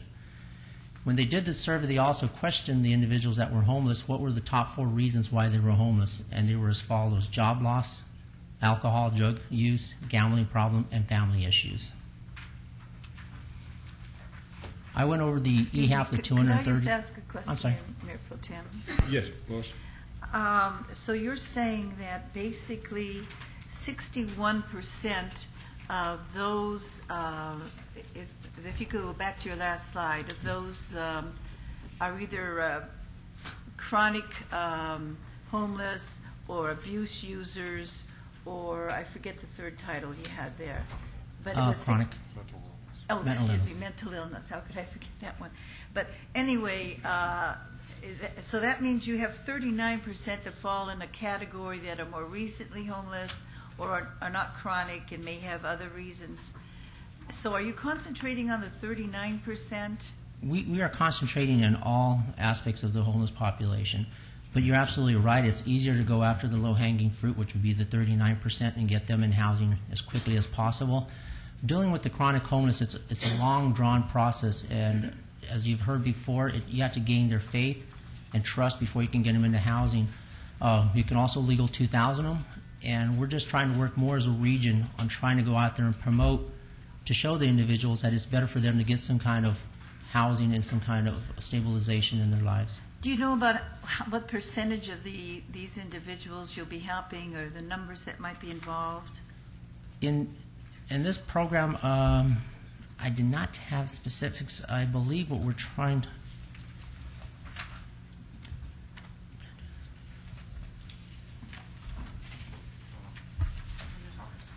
Hold on one second. Tara helped put together the presentation, so she probably knows a little bit better. Good afternoon. My name is Tara Ulmer. I'm your homeless administrator for the City of Las Vegas. I work in the Neighborhood Services Department.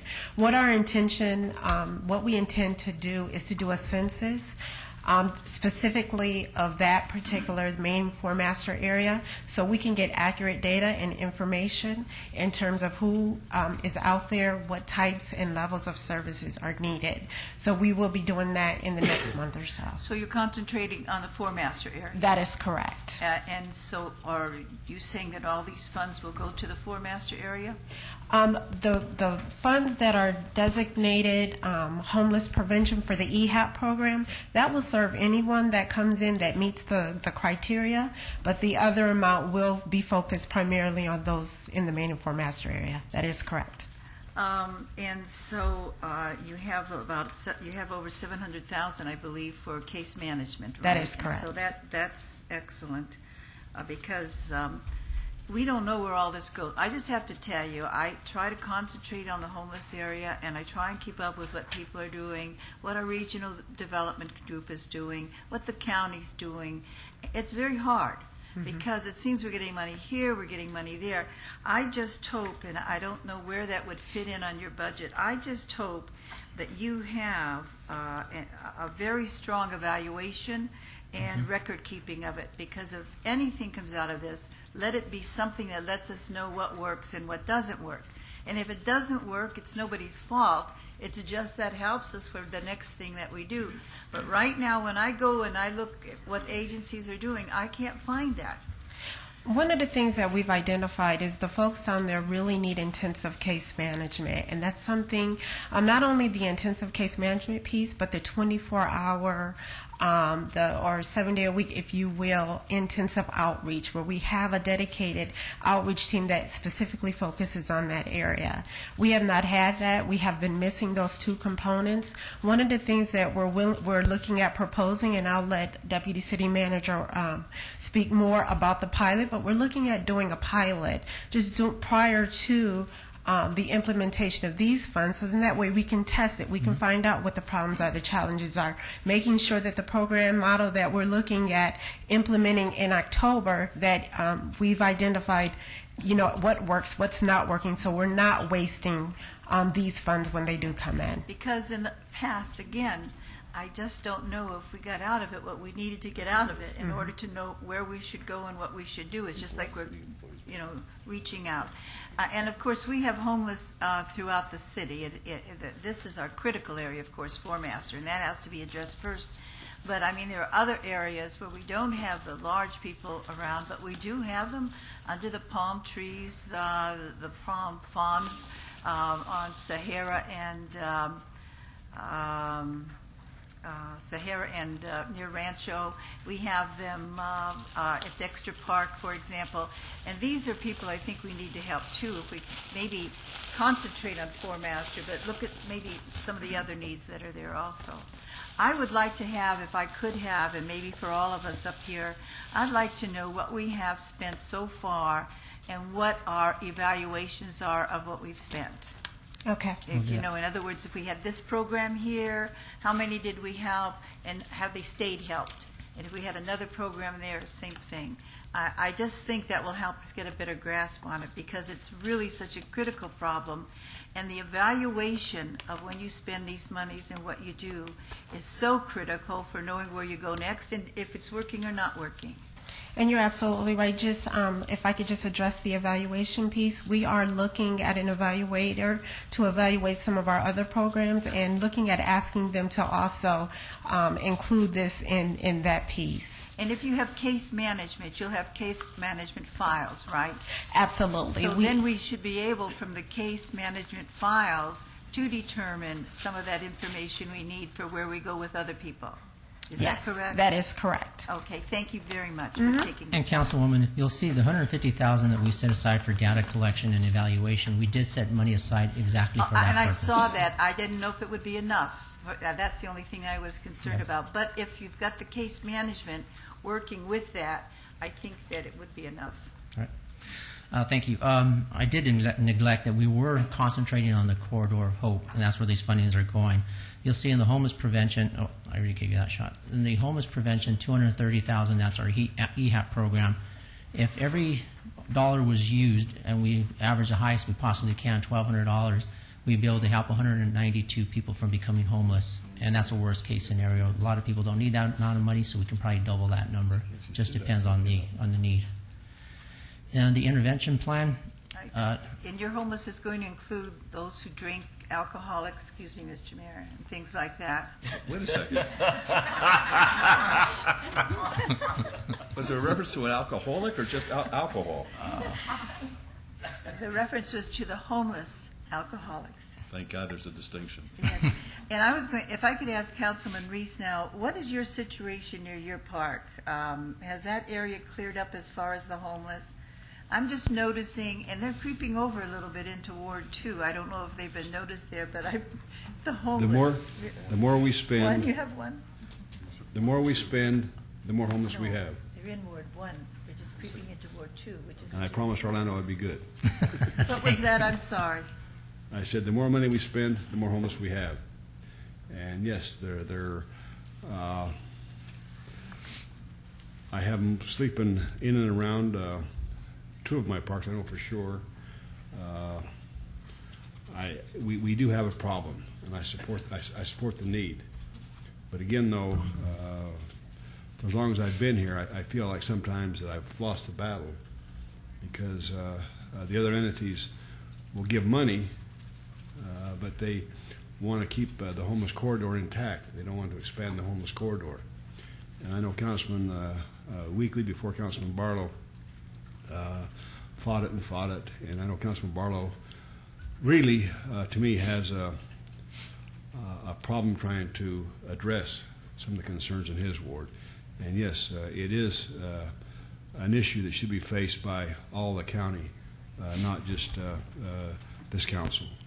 And I feel like sometimes that in those other meetings they offer to give money, but that's about all. And our homeless corridor has expanded greatly in the last 5 or 6 years. And it's something that whatever we do, I hope will help, but I have my doubts. And with that, I'm going to shut up. Well, and I was just thinking, I'm hoping that when you do your case management, those people who refuse, who are alcoholics, who don't want to make the change, those, for example, who will not stop drinking in order to take Catholic Charities help, although as I understand, Catholic Charities, are they going to be working with this and allowing some people who drink into their facilities now? Councilwoman, that's a good lead, and we've been having meetings, 2 parallel meetings we've been running together. We've been meeting with our elected officials, the mayor, Councilman Wolfson, and Councilman Barlow, along with Ken Lobine from HUD, and our service providers, and Chief Gary Schofield from Metro. So we've been meeting every other week to come up with a strategic plan, something that's going to be long-term, that's going to survive just a week or 2-week episode. We're going to go out there and help people get off the street and into housing. It's been very, very fruitful, and I think we're almost at a point where we're almost to go about and advertise on how we're going to go and handle and address the homeless individuals on the city streets. I'm not sure if any of the people, Mayor or Clifton wants to speak on that point. Well, real quickly, Mayor Goodman, if you don't mind. I have one other comment I just want to make real quick, though, if I could. Councilman Tarkanian, we're talking about those that are using alcohol and drugs. It's been my hope for a long time that somewhere, somehow, we could address the issue of those people that are mentally ill. It seems like we can find money to buy drugs to give these poor individuals, but most of them, and I really hate to say this, you give them their prescriptions, they don't know whether they've taken them or not. A lot of them don't know whether they're horseback or afoot. And I really wish that there were some programs out there that we could really address that 17.5% of the homeless that we have out there. And if we address that concern where we could put them in a facility and take care of them, and we might have to see where we wouldn't have a success rate there, because to me it would be pretty hard. And I know our federal government shut us down on that, but I really feel sorry for those people that are mentally challenged, and I just wish that some of these programs would allow us to put these folks in a place where we could really take care of them. And like I say, if we could solve that problem, then I think that we would call everything else a success. But as we're going now, we're not addressing that issue, and it bothers me. Thank you. Mayor Goodman, I just wanted to say, just to segue from what you said to Orlando, is that I have kind of been sitting on the sidelines on the homeless issue since I've joined the council. I've watched, I've learned, but just recently I've decided to become much more active. Councilman Barlow, I appreciate you allowing me to join this new committee with the mayor and Deputy Chief Schofield, and he has an action plan. Yeah, he does. And I'm encouraged. And Councilman Barlow, I feel your passion, because this area we're talking about on Foremaster is right in the heart of your ward, and I understand your compassion, and I join you in your desire to do something, and I'm really impressed with Deputy Chief Schofield's commitment. I mean, when you sit in meetings with this officer, he is committed to doing something about this problem, both short-term and long-term. So I'm encouraged. We're going to go out on a little tour this Friday night and go down and see exactly what Foremaster looks like. But I think we're moving in a positive direction. Mayor, I know you've made some comments, not to take the wind out of your sail, about you're encouraged. And so I think we're moving in a positive direction. Well, just finally, Mr. Mayor, if you would, if I could get, and the other members of the council, what we've done so far, what we've spent, what the results are of what we spent, and just again, I'm so appreciative you're spending so much money on case management, because that's what's going to make this succeed or not succeed, and for all of us. And I agree with what you said, Councilman Reese, about the mentally ill. And also, of course, I talk with Gary Schofield also, and I know that you're all working hard with enthusiasm. And that's why I'm just hoping if we can draw all that past information in, it'll help us too. Thank you. We'll do that. And it's important to mention that we are working as a region. On top of what we're doing here, we're still working as a region to go out there and do the outreach in areas to address our homeless population. I'm not sure the slide's not working right now. But I'll go on. And to address some of the concerns, we found that when we do put people in housing and keeping them on their meds is very important. Usually when they're on their meds, they're rational people and they understand what's going on. It's when they get off their meds, they're not. So it's important that we continue, put them in some kind of housing and provide them the services they need to keep them on their meds and get them on to be self-sustaining productive citizens. Went over this. Right now, as I said before, the plan is to spend majority of the money in the homeless corridor, and that is to provide the services that we need to get the individuals off the street, to help them help themselves to get off the street. The three services, we're going to relocation team. This is part of Chief Schofield and our whole intervention practice, where we're going to have people actually on the street daily, like 8 hours a day, just walking the corridor, helping them, giving them assistance, giving them direction of where to go. a legal medication enforcement team. That's the caseworkers and also some mental health to go out there and assist individuals. And ancillary services, that's going to secure daily living provisions, making sure we have housings available for the individuals on our streets. As Tara mentioned earlier, we are proposing a pilot program. We'll be before you in a week or two, and we'll be asking to set aside $300,000 from our RDA funds to provide housing for a test of up to 20 homeless individuals, get them off the street, and put them into housing. $300,000 is probably high. It's probably going to be less than that. This was going to be for up to a year.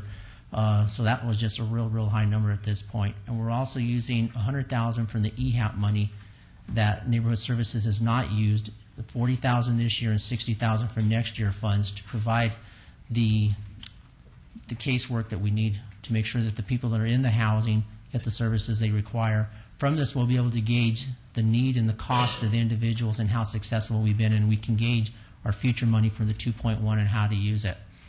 As Tim mentioned, there's the timeline. I won't go over that. For the timeline for this is to secure the funds. We'll be before you in June to secure the funds for the redevelopment, probably next meeting, hopefully May 20th, to secure the fundings from the RDA to get your approval, and also the EHAP money so we can identify it towards that. We will implement the plan sooner than that. We'll be implementing the plan by the end of May, evaluate the program, and move forward, and hopefully the funds for the HPRP funds will be available by the end of September. And we'll move forward in clearing up the entire corridor and keeping it clean. We want it to be sustained. And when I was talking to Chief Schofield yesterday, we were thinking of Corridor of Hope, using 1581 more as a regional center for homeless to go out there, give direction, working with Salvation Army, keeping their family services there, but having a Metro's presence service and also the Corridor of Hope help team that's down there so we can continue to walk the area.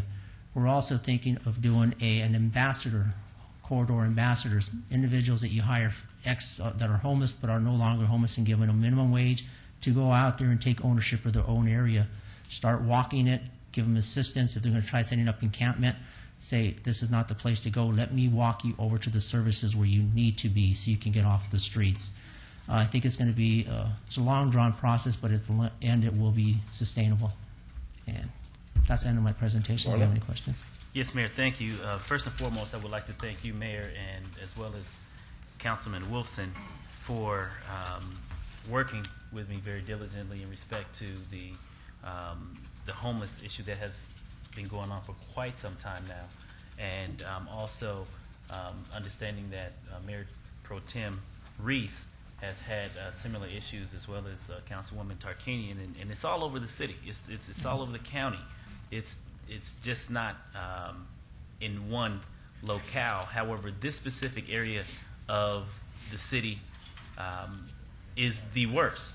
You know, the way I would look at it is you know, you have areas that need a Band-Aid, you have areas that need some stitches, but this specific area in which I represent needs emergency assistance, triage today.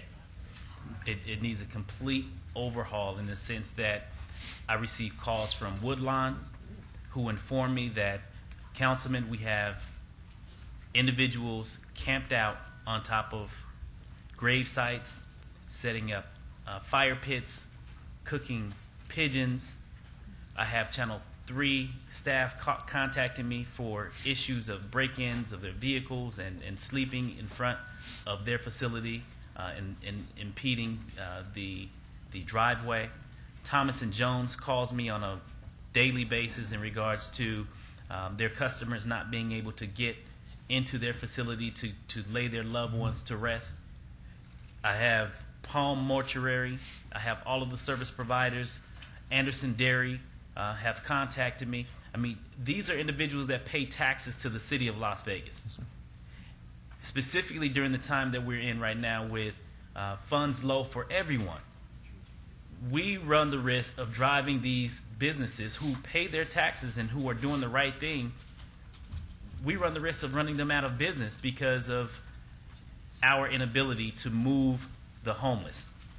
So I really appreciate Deputy Chief Schofield, yourself, Orlando, the Neighborhood Services Department, and all those who are involved in this process of really getting those individuals who want the assistance, those individuals who don't know they need the assistance, which are the mentally ill, getting them the help that they need, but more so those individuals who just refuse to go into some form of housing.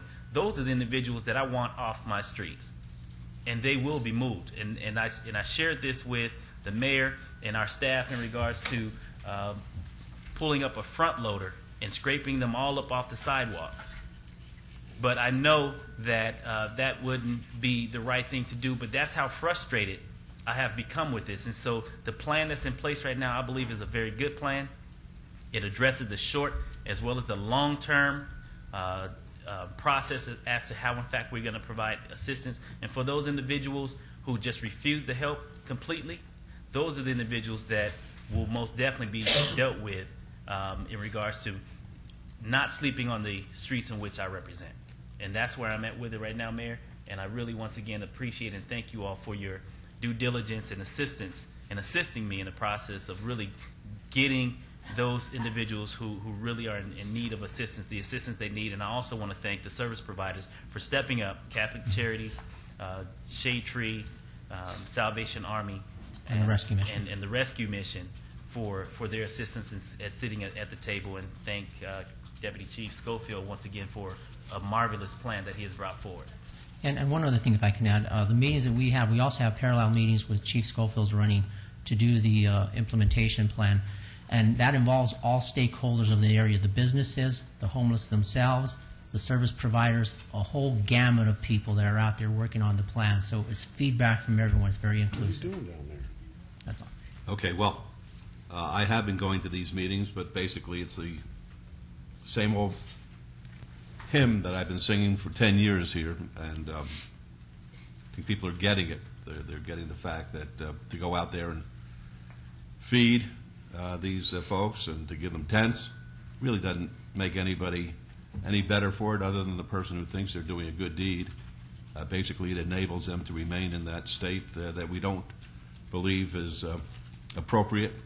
But I'll tell you one thing, and I'll echo exactly what Councilman Barlow said and the others who have been participating in this process. The one thing I've been educated on, and I didn't realize this, the way these homeless folks prey upon one another.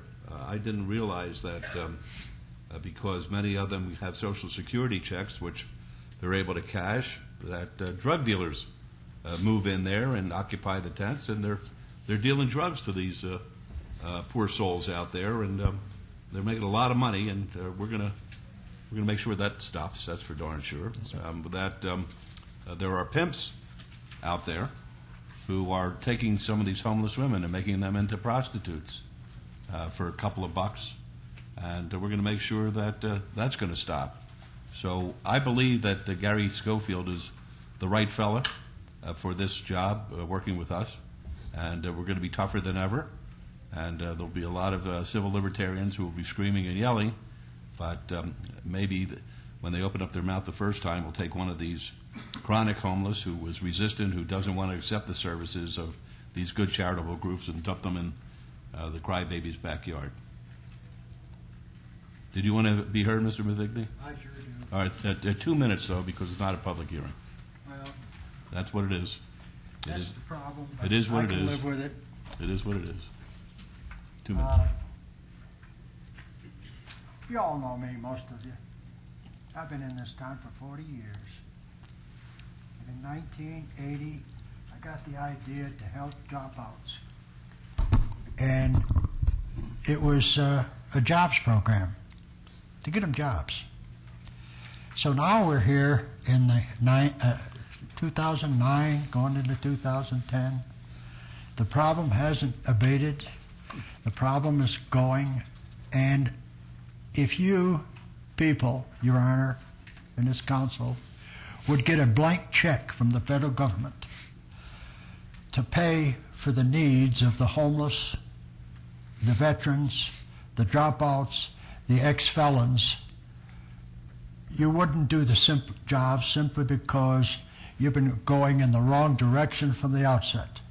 You've been attacking the wrong pew. You've been attacking the wrong individuals. You've been attacking the inebriates, the drunks, the druggies, when you should be attacking the 29% of homeless that are homeless because they lost their job and can afford to pay rent.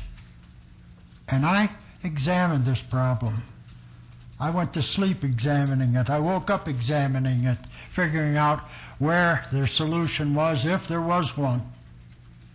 And the solution is very simple. We are economically lopsided in America. Our economics have prevented the low-income person from making a living so that they can pay their bills and feed their family.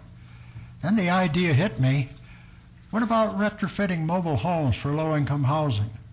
But the most important factor is not the mobile home, not the low-income housing, but getting this country back to building equity, where a person went to work, sweated, toiled for his family. He bought a small house and he built on it and for his family when it grew. And that was the American dream. We've lost it, and we're losing it in 2 minutes. My 2 minutes have been up a long time ago, Your Honor. But the point is, I have developed a project that can turn things around economically, create jobs, because that's what we have to do. We have to create jobs. We have to create a process that will allow people to get back into economic restructuring so that they can afford to live. But you have to make it affordable. And the only affordable method that I've found after all the research is not retrofitting houses. Retrofit a mobile home. They're on site. You go in there and spend $500, $600 to $1,000, $1,500, and you can retrofit that mobile home to code and then mortgage it out to this poor guy that's out of work. Okay, Get him a job. Thank you. Please, just look at the proposal I submitted to you. I'm okay. Please. And I've turned it over to the services. I've never been in this fight to benefit my own personal We know pocket. that. We know that. And listen, attack the 29% that can be helped. You help them, and then the rest of the problems will inebriate these drunks and drugs and things. God Almighty, Okay. please, Your Honor. All right, thank you. 2-minute timer, please. 2-minute timer? That was 3. 2. Teddy Russell, resident of Las Vegas. Good afternoon. I just recently attended a strategy meeting for the Clark County. They are also showing heartening improvements in the area of modern management of the problem of homelessness. It is a huge problem. Of course, I have my idealistic part. I have my cynical part. It's never fast enough. But with cynicism aside, I can say that at the county level, we are making steady and effective progress. Councilman Wolfson, I appreciate your making that one of your priorities. You have a homeless person that sleeps on the porch of your office every evening. It is immensely depressing, but prevention, according to what we are getting from the federal government, prevention is essential. And to that 1 month help that the city might give is immensely effective also. I wanted to recognize Tara again for all of her efforts. She gives me every confidence. I've seen her grow spectacularly in this duration. I'm somewhat under the weather today. I thank you for your indulgence and have a great day. Thank you. All right, anything else? No, sir. All right, may I have a motion, please? Yes, Your Honor. I, again, reiterate, we do have a huge problem out there. And I appreciate Councilman Wolfson and Councilman Barlow and the mayor working with those entities that can possibly find a solution. Again, I throw my support to them. I've worked with some of the providers in years past, and I just hope that this encampment we have right now is the last encampment, because I think right now it's about the 40th or 50th that we've had to move. And I know we've attacked it in different ways, and we've had many good officers working with Metro that have tried to help us. And I want to thank all those that have done that, as well as the Under-Sheriff Schofield. I've talked to him a number of times in different locations over some of these issues, and hopefully, Orlando, you can put your arms around this and make it work. So the motion would be able to follow staff's recommendation with all conditions. All right, let's vote, please.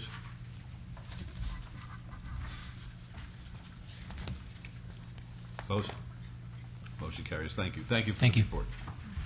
Okay, item 73 is discussion of possible action on a request to install speed humps on 20th Street between Bonanza Road and Harris Avenue. This is Ward 3. Mr. Cervantes. Good afternoon, Mayor, Council. Jorge Cervantes, Department of Public Works. This is a request to install speed humps on 20th Street between Bonanza and Harris. Traffic study indicate that the 85th percentile speed is about 30 miles per hour, with approximately 900 vehicles a day using this street. It's a secondary emergency response route. However, we've conferred with fire services, and they have no concerns with this request. At that time, I can answer any questions. All right, thank you. Any questions of Mr. Cervantes? All right, Mayor Pro Tem. Yes, Your Honor. We go from homelessness to speed humps. It looks like it's just a vicious circle. We have always tried to make our neighborhoods safer and better, and it seemed like, again, like I said earlier, it's just a revolving door. We get one problem fixed, there's another problem, basking up there in front of us. We put some speed humps on McWilliams, or we're going to put speed humps on McWilliams. We have an elementary school on 20th Street, and we do have a lot of speeders going along there, and it is unsafe. And so, again, I really want to thank Jorge and his group for going out there and doing our study. I'm going to move to put speed humps on on 20th Street between Bonanza and Harris. All right. Heard the motion. The vote, please. Opposed? That's good. Motion carries. Thank you. Item 74 is R30-2009, a public hearing, discussion of possible action regarding a resolution making written findings, approving the use of monies, providing notice of materials to the Commission on Tourism and Governor of Nevada, and making conclusive determinations, all relative to a tourism improvement district. The acronym is TID, T-I-D, for parcels at 4th Street and Stewart Avenue, and this is in Ward 5. It's a public hearing, which I now declare open. Mr. Aaron. Thank you, Mr. Mayor, members of council. This is a public hearing. I realize the hour is a little bit late, but I think it's important to get certain comments onto the record. I'm going to go through a PowerPoint presentation as quickly as I can. With me today also is Brian Gordon of Applied Analysis. He will give a part of the PowerPoint presentation as well. We also have a representative of the developer CIM Group, Mr. Jeff Rosen, and I'll invite him to make any comments after we finish our presentation. The Tourism Improvement District allows a city or a county to retain up to 75% of mandatory sales and use tax proceeds generated within a district, within a self-defined district pursuant to the Nevada revised statutes. Proceeds can be used to acquire, improve, equip, operate, or maintain a project within a district, and eligible uses include retail, tourism, or entertainment purposes. I thought it was important to remind the council of where we are at in the process. On February 4th, you as the City Council authorized us to start this process. In addition, we attended a public hearing held by the Board of County Commissioners on April 8th. We also attended a public hearing of the Clark County School District Board of Trustees on April 23rd. Today is a public hearing to primarily determine three things. One, to make an increased finding, as I'll describe in just a moment, make a preponderance finding, and I'll describe what that means also. We also, as a body, the City Council, I should say, should consider both the Board of County Commissioner written comments and the Clark County School District written comments. As part of your backup documentation, we included a transcript of the April 8th hearing at the Board of County Commission, and we also included a letter from Mr. Jeff Weiler, who is the Chief Financial Officer of the school district, representing the Board of Trustees regarding their written comments. And I'll touch on that at the end of the presentation. The next steps after today are a Nevada Commission on Tourism hearing, the date for which is pending. We anticipate that it will be sometime in June. And then finally it goes to the governor for final approval. The required findings, as I mentioned, there's an increased finding and a preponderance finding. The increased finding requires the council to find, as a result of this project, retailers will locate their businesses in the district, and there will be a substantial increase in sales and use tax revenues. Additionally, a preponderance finding must be determined to show that proceeds from sales and use tax revenues would be attributable to transactions with tourists who are not Nevada residents. And I'll explain how the resolution and the supporting documentation today meets both of those findings. The next steps, as I mentioned, we have Commission on Tourism and then to the governor's desk. The governor is required by law to consider any fiscal effect of the pledge of money for educational funding, and so I'll spend a little bit of time at the end of the presentation to address that. The City Council, following the governor, would adopt an ordinance through our normal two-step process, and that ordinance would define that no retail sales could have occurred 120 days prior to the enactment date of the ordinance. Finally, the city and the state taxation would enter into an agreement describing the distribution of the revenues generated within the TID, and there is a statutory limit for a 20-year term. So should the city look to actually issue a bond to secure those revenues and use those capital funds up front for the uses that I'm going to describe, we would be limited by statute to a 20-year term. We're not obligated to issue a bond, but we would have the ability to do that with the TID legislation. This map shows the proposed TID boundaries. It's a site that is situated next to the I-515, US 95, and then it's bounded by Casino Center, 4th Street, and then Stewart Avenue. So the area that you see in red, when I mentioned earlier district, this is the district that we're seeking to create. Zooming in on it from an aerial photo, you can see the district within the district. The area highlighted in yellow is phase 2 of a project proposed by the developer, the CIM group, and then the area outlined in red is the historic post office that we're seeking to convert into a new museum use. So that shows the site and the district. The development program, just to bring you back why we're doing this, the TID, we're proposing to use these funds for public uses. We're trying to create a vibrant public plaza, a public parking garage, and also enhance streetscape, primarily on Stewart Avenue, to promote additional pedestrian activity. The development program will be anchored by the Las Vegas Museum of Organized Crime and Law Enforcement.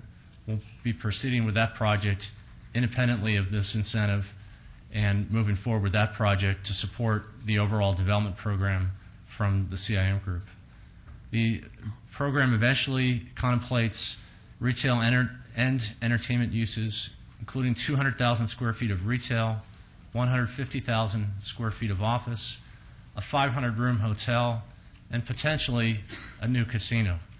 I want to emphasize a point here. One of the misunderstandings that took place at the School District Board of Trustee meeting was an impression that the hotel was an optional component of the project and that the retail could proceed without the hotel. In working with the developer, we did not find that to be the case. They run hand in hand as part of the development project, and I'll explain why that's important toward the end of the presentation. Again, use of TID funds, public costs, the parking structure, the public plaza, and street improvements. In the overall development agreement with the CIM group, one of the thresholds and a condition precedent to actually getting and acquiring development rights from that property outlined in yellow on the map is to actually invest new capital into the Lady Luck property on the south side of Stewart. So there's an investment threshold, and this is very important to mention also, that like all of our incentives that we try to do with our office, this is a back-end incentive. The developer must perform on the front end in order to obtain this back-end incentive.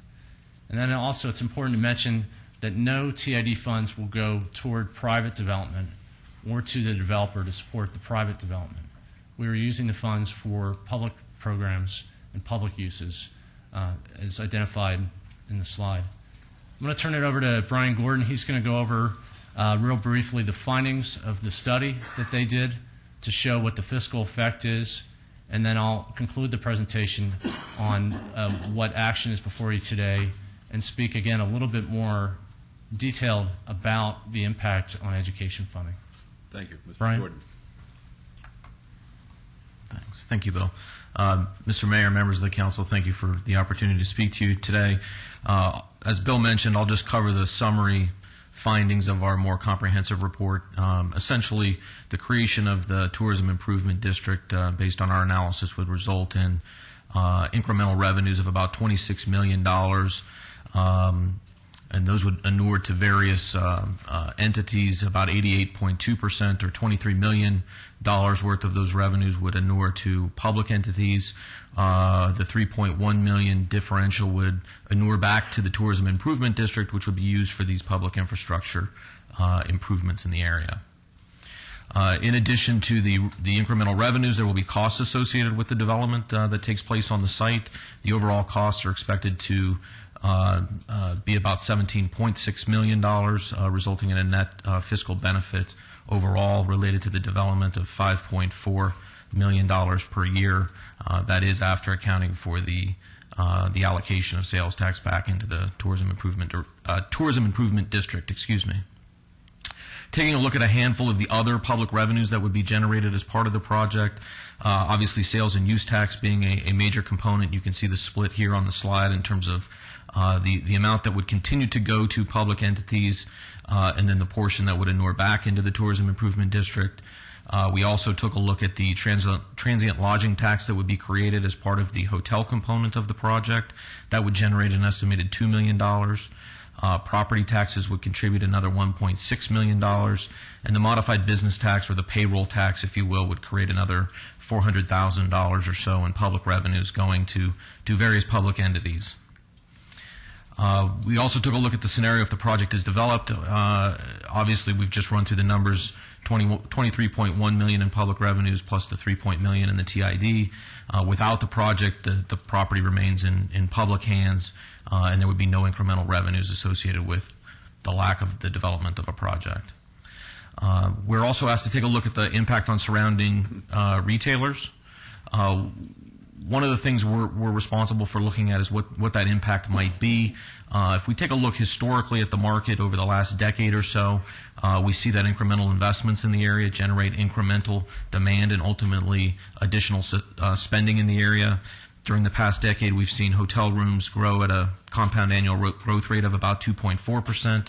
The number of visitors comparable to that. The spending per trip has increased, and we're looking at aggregate spending increases of about 9.1% annually, so significantly more than just the number of visitors or infrastructure that's put in place.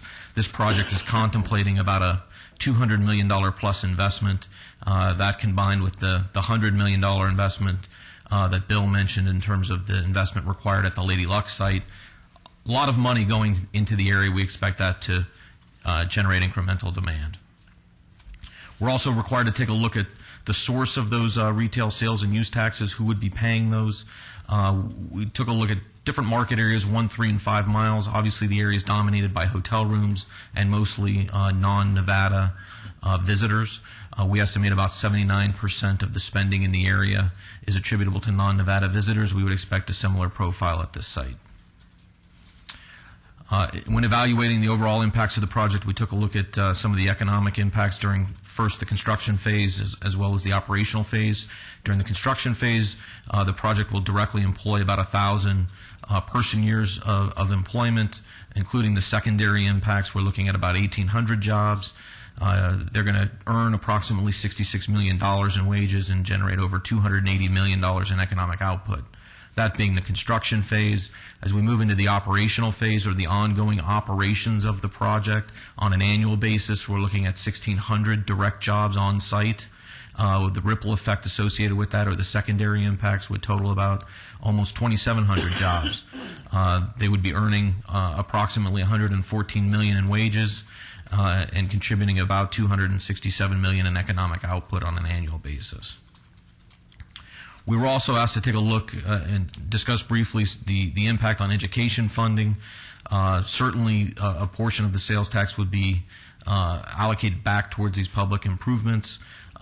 Just generally speaking, how education is funded is through a myriad of sources, a portion of it coming from state general fund revenues, and there's several sources within that, including the state portion of the sales and use tax, which is the 2% rate out of the 7 3/4 rate that we all pay in Southern Nevada, gaming taxes, as well as the modified business tax or payroll tax. Portions of that could be allocated towards education. The local school support tax is also contributes to the funding of education, as well as property taxes, and then, of course, the room tax. The components that would be impacted by the creation of the Tourism Improvement District specifically would be a portion of that 2% sales tax rate, as well as the local school support tax that's included within the overall sales tax rate.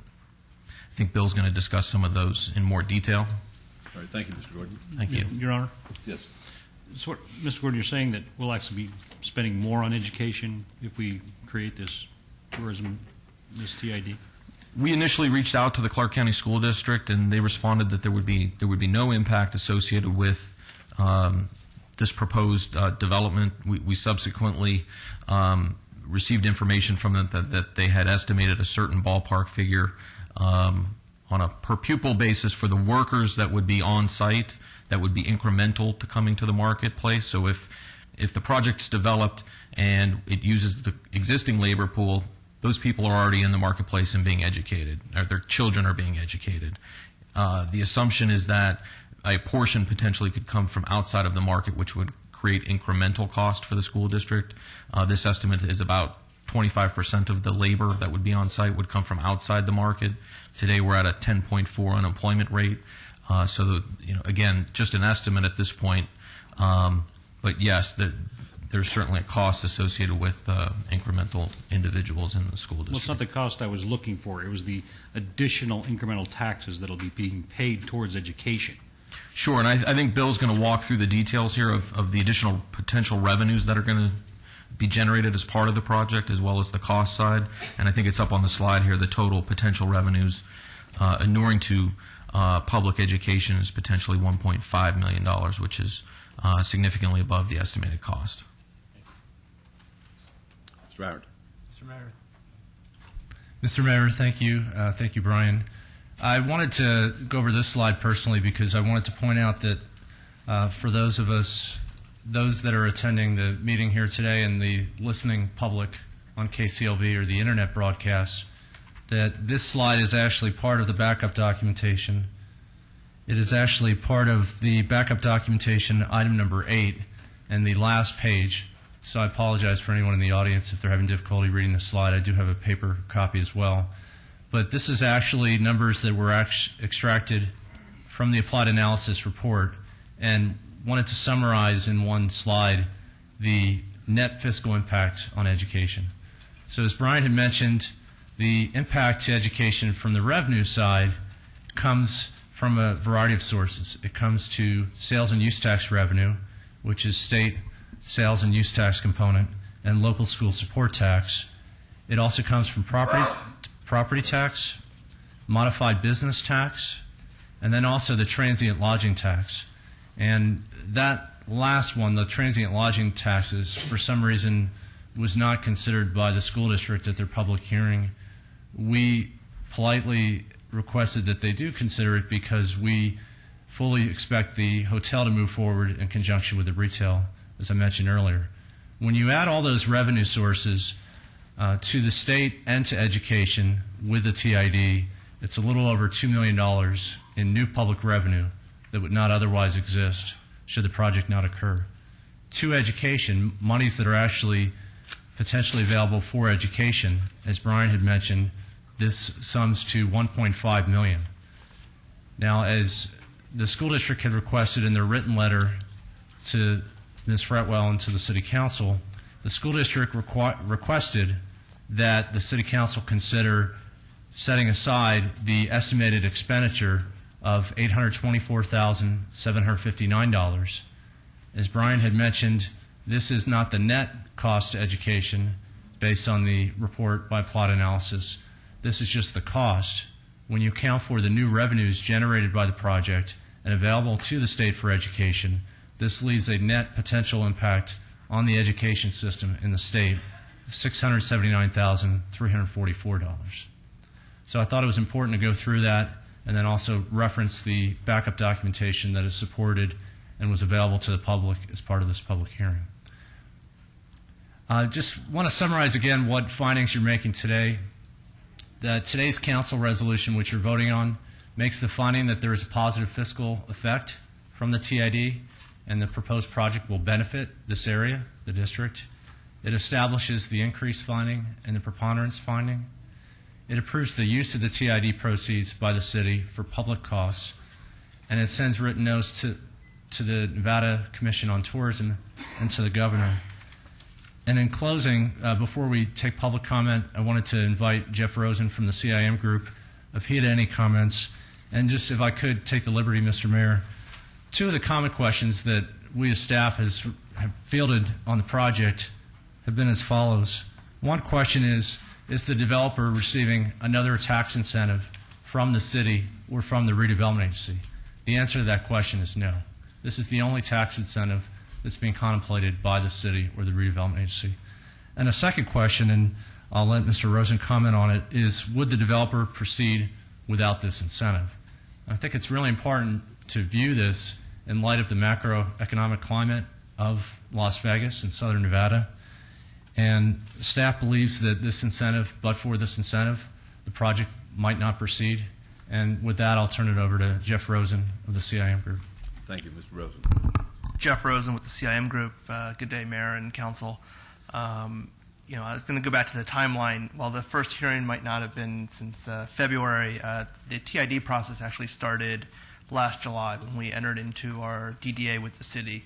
That had it was a fairly complicated document and a very long process. And maybe today with the approval of the Smith Center, as you saw, it's a very long. When you want something significant to be developed in downtown, it takes a long time, and a lot of things go into it.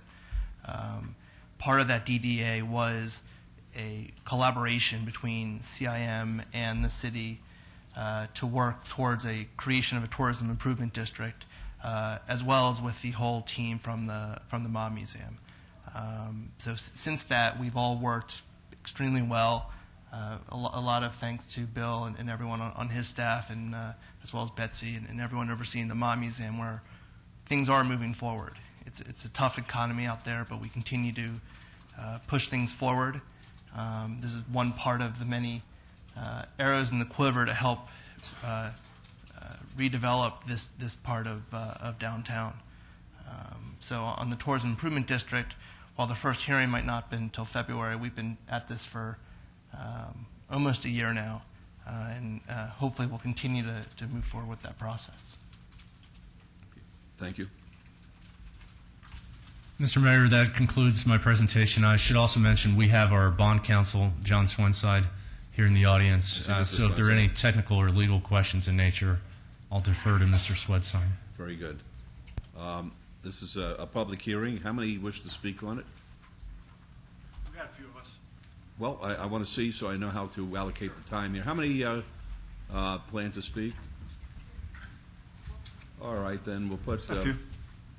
We'll give Mr. Taylor 3 minutes and the others 2.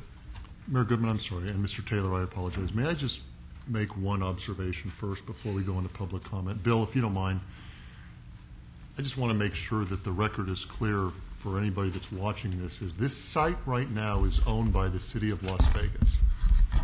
And because we are a government entity, we are tax exempt. So there are no revenues that are going to the, I'm not sure of the word, the receiving entities like the school district at this time. Is that right? That's correct. The city owns it. There are deed restrictions from the GSA, and there are restrictions also from Interior related to the museum itself, the historic post office, but it is currently tax exempt. So the recipients that will receive tax revenues in the future, once this project is up and running and receipts are coming in and taxes are paid out, are not receiving anything right now. From this specific property, that's what I'm correct. talking about. The only minor exception would be there were some vending machines that paid some very nominal fees that, as I mentioned, the 120-day closure requirement, there cannot be any retail. It was the opinion of our council that, in an abundance of precaution, we needed to close down those vending machines. But other than any ancillary license fees associated with those vending machines, as far as tax revenue, that's correct. Okay, thank you. Okay. Hi, my name is D. Taylor, 1630 South Commerce. Please. Thank you so much for letting me speak. I'm sure when you opened the paper today, you saw ready for coming cuts in the school budget. The Culinary Union, we have about 40 or 50,000 of our members who have kids in K through 12 here in Clark County. I think everybody here knows the schools are severely challenged, and we're asking every political body to step up for educational funding now and in the future. In fact, Assembly Leader Barbara Buckley and Senate Majority Leader Stephen Hortzford estimate we are 44% underfunded for just current services in education. 44% now. So I find with that factual background, which I'm not the only one who has that I feel like I'm in Never Never Land here when we talk about diverting money away from schools. By proposing a TID on 5.5 acres in downtown Las Vegas, you're going to rebate 75% in sales tax for further development. That sounds pretty nice. But what will the city do with taking that money away? You're going to build a parking garage for obviously the use of the multi-billion-dollar out-of-state developer and a public plaza for the same benefit. Now, the analysis that was paid for by the developer, they themselves says they will divert $3.1 million every year for the next 20 years, which a high percentage of that would go to schools. I cannot understand why at this time the city feels like they haven't done enough for this multi-billion-dollar out-of-state developer. You are prepared to sell land for under appraised value. That's already well known. You've already done it a lot, and that's great. But this is like Robin Hood in reverse. You're taking from the masses to give to the wealthy. You know, the question that was just asked is, will they develop this even if they don't have this? Of course they will. Somebody said they're going to spend $200 million. So the idea that you would take money out of the schools for a gigantic multi-billion-dollar developer in this economic environment where we are 44% underfunded in schools right now, according to the state legislature, is beyond belief. Now, I know I've been called evil, our union's been called evil for opposing some measures. But let's be frank on this issue. The Clark County Commission is opposed to this. The Clark County School District voted 6-0 being opposed to this. And the Nevada legislature is dealing with this right now. And in fact... Time's up. Well, I'm going to have just a minute, Mayor. I've been very patient. No, you're not. Time's No, up. I've been very patient. Have a seat. So... Have a seat. Let me finish, please. No, I put a 3-minute timer. You know what, Mr. Mayor? People come up here... A 3-minute timer. Well, listen, I'll do a tag team. All right, I'll do fine. a tag team. Fair enough. Right. So, no, folks. No, folks, please. As I said, we play by Please. rules here. I said 3 minutes for Mr. Taylor, 2 minutes for you folks. Okay, I just got 2 minutes from somebody else. Thank you, Mr. Mayor. All right, then why don't you sit down then? Yes, they will. They've been very patient. They're taxpayers, and I'm sorry you don't feel like you should listen to them. So, just last week... Excuse me, can I finish, please? No, not until I say this. I said I would listen to everybody, and I gave them 2 minutes. I gave you 3. You're taking their time away from being able to talk. Not me, buddy. You know what, Mr. Mayor? With all due respect. You heard me. Now, Mr. Mayor, please, I just want to finish. I don't want this to make this personal. I'm very, It's not very personal. passionate about this. And I'm when very it comes to our passionate about it, schools. too, and I expect that the truth is going to be said. I don't want to put people under oath. You heard the question that was asked by Councilman Wolfson. Right now, 0 taxes, 0 money is coming from this property. So don't say we're taking away money from the school district. Excuse me. The analysis done paid for by the developer himself, for the TID would take $3.1 million per year. That is what their analysis is. There's nothing now, Mr. Taylor. Excuse me, can I please finish? No, I said well, no. You know I'm what? telling you, if you're going to say something, tell the truth. There's nothing now. There are no taxes because the city owns that property. So we're not taking anything away from the school district. What we're doing is we're trying to get a project where we could give money to the school district. Excuse me, Mr. Mayor, but the school district doesn't agree with you. They voted 6-0 against this proposal. So, to finish up, all right. The city testified last week, I'm sure by the approval of the city council, against this exact same bill up in Carson City, put forth by Marilyn Kirkpatrick, that would in fact ban the diversion of sales tax for schools in TIDs. They understand this problem. That's why they've addressed it. They had a hearing last week. The city opposed that. I'm confident, just like the Clark County School District, just like the Clark County County Commission, the Nevada legislature has come out firmly against this practice. So today you have the opportunity.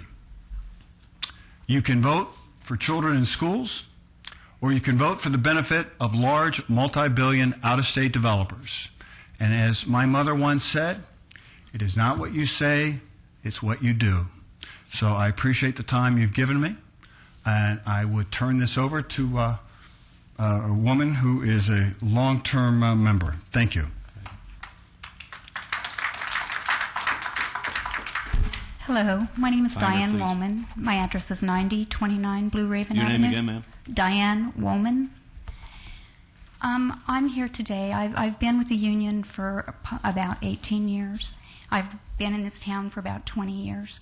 I've raised 3 children in this town, and I have 8 grandchildren. And they go to various school districts within Clark County. I've worked with the schools very, very closely through the years with my children and now my grandchildren. I've helped as many ways as I can to get funding to help the schools because they've already been on short budgets and short incomes for years and years. We're talking 15 years ago, and we're still going on with this. This economy is horrible for all of us, granted. But to subsidize casinos that are being built at our children's expense, to me, is an atrocity. These children have paid a high enough price now with the cuts that are taking place. And there are many, many developers here in this town that have not had to be subsidized, that have made a good living and have had businesses for years and years here and made a lot of money. Please, I'm begging you, on not just behalf of my own children and grandchildren, do not take anything more from their education. We already are low in the standings. You know that.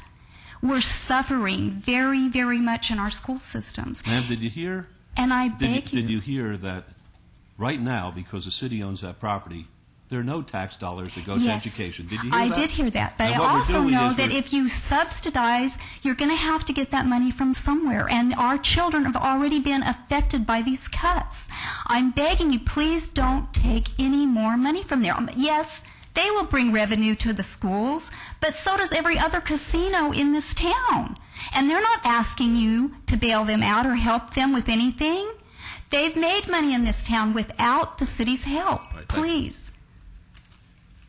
Next, please.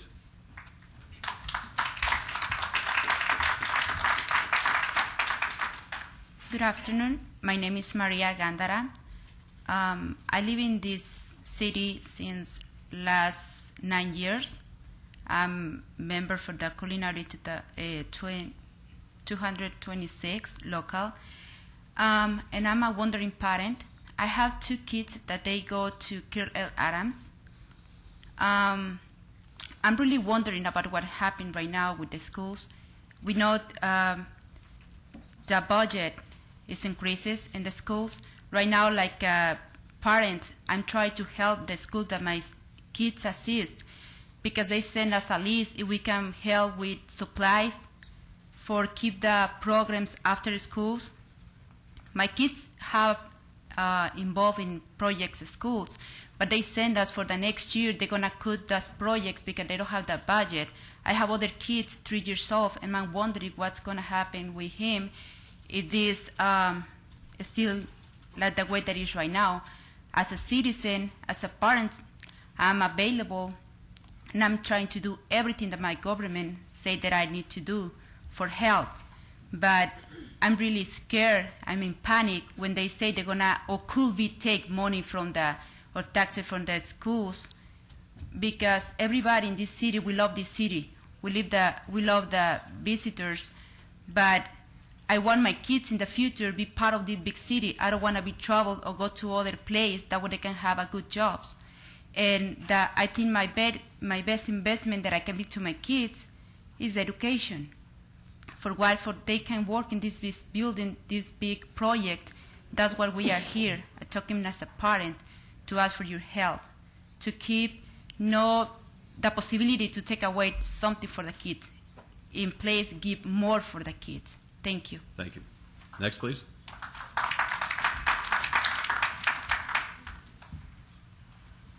Hello, Mr. Mayor, ladies and gentlemen. Thank you very much for having me. My name is Andrew Brownson. I'm a Las Vegas resident. I've lived here since 2003. I have a child who's going to be going to school, public school, next year. We just registered him. We're looking forward to that. It's going to be an exciting adventure for all of us, I think. My wife and I as parents. Just to qualify, I am a culinary member, and generally speaking, I always walk lock and step with the union in terms of labor relations with management. But ideologically, I sometimes differ. I happen to be a Republican and haven't changed my party at any point in time. So this offers sort of a balanced perspective as to where I'm coming from and how this issue affects everyone. And you might look at it through a different lens that way. I stood up here and you know, it's frightening to think that, of course, our schools in as bad a shape as I think they are, and everyone has acknowledged this, even as rosy as times were a decade ago, we still had schools that were ranked fairly low. We have police departments that are probably underfunded and could use better training and help, fire departments which need equipment and so forth. The first gentleman that came up here and spoke, he talked about economic projections for the next few years, which are based upon the previous decade, which we all know has no relevance to what's going on right now, and probably won't. Rather than a stellar climb like we experienced for the past decade, we're looking at either something that's going sideways or perhaps negative growth like what we're experiencing right now. Then the last fellow that finished up and wrapped up his presentation said, well, in this current macroeconomic climate, we have to look at what's going on, look at the big picture. We're going to have to apply for these this semantics, this program of funding, which is clearly wrong. If this project actually had merit, they could find it within the private sector. And you, being the lender of last resort in this case, probably understand that, and this is probably a bad move right now at this point in time. But anyway, thank you very much. Thank you. Next, please.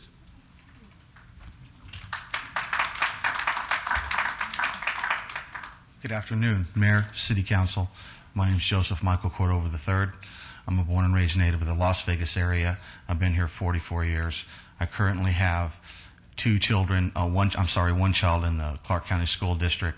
I'm also the president of the Turtle Creek Homeowners Association in the Honorable Steve Ross district. At this point in time, everything that my predecessor, the gentleman before me, has said, a lot of things are here based on projections, based on things that are going to happen in the future. As you well know, our education is suffering an unsurmountable mountain of issues. Each year, each and every one of us as parents are asked to contribute financially, whether it be on a volunteer basis or simply as being given a sheet of necessities that our children are going to need to be successful in school. I beg you at this time to consider this seriously in the nature. And Mayor, I do understand you that there is zero going out right now, but we need to look at the future and look at what the people previous to us or previous to you have voted on. Thank you again for your time. Thank you. Anybody else like to be heard? Your Honor, Counsel, my name is Teddy Russell, resident of Las Vegas. I've only been here for 7 years. This acquired a life of its own long before I got here. for better or for worse. I understand that there are controls. In fact, on the board for the Mob Museum is a special agent retired for the FBI to ensure that by no way, means, or form we glorify the mob years. If I might have the overhead. This past weekend we had an excellent article called Quiet Kingmaker. It celebrates the life of the banking power, a gentleman named Mr. E. Perry Thomas, who does give you straight scoop, like it or not, about the mob years. If I had my druthers, and I'm entitled to my opinion, as I say, this started long before I got here, I would have liked to have seen the courthouse be a courthouse for senior citizens, victims of crime, and I would have liked to have seen the post office retained as a post office. Thank you for your time, and have a great day. Thank you. Anybody else like to be heard during the public hearing? All right, seeing none, we'll close the public hearing. Mr. Arendt, did you want to make any comments at this point before there's a motion?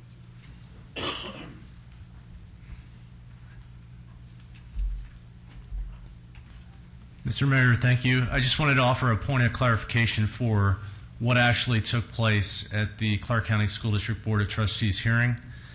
The hearing was called for fiscal effect on the Clark County School District of a project to be constructed in the Tourism Improvement District proposed by the City of Las Vegas to be located in the Las Vegas Redevelopment District.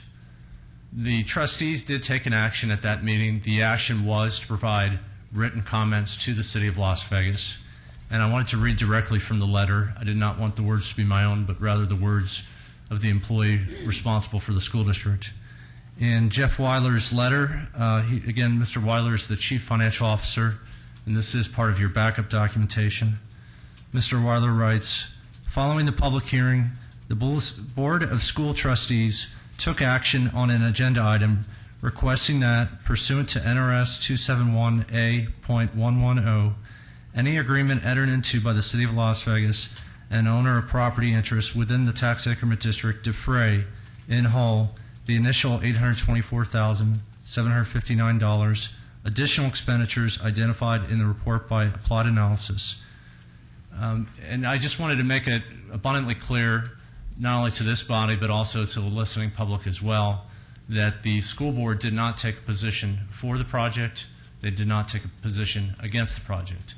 They simply directed staff to make written comments to the City of Las Vegas, which is the requirement that the law sets out. So they request that that expenditure be defrayed. We believe that we address that in the body of the presentation here today at the public hearing. Very good. Thank you. I'm sorry. Yes, a few minutes ago, after Mr. Taylor made his comments about the school district or the Board of Trustees voting 6-0 against this and the county commissioners voting 6-0 against this, I asked our city attorney, Mr. Jerbick, if that was true, because I was reading in my backup the transcript from the county commission meeting, and unless I'm reading something different than anybody else, it didn't even go to a vote. What they did, So, Councilman... Mr. Taylor, I'm not inviting you to comment back, but I just... I didn't say the county commission, I said the school district. No, you said both. Yes, you did. Well, Mayor Goodman, I thought I heard him say both. But for the record, I just thought I'd ask Mr. Jerbick, and if you know the answer, because that was something that I'd be curious about. Did the county commission take a vote on this matter that is before us? And I think Mr. Arndt just explained what the school board did. They took a vote. The vote was not for or against. They had a discussion at the county level, and I just read the motion in Mr. Adams' backup.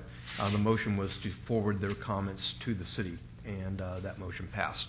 Now, was that the school board of trustees, or was that the county commission? That's the county commission. Okay.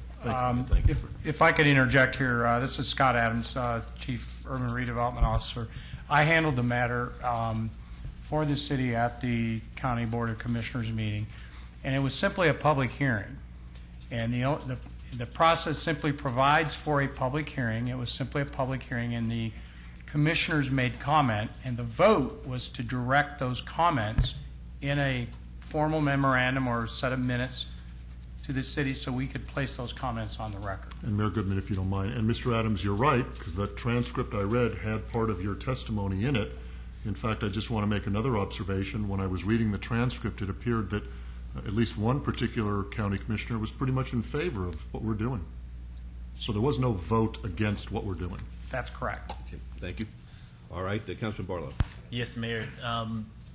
This question is posed to Mr. Arndt or possibly even Mr. Adams. You can chime in. Explain once again the amount of monies. I know that there's no monies today that is allocated because of the city's tax exempt status. But in the future, in regards to the TID and the questions and comments that have come forward in regards to monies going back to the developer and not to the school district, break that out for me so that I'm clear in regards to that's the statement that exists today. Councilman, I'll answer that in two parts. Okay. The revenue that would be generated, we outlined in that last slide, and again, it's part of the backup documentation. Right. Go back to the last slide for the sake of the audience. The revenue that would be generated, again, I think Councilman Wolfson did a good job of articulating that today there is no tax revenue from businesses operating on the property. The property is tax exempt. Mm-hmm. So what the report by plot analysis attempted to do is to delineate the exact revenue sources that would be created as a result of this project. And in doing so, they identified what funds would inure to the state, for the state, and potentially education, but then also what is specifically delineated for education. And that outlined sales and use tax, property tax, modified business tax, and transient lodging tax. Now that money goes to the state, and it's part of a budgetary process for the state for education. We believe the net effect of that is that there'd be new public revenue inuring to the state of $1.5 million, and that's the conclusion determined by plot analysis. Now, the $1.5 million will go back to the state, and then the state will divvy up in their respective sources, but a percentage of that $1.5 million you're saying will go towards education. Is that accurate? It's our belief, and I can invite Mr. Gordon if I get this wrong. Yes, Mr. Gordon, if you come forward, please, because I want to really be able to flush this out, because I don't want to do anything to affect education, because that's something that we need to figure out ways in order to get more dollars to fully fund education. So I am concerned about that. So if you can walk me through that and be diligent in the process, I would be greatly appreciative. Sure. Essentially, on the slide that is on the screen here at the moment is a breakout of all the major revenue sources that would go both to education as well as the state general fund. Education is generally funded from direct revenue sources as well as allocations that potentially inure from the state general fund. We pared back some of those during the last biennium at the state level. The general fund, about 35% of those proceeds went towards education. So we took that same share of the revenues and allocated those to the revenue side of the equation that you see on the slide.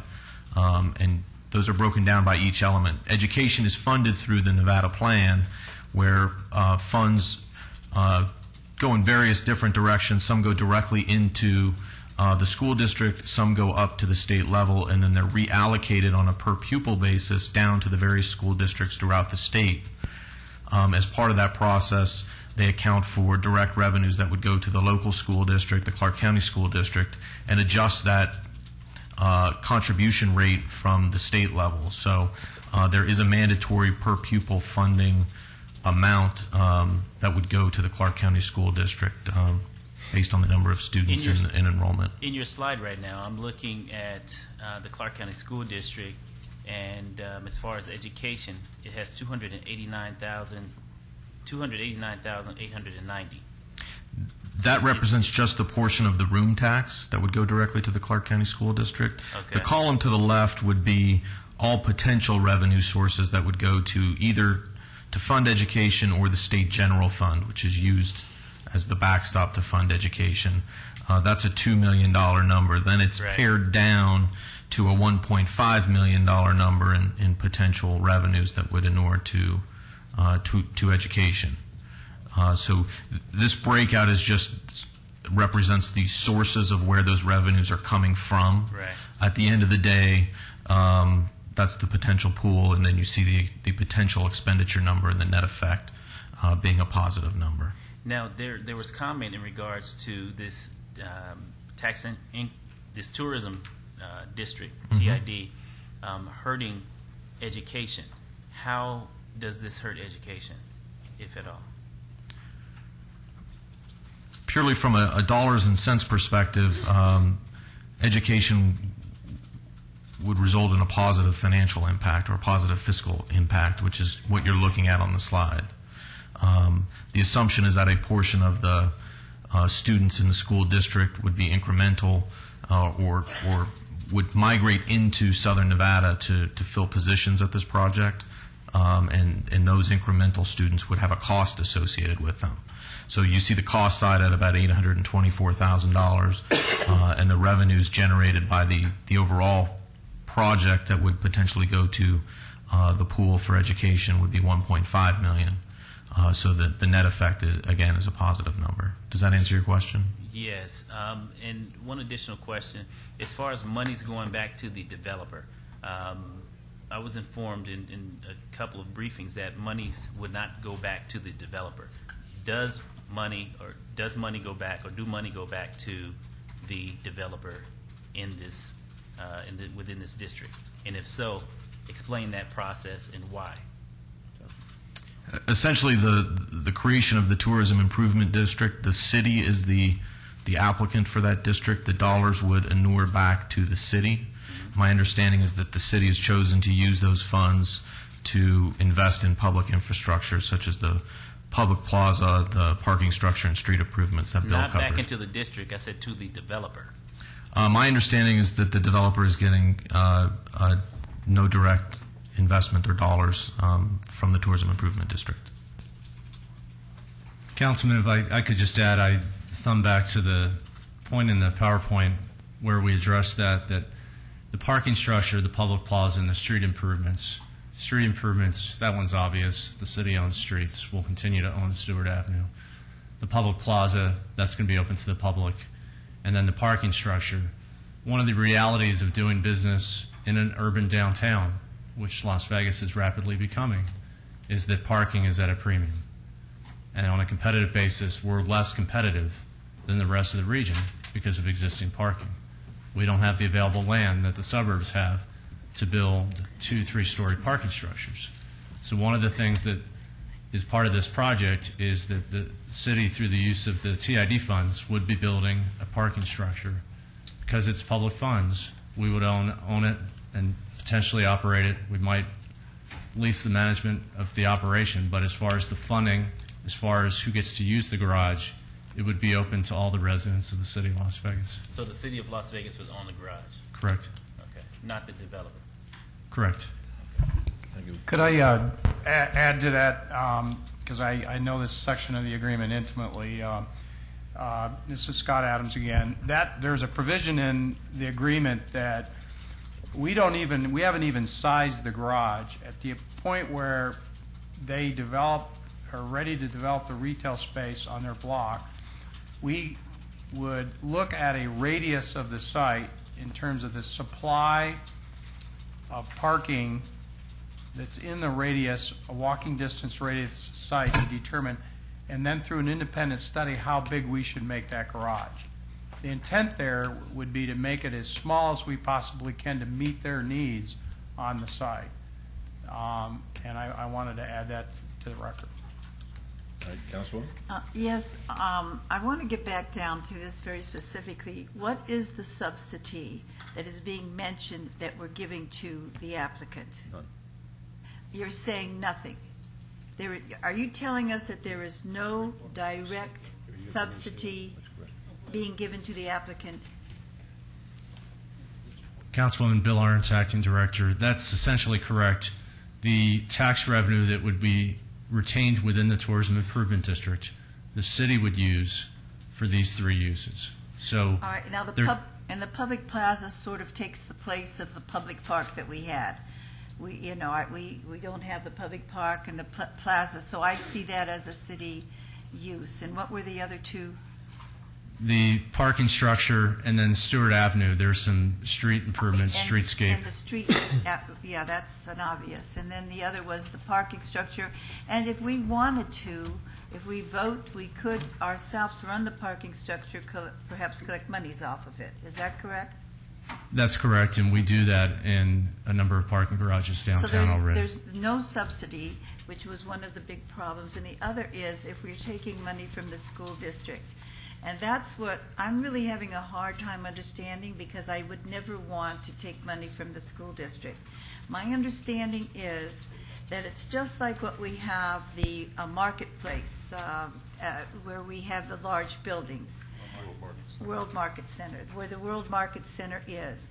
Before, we had nothing but lots full of weeds and dirt. I passed it every time I came out in this direction. I passed it, so I know it didn't look very good at all. And then we gave some help to them to build, and they've built, and it has added a lot more money as far as taxes. And a lot more of that, from the information you've given us, has gone to the school district. In other words, they got their percentage of zero was less than their percentage of what they're getting from high taxes now. Am I correct in that? Councilwoman, that is correct. Essentially, I would make one distinction for this project.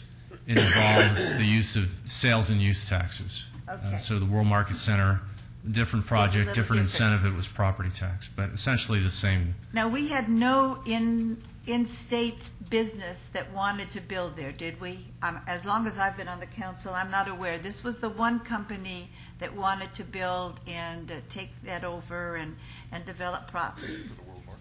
No, I'm talking about the SIM project now. At the time, did we have other people who came to us who wanted? Because, a lot of people don't want to build downtown, and some do. Essentially, that's correct. It's been an evolving public-private partnership with the CIM group.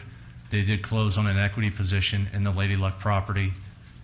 It's a very heavy lift to get that property up and running again and become a new flagship property for downtown. And that's what I've been told since I've been on the council. Then the last thing is, the percentage of money that would come from this project, we don't know for sure how much would go to the school district, but we're counting on the 35% that they usually give. And the reason why I say that is because it goes to the state. We can't guarantee what the state will do, but it's the state that determines how much money goes to the Clark County School District. And in the past, for years, they should have had a larger amounts going because of the urbanality of what was happening within that school district. So basically, quite honestly, I feel the state, whatever they're doing in the legislature right now, the state for years could have made a difference as far as the amount of money going to CCSD. But when some people say, well, they might not get that 35%, we don't know where it's going to go, that's because we all know it goes to the state, and the state determines the amount. I'm just verifying this, so I'm saying, is that correct? That's correct. I'm not an expert on school funding, but it's my understanding typically what happens, and maybe Mr. Gordon could allude to this. If the tax revenue generated from some of these local taxes coming from Clark County exceeds what is budgeted for at the state level for education, that money's still going to the state. It's still intended to be for education. But practically what happens in the budgetary process is that money shifts away from education and to the state general fund. As it has shifted for the past 2-3 decades. And Councilwoman, I think you've highlighted a budgetary problem and a legislative problem that, quite frankly, the city has no control over. No, I know that, and that's why I feel some anguish here, because I know the city does not have as much control as the state does, and the state could send the whole amount of the money to the school district if it wanted to. And that's for wherever they're getting money. Anyway, thank you for answering those questions. I appreciate it very much. I don't want us to do anything that's inappropriate. I don't want us to cannibalize any other entity. I cannot see where we're not helping the school district in this. That's the problem, and I'm trying to learn, and maybe I've been out of town a while because of an illness in the family. Maybe I need to take more time and go through this so I understand it better. But in any case, the questions you answered for me now help. Mayor Pro Tem. Yes, Your Honor. You know, I listened to the presentations we have here, and I listened to what people are saying about this council. And I really get a little bit of heartburn because I have children that are school teachers. I have kids in school, at college. I have grandchildren in school. And to think that I sit up here and to have people think that I'm going to try to take money away from their education. I've paid for 3 children to go to college. And we look at this redevelopment area, and Lois alluded to, with the Allure Towers, with the Chelsea Mall, with the World Market Center, we had fallow ground that was creating very, very little to our school district. But through the redevelopment area, we've created businesses, structures that quadrupled the amount of money that was going to the school district through the city. And I can't understand why people continue to say that this council is trying to rape the school district. It's ludicrous to me. I had a lady come to my house and talk to my sweet wife and try to convince her what a bull I was because I was taking money away from the school district. My wife tried to explain to her, this is when she was trying to get her to sign a petition. My wife tried to explain to her what was going on. She called my wife a liar. In essence, she's calling all of us sitting up here liars. And I take offense to that. I would never do anything to take away from the schools. What we're trying to do is create. We created money with the World Market Center. We created money with the Allure Towers. We created money with the Chelsea Mall. Through what we do, we create jobs. We create more money for the state. We're creating more money for education, more public infrastructure. But note, we're not raising taxes. Thank you. I really feel like that when people work together, they can accomplish a lot. But when people attack and won't listen, we're destroying what we're trying to do. We sit through here today and we see a beautiful structure that's going to be constructed over here called the Performing Arts Center, creating jobs. And before that structure is finished, they're going to build a hotel, non-gaming, Charlie Palmer Hotel, which is going to be just as beautiful as what you've seen in the Performing Arts Center. I just can't understand it. I really feel like that what we're doing is a positive. What we're trying to do is to, and I'm not saying that this will ever be developed, but if it is, the school district is going to benefit from it. And Your Honor, I really appreciate all the comments, the questions asked by the other council members, your comments, and even the comments from those opposing this project. But I really wish that we could sit down and I guess have a more amenable type discussions and stuff. But I know that some people don't want to listen to what we're trying to say, and I feel sorry for them. Thank you. All right, thank you. Councilman Barlow, do you have a motion, please? Yes, Mayor. I do. I would like to move forward for approval of this item.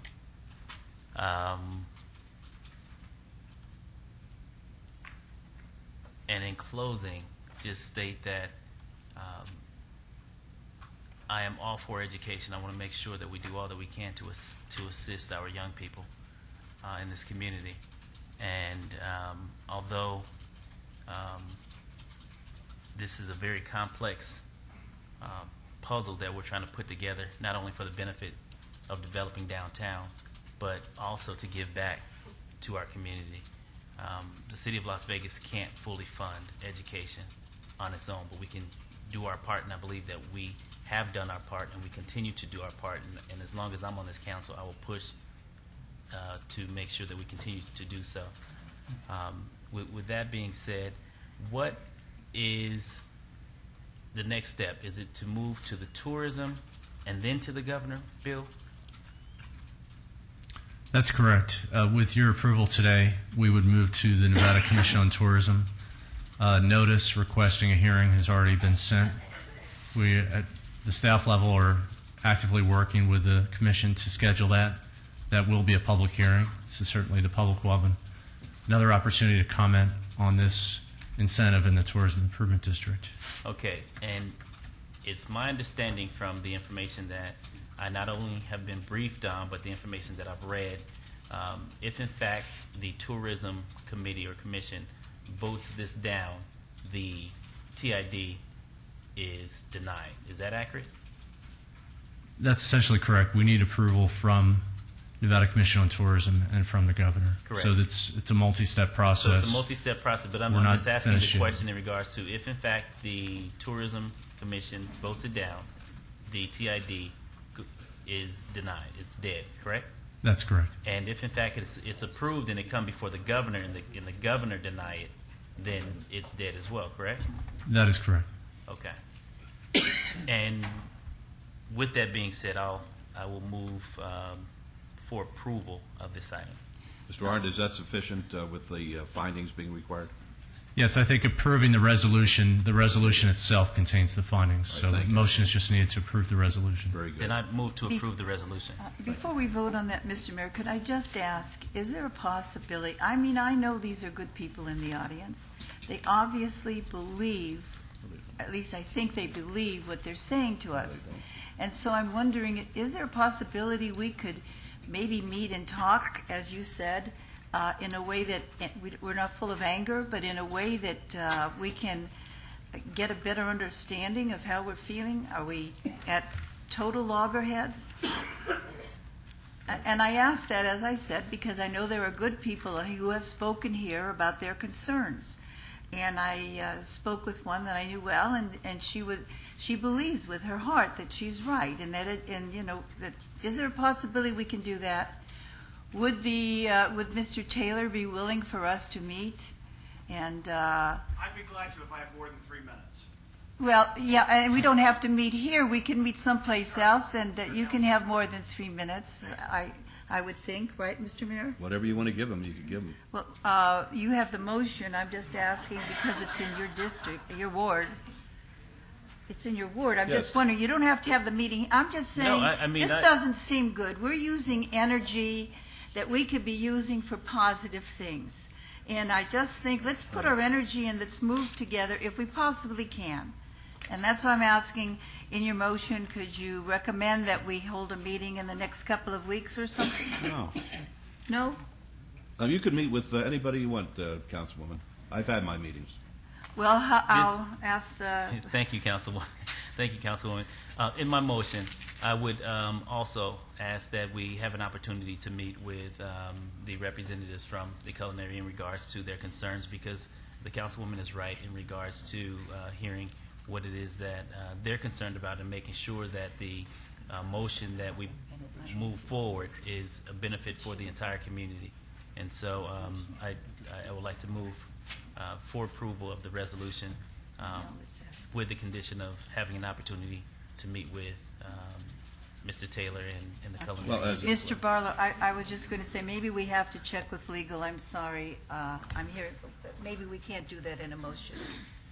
Well, how about we do this? If this is okay with you, Brad, I'll move for approval of the item. We vote on the item, and then, Councilwoman, you and I will have an opportunity to set up a subsequent meeting to meet with Culinary. Would that suffice? Would that be all right? That's fine. Okay, then that'll be my motion. All right, that's the motion. Let's vote. Post.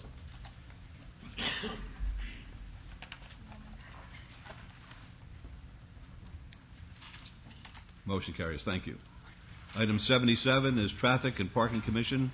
The term of Vernell McNeil expires May 18, 2009. This is Councilman Barlow's appointment. You could either reappoint Mr.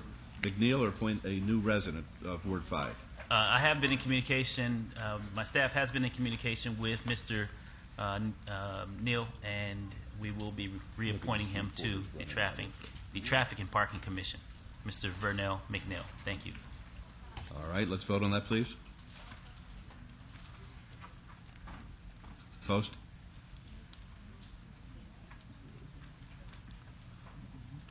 Motion carries. Thank you. Item 78 is Building and Safety Fund Advisory Committee. James Chachas, representing the residential construction industry. His term expires May 2nd, 2009. The staff recommends his reappointment as a representative of the residential construction industry. Mayor Pro Tem. Yes, Your Honor. I move to follow staff's recommendation, please. Thank you. Let's vote, please. Post.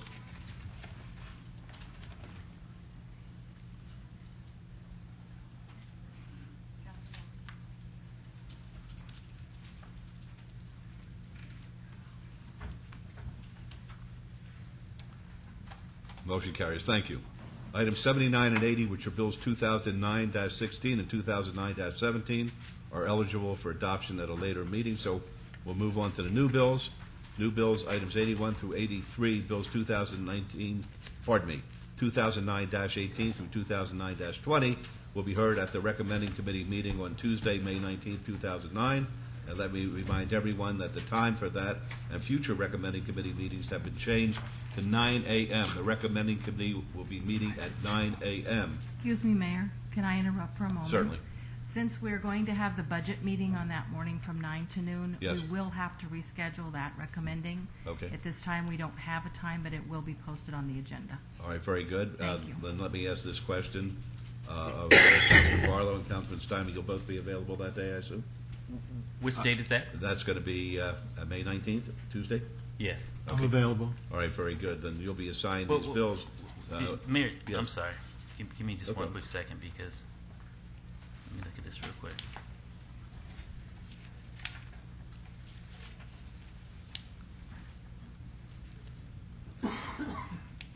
You said May 19th? Yeah, that's our budget hearing day, so I'm sure Okay, you'll be yes, here. I'll be here. Yes, Okay. I just wanted to make sure. All right, and Mr. Jeremy, could you read those bills, please? On behalf of Your Honor, Bill number 2009-18, an ordinance to update and correct various provisions of the city's zoning regulations relative to certain land use categories and development standards and private-related matters. Bill number 2009-19, an ordinance to update the municipal code prohibition regarding the possession of false identifying information or documentation in private-related matters. And finally, Bill number 2009-20, an ordinance to prohibit alcoholic beverages and glass beverage containers in city parks except pursuant to a permit or with written authorization, and to provide further related matters.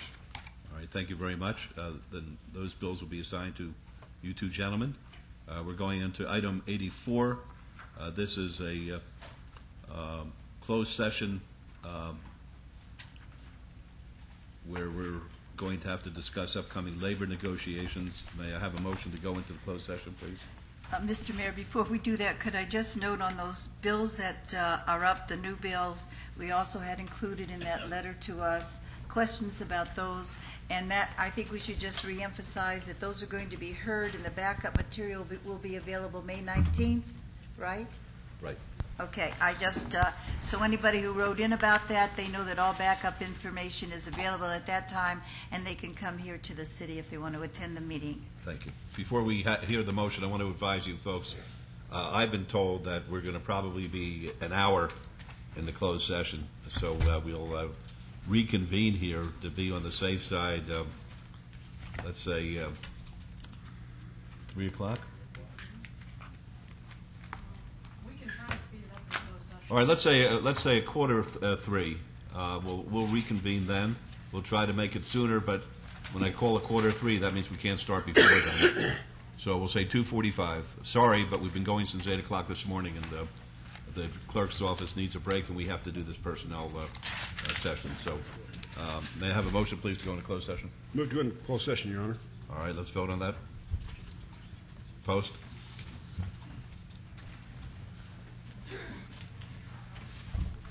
City Council meeting motion carries. The City Council meeting will go into recess until 2:45.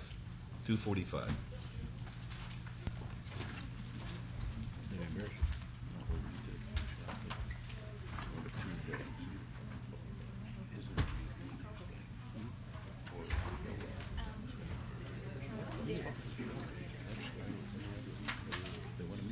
Don't they know that in the 5 innings and they spit in their face? Don't they know that? No. They want to stay free. I guess it is. That's all it is. That's all it is.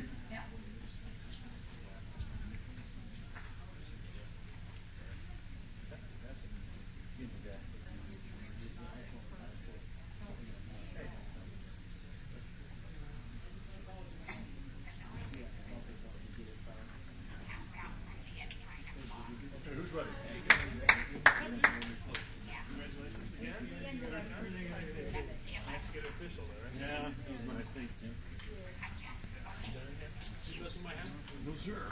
Watching it very vigilantly. We got Eldorado days.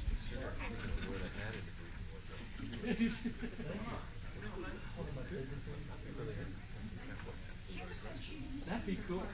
Oh yeah. I always like the trooper hats. My wife makes fun of them. Western. Absolutely.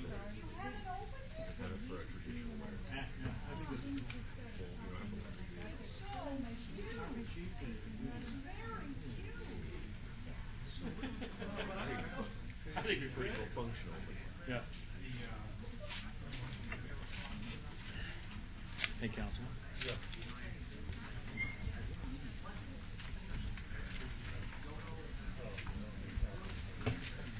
Trying to figure it out for 6 months, and I have been unsuccessful.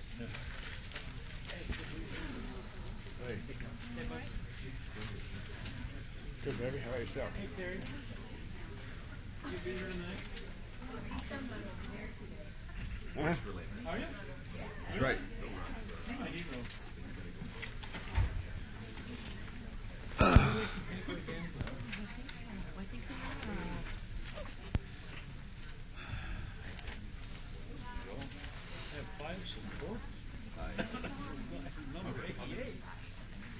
What is it?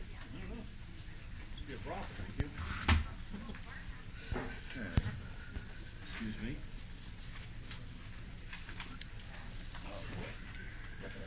That's the only one I got.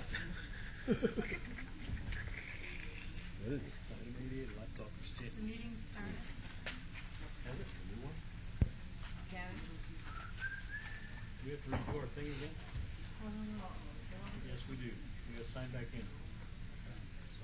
Can you help me, Gavin? Yeah, bub. No. Has the meeting started? No, I haven't started yet. No, mine's not up. Mine is. Mine's not. We got to sign in. Oh. Okay, tell me when, please. Wait a moment. We're not. Hey, Bev, I think that It's not up, see? if I signed in for me, or for him, I could vote for him. No, You saying this for people? only allowed one. See, it's not on. Hold on, let me find out what's going on. Where's your TV? Oh, somebody's monitor. Your TV's broken. I'm out of here. You have power. Sometimes it's unplugged. He might have unplugged. Got those ostrich rich man boots on. Oh, there you go. Get out of here. And the electrician next door to you get down here? The electrician next door. I was going to see how long it takes to figure it out. Look, you can pay for it. Like, you get look. He's always counting on You want to see how long it took staff to figure it out. He's an electrical genius. Yo. Okay, can we start? No, hold on, Mayor. Take it on there. Judy and Butch Redding. I'm trying to find somebody. Nobody's answering the phone. Hey, No? let's don't fight down there now.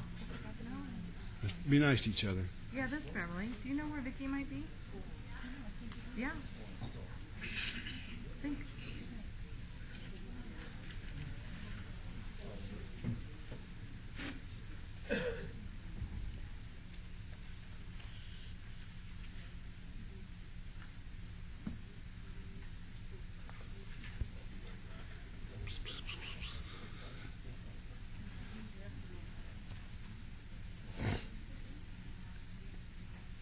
No, it wasn't signing in. Now it is. Now what's going on? You want me to? No? Hurry.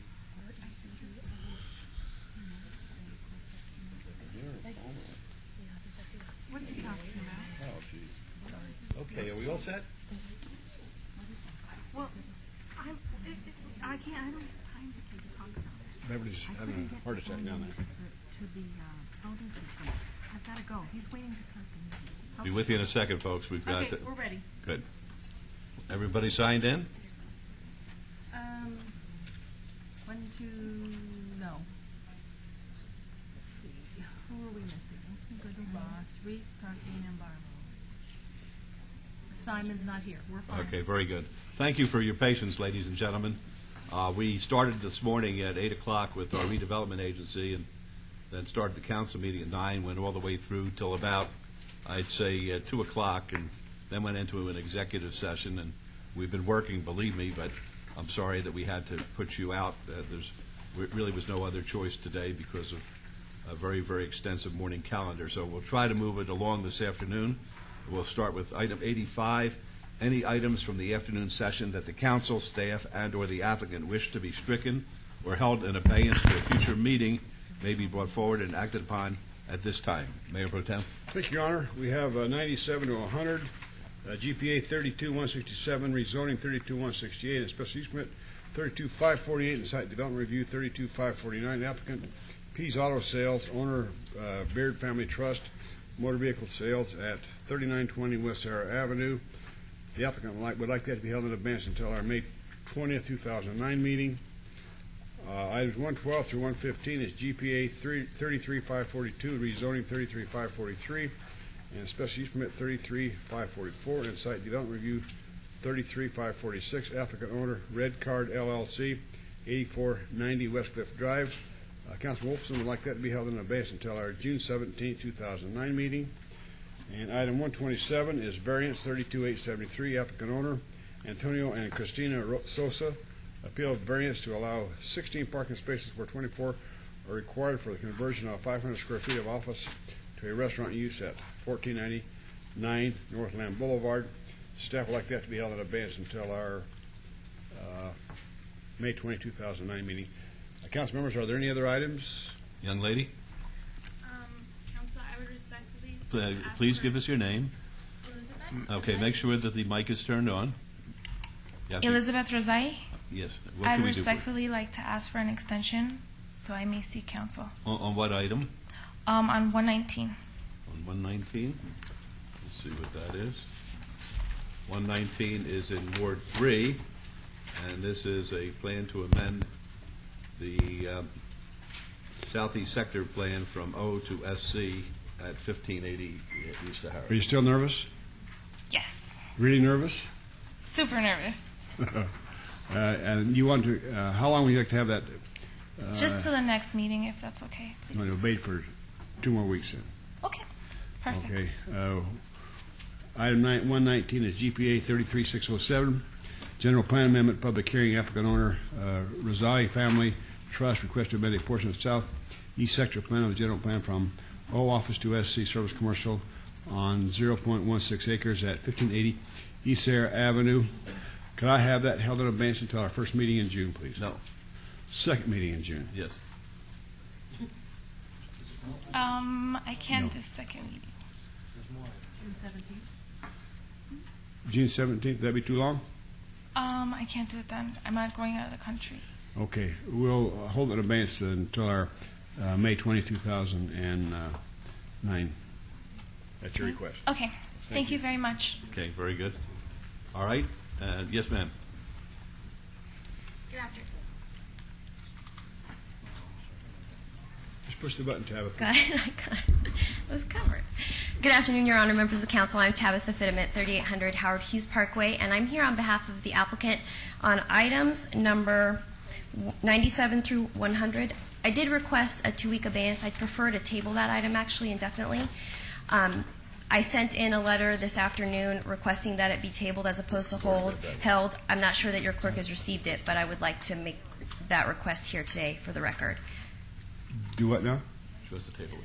Table it. Yes, please. And then with, excuse me, sorry. Councilwoman, would that be all right? To table it? Whatever she wishes, that's fine. Okay. Okay, so there'll be a correction on items 97 through 100 for tabling instead of abeyance. Right. And then, Your Honor, if I may, I don't know that this is the appropriate time to do it, but on item number 96, we'd like to have that heard separately as opposed to on one motion, one vote. You want us to pull that? Yes, please. That's item 96. Okay, I can do that for you. Thank you very much. All right. Anybody else want any items obeyed or us to take action on it? Yes, sir. Your name, please. Good evening. Tim Ayala, 4600 Sunset Road. I represent item 127, and we have some people in the audience. We have like like 80 people, and we want to take notice that these people, they came for this item especially, and that they take notice. 137? 127 people. All right, that's 127. There's been a request to obey this to May the 20th, and the gentleman is asking us to take notice that there are a group of folks here. Are they in support of the project or against it? They're in support of the project. All right, well, let's do this. We'll do it by a hand count so we can make a representation on the record. On that item where we're talking about 1499 North Lamb and the 500 square feet of office for restaurant use, how many who are in the office audience here would be in favor of that? Okay, and how many? All right, how many opposed? Well, you can't have it both ways. You got to be either for or against. How many? Please raise your hands if you're for the project. Okay, please raise your hands if you're against the project. Okay, then we have a lot of people who are for the project. This was represented in the record will reflect that. Thank you. Yes. Thank you, Your Honor. No problem. Well, I need to put a comment on record because of that show of hands there. I have had some other constituents. I will write it down the names. No. I'm talking now. Okay, I've had other constituents requesting denial of this item. The reason we're holding an abeyance is our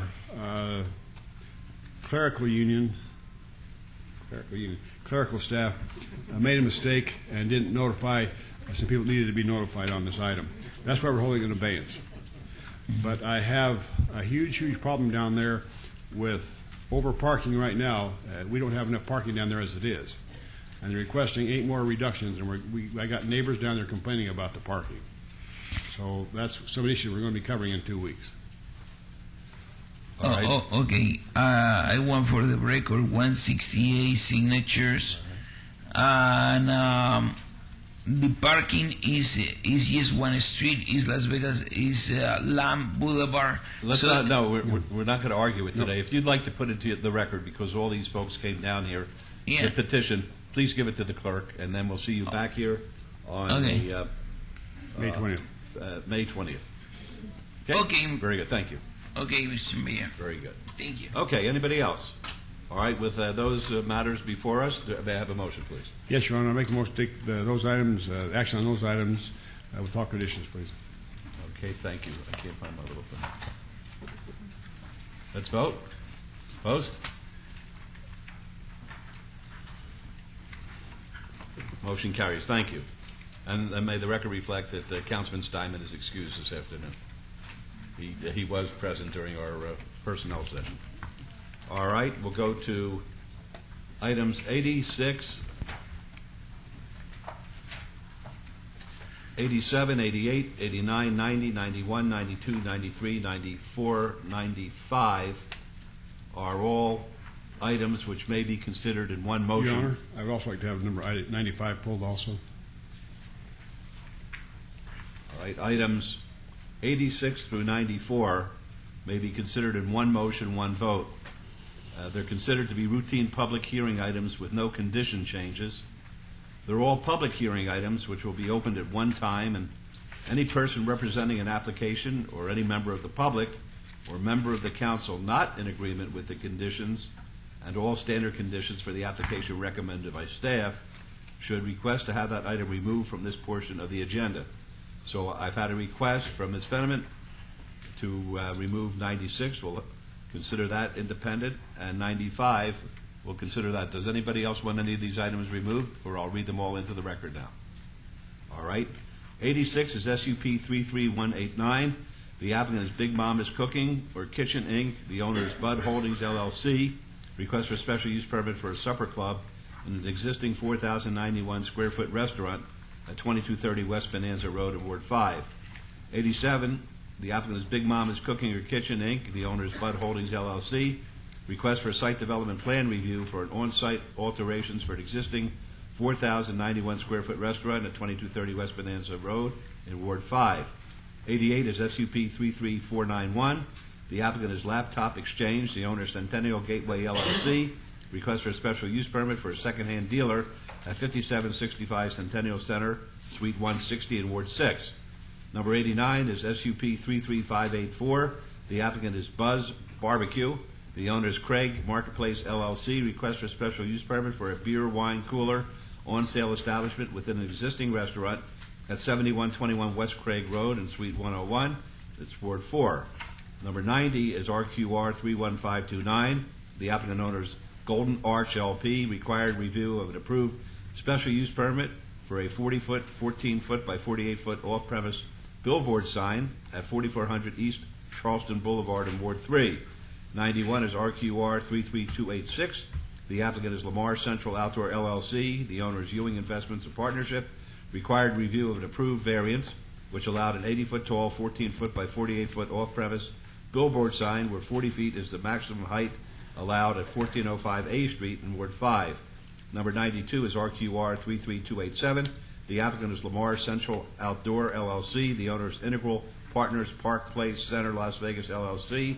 Required review of an approved special use permit for one 14-foot by 48-foot off-premise billboard sign oriented toward Interstate 15 at a height of 30 feet above the elevated freeway, and a second 14-foot by 48-foot off-premise billboard sign oriented toward the Desert Inn Road Super Arterial at a height of 55 feet above grade at 3200 South Rancho Drive in Ward 1. Number 93 is RQR 33344. The applicant is Clear Channel Outdoor. The owner is Ronald M. Hirahara et al. Required review of an approved special use permit for a 65-foot tall, 14-foot by 48-foot off-premise billboard sign on property located at 831 West Bonanza Road in Ward 5. And finally, number 84, RQR 33487. The applicant is Lutheran Social Services of Nevada. The owner is Harsh Investment Properties Nevada LLC. Request for required review of an approved special use permit for a social service provider at 51 North Pecos Road, Suite number 109 in Ward 3. The Planning Commission and the staff recommend approval for each of these items. They're all subject to public hearings, which I now declare open. Is there anyone who wishes to be heard on any of those items that I just read? Anybody wishes to be heard at the public hearing on those items? I see none, so I'll close the public hearing. May I have a motion? Yes, Your Honor. I make a motion to approve items 86 to 94 as read with all conditions, please. Thank you. Let's vote on that, please. Opposed?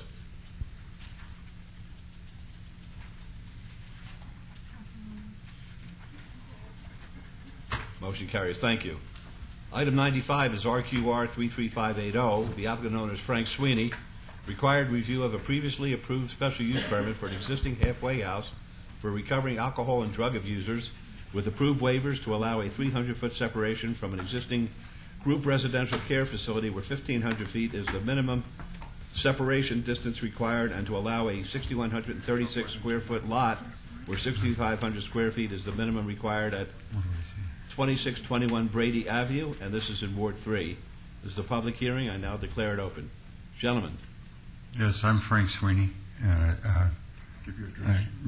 My address is 2655 Red Rock, and I own the property on Brady as a halfway house. They requested that the house next door at 2621 Brady is 3 people are in it, and the they asked for us to sell the house next door, which has been sold, and there is Spanish people living in it. There are only 3 people in the other house. There are no meetings. We planted bushes. They said they wanted bushes after we had desert landscaping, that they wanted some green, which we had a landscaper put in. And I'm 100% blind now. And my wife, who was a minister of Quest House congregation, passed away. And it looks like we'll only be running it for until I'm 100% blind, so I cannot handle it anymore. It was for drug and alcoholics, which we had 187 men in the last 10 years sober up out of the house. And we were there in 97, and you passed the ordinance and the bill in the year 2000, so we're there previously before you passed the bill. And we would like to have a variance, and eventually we're going to sell the house. There's a board of directors. It's not for profit. There's never been a profit made out of the house, and it was to help people. And if the city doesn't want us, then what we're going to do is, if you extend it, we'll keep it with 3 or 4 people and try to help them. There's a crippled man in there. There's a man that's on disability in there, and there's another man that's helping both of them. And that's what we're doing with it. And a board of directors. And Mr. Esposito here is chairman of the board of directors, and it's run by a board of directors. Thank you. Thank you, Mr. Sweeney. Mr. Esposito, do you want to be heard? Pardon? Would you like to be heard at this time? Yeah. Go ahead. I'm chairman of the board. We're basically phasing the house out now and hopefully looking for a new location. Could you at some speak into point. the mic, please? Would you be kind enough to speak into the mic? You can't see and I can't hear. I see. That's a great combination. Just if you would, there you go. Yes, I say we're phasing the last 3 people out, and we're hopefully going to look for a new location in the future that would be more conducive to run a halfway house. That's where we're at right now. The one house has been sold, and we met with Councilman Reeves a few months ago, maybe even longer than that, and I think we pretty much adhered to the request that he brought up. And Well, one request I made was to put in a fence in between the 2 houses, separate the 2 houses. And I noticed the fence hasn't been put up yet between the 2 houses, so to me, it's still one property. Yes. Can I say? Certainly. Yes. The people that bought the house were down at the city. They wanted to put the fence in, and they talked to the people down there. They told them they could not put it in. They had to have a contractor, and the contractor, they're out looking for a contractor at the present time. They wanted this fence. They didn't want a fence up there, but we told them that if they wanted it, they had to put it up. So if the people don't want it, and we're trying to work with the new owners, they said that that they didn't want it, and they wanted to leave it open as long as we wanted to. But we'll put up a fence, and we were down at the building department. She was down there, the person that owns it, 3 times, talked to 3 different people, and they gave her 3 different things to do. Well, They said she could put it up. One man said, the other one said, you don't need it, and the other person told her she had to have a contractor to do it. All she has to do is have a permit to build a fence. They can build a fence. Okay, how long you say you're trying to phase this out? How long do you want to stay at this location? Until, excuse me, sir, I have to go away for 6 months to a blind thing. I'm a vet, and then I have to go to have a dog given to me. I am not selling the house until I have everything together. At the present time, the market, we owe more than the house is worth on the market, sir. And we are not running a halfway house. We do not have any meetings there, which you requested. And what we have is 3 gentlemen that are living there. They have no place else to go. I understand. And if you have a place to put them, please let us know, and I'll be more than happy to deliver them to you. Thank you. I would. It's public hearing.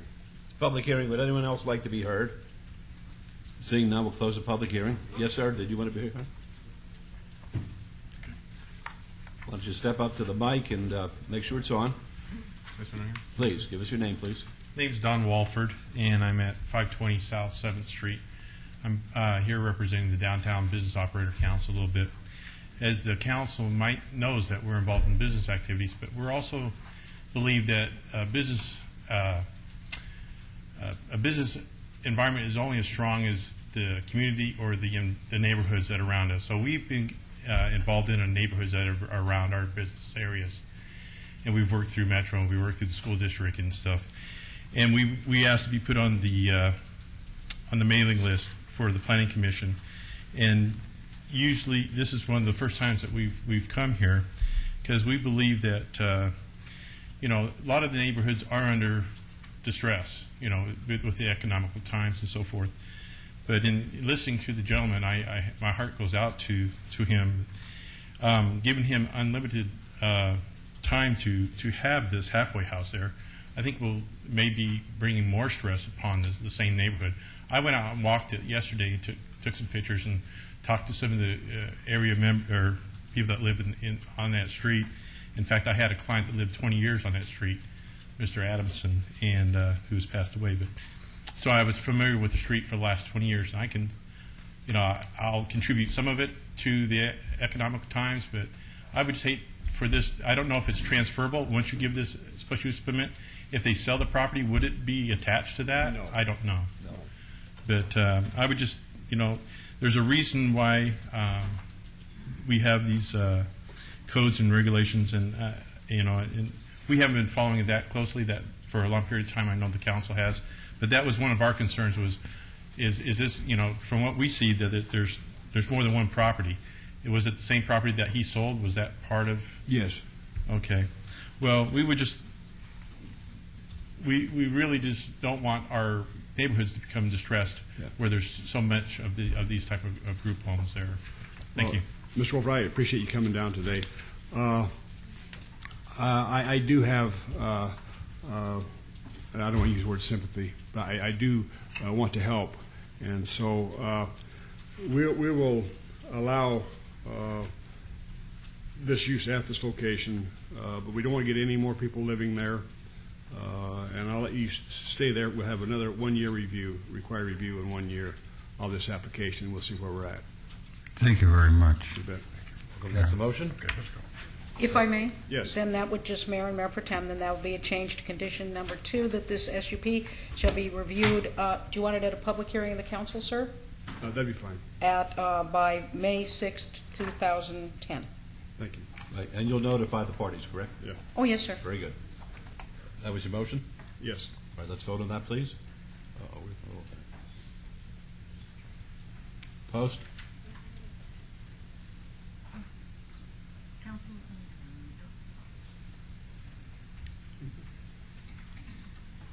Motion carries. Thank you. All right, 96 is VAC 30172. The applicant is Forest City Commercial Development, Inc.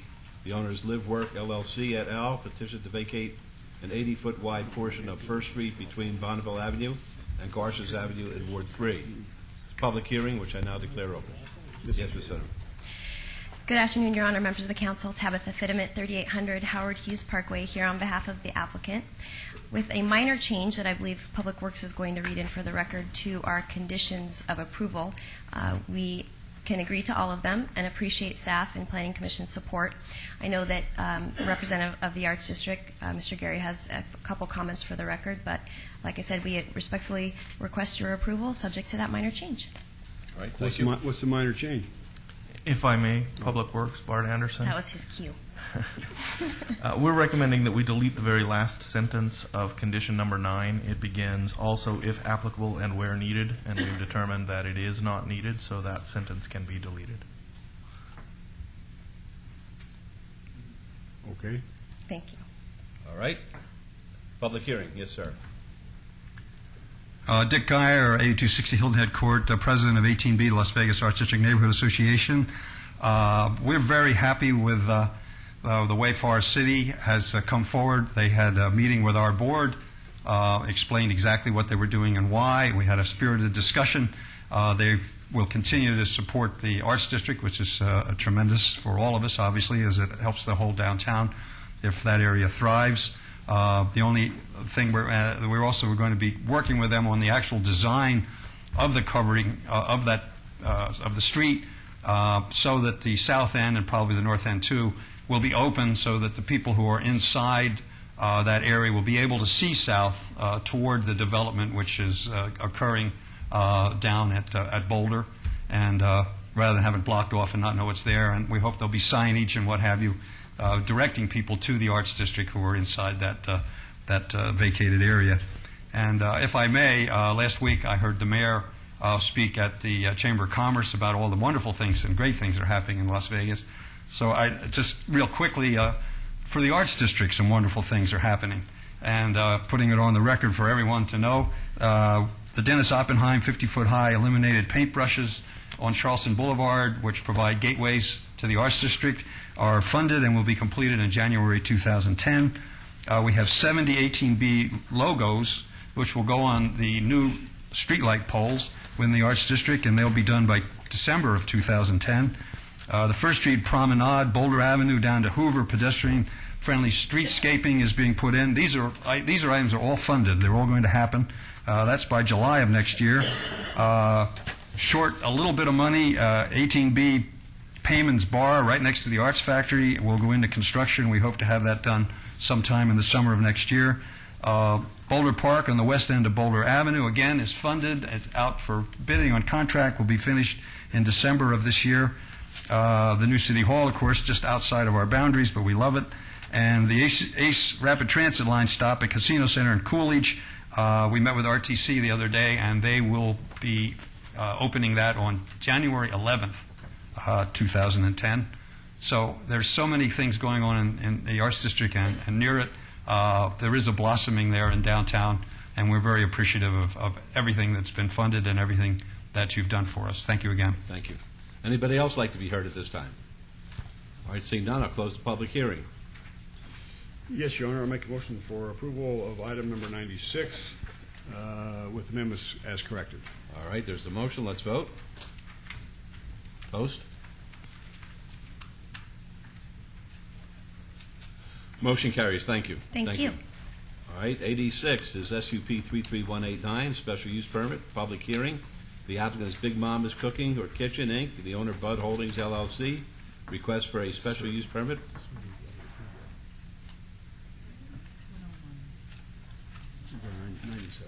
Oh, I'm all fouled up. Okay. Thank you. Yeah. You're absolutely right. No, that's even more. We're going to 101, I believe. Yeah. Up to 101. We're speeding along here. Everybody, we're speeding. We're up to 101 and 102. 101 is GPA 32424. Request to amend a portion of the southeast sector plan of the general plan from SC Service Commercial to GC General Commercial. And 102 is SDR 30693. Request for a special use permit for proposed auto repair garage major with a waiver to allow the openings of the service bays to face the public right-of-way. The applicant owner is Garnon LLC, and the project is located at 4201 West Charleston Boulevard. The Planning Commission and staff recommend denial of both items. These items are in Ward 1. These are public hearings which are now declared open. Yes, sir.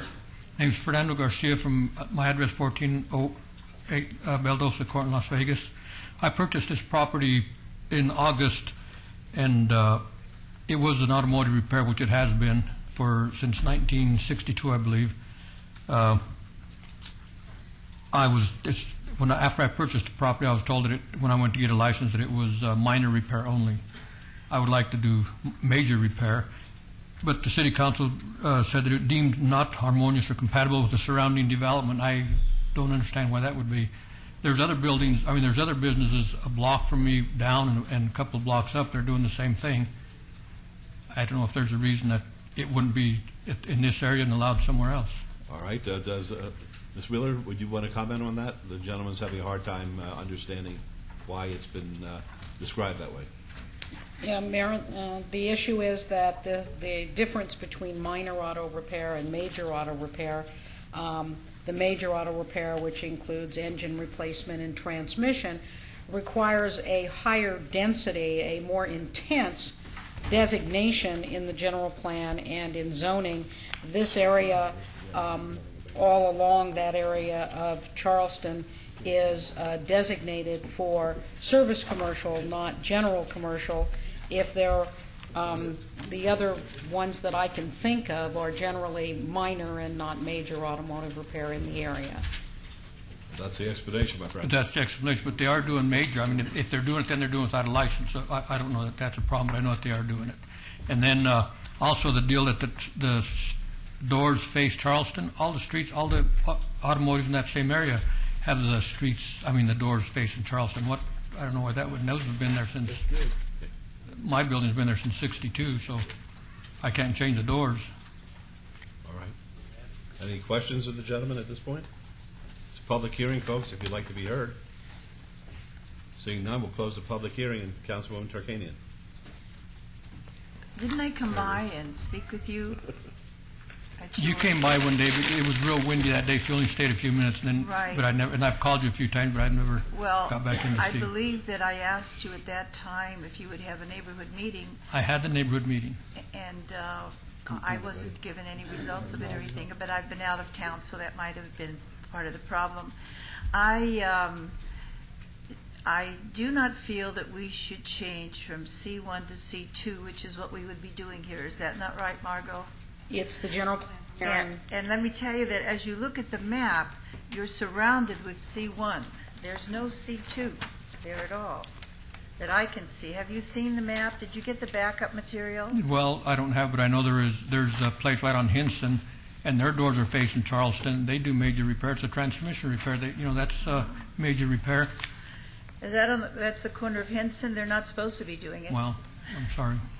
But And then there's another place up on, which is up block west of Decatur on the south side. well, They do I will complete tell you, repair. I'm doubtful about this, but as I said, I have been out of town. It was necessary for me to be gone, and we could obey this and then discuss, have it appear on the next week's agenda, agenda, Okay. which would be 2 weeks from now. All right. Is that all right? Or, that's May 20th, and I heard that date was full. Okay, good. Or is that date full? Could I? No, that's not. Let's make it May 20th. We're okay. It's the first meeting in June that's full. Okay, So then what about the doors? What's the story with the door? And the doors are the doors are where they're at. I can't move them. No, I know that those are where the doors were when you purchased the property, and obviously they were there at the time. But whenever you make a change in a property, then that property is expected to be brought up to code. And the code now is that they don't face Charleston. But these are things we could discuss. Okay. We have the 2 weeks so we could discuss it. We'll come by. You work 8 to 5? I'm usually there from like 5 in the morning till 4:30 or 5 in the afternoon. Okay, then we can come by and we can talk with you Okay. and go over some of this. All right. I'm not saying that I would approve it, but I I know, just I would understand like that. to give you more chance to understand and see what we can do. I understand it. Okay. Okay, thank you. So the motion is to obey for 2 weeks. That's right. Very That's good. my motion. Very good. Let's vote, please. Post.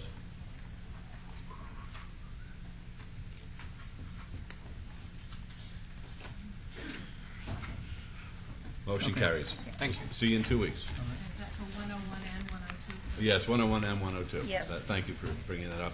All right, 103 through 107.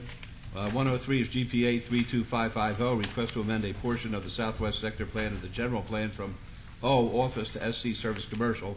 104 is ZON 32551, request for rezoning from U, undeveloped O Office General Plan designation under Resolution of Intent to PR Professional Office and Parking to NS Neighborhood Service.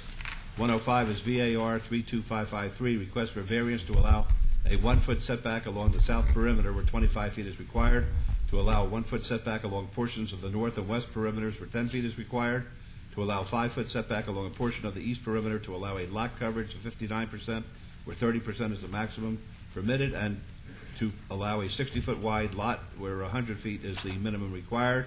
106 is VAR 32552, request for special use permit for a proposed mini storage facility.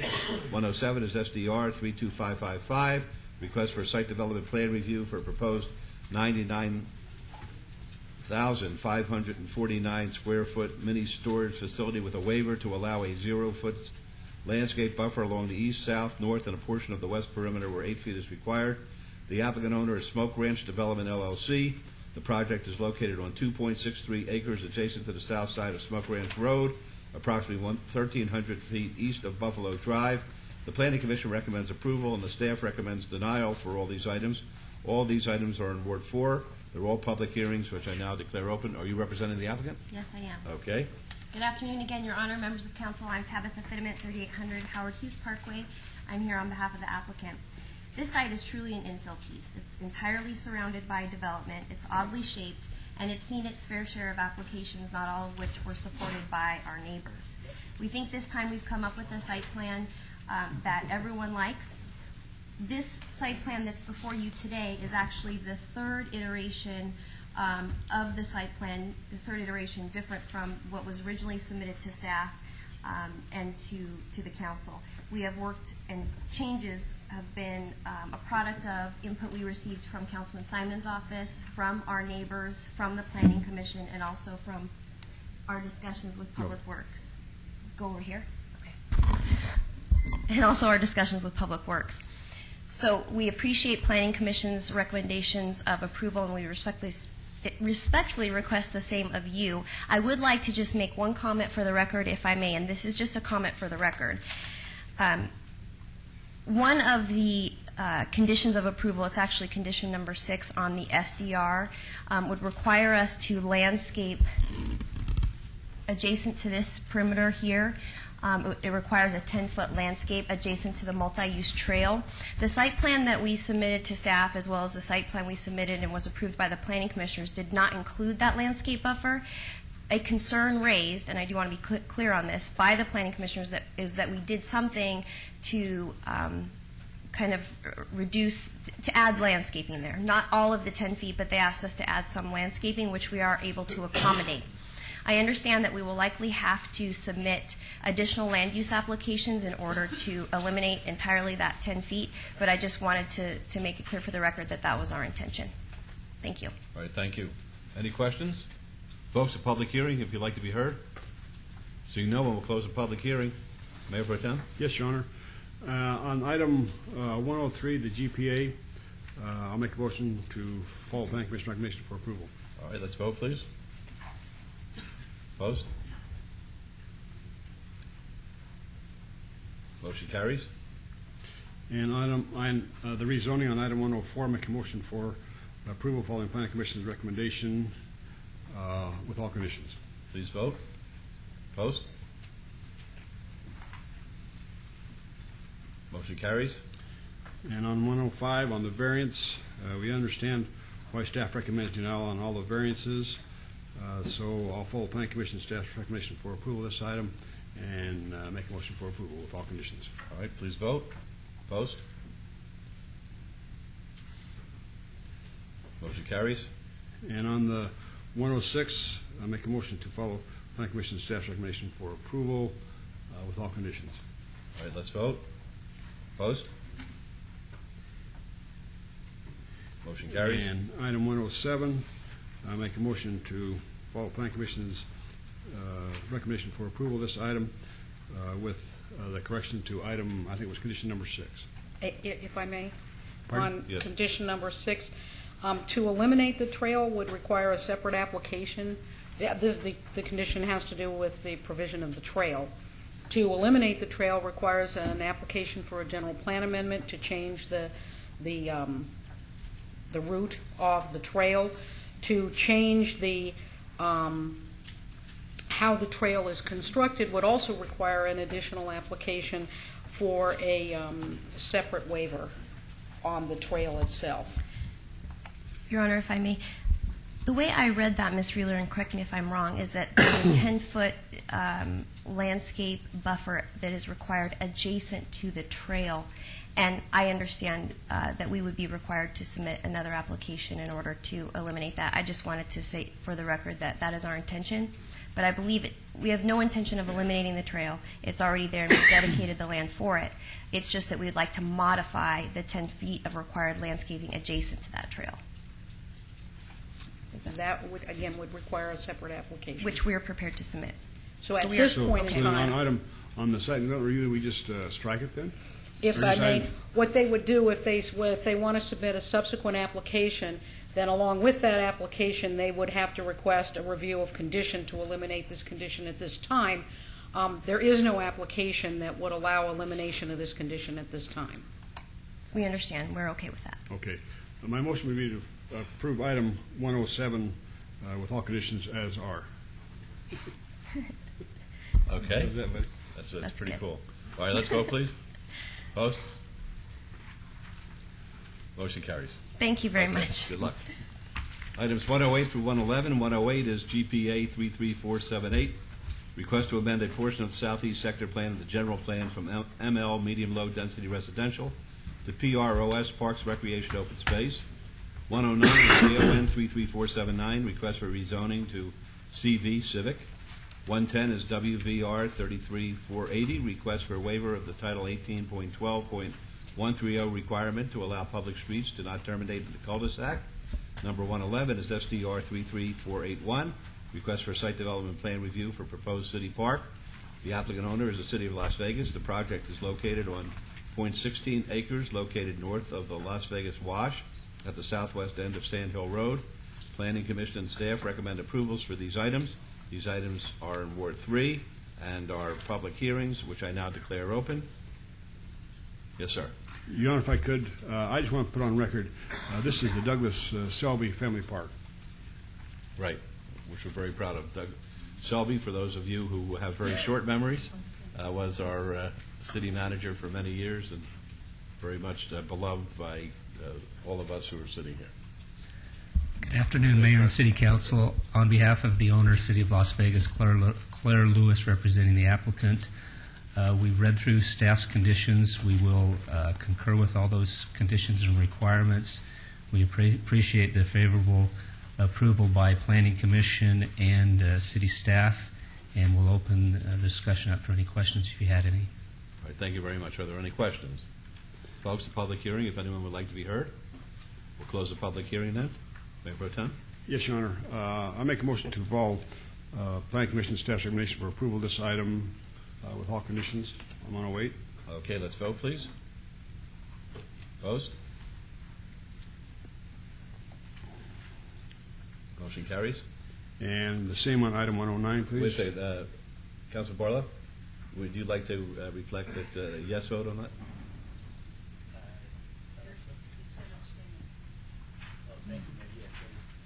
Very good. May the record reflect Councilman Barlow voted yes. Did you make the motion on the next item? Yes, on item 109. Okay. Motion for approval. Thank you very much. Let's vote, please. Post.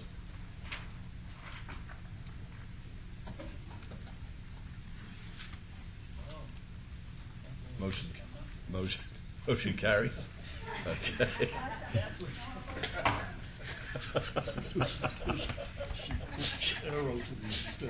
May the record reflect that the councilwoman is right. She's going nuts here. Okay, 110, please. On item 110, I make a motion to follow Planning Commission staff recommendation for approval of this item. All right, please vote. Post.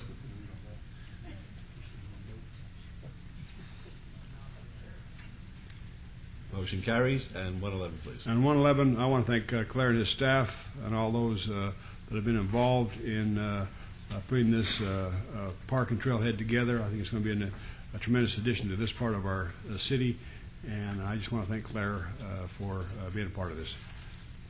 My motion will be for approval. Very good. Let's vote. Post. Motion carries. How did you do in the race? I think about 32 minutes, Mayor. Oh, that's not bad. That's not bad for an Very old-timer. good. And your wife, same? A little bit more.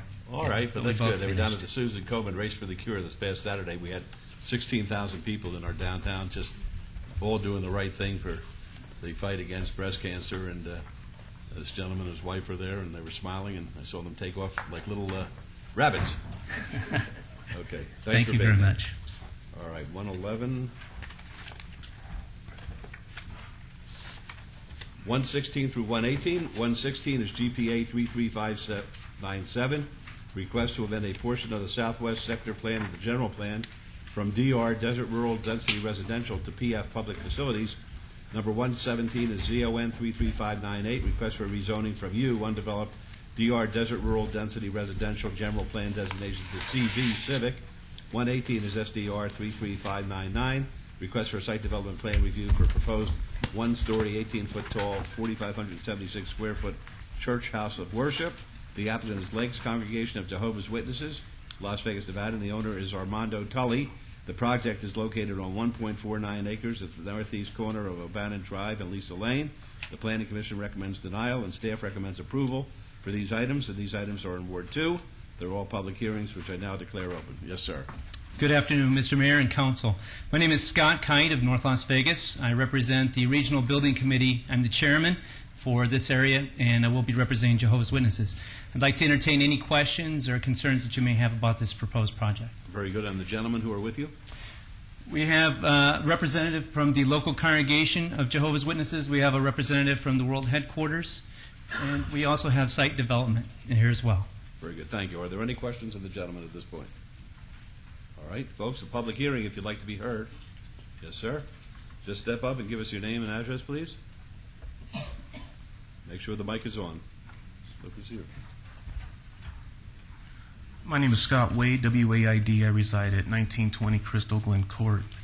Your Honorable Mayor, council members, thank you for this opportunity. At first, I would like to ask that you do follow the Planning Commission's recommendation for denial. If there's, I can go into a long spiel about why I feel that that is the way. If there's any inclination that you're going to proceed with any possibility of approval, then I would continue. I don't know if I think you have to presume that we're going to approve or deny, but this is your chance to be heard. Okay, thank you very much. In regards to the applicant's submission of paperwork towards their application, they nowhere in it do they indicate that there are 4 congregations that are going to be using this one facility. So I don't know in regards to what has been conveyed to you for this hearing. At the Planning Commission meeting, it was very clear that that was not included in the paperwork. From what I found, it's also not included in the paperwork for today. So traffic-wise, we're looking fourfold of what is presented. Also, in regards to traffic in the area, the Public Works stated that the traffic statistics for this area, where the facility they're proposing would be on Lisa Lane and O'Bannon. The traffic statistics in that area are for Oakey, Durango, and Sahara. 4 lanes, 6 lanes, 6-lane roads with traffic lights and markers. The area that they're proposing does not have any markers at all for lane division. There is no safe way to get to Durango directly unless they go down to Lisa Lane to Oakey past a school zone.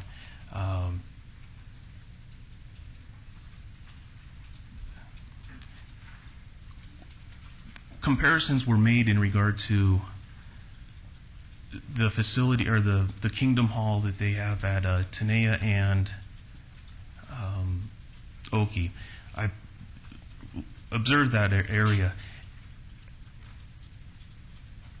In regards to traffic for that area, the facilities has driveways for both Tenaya and for Oakey.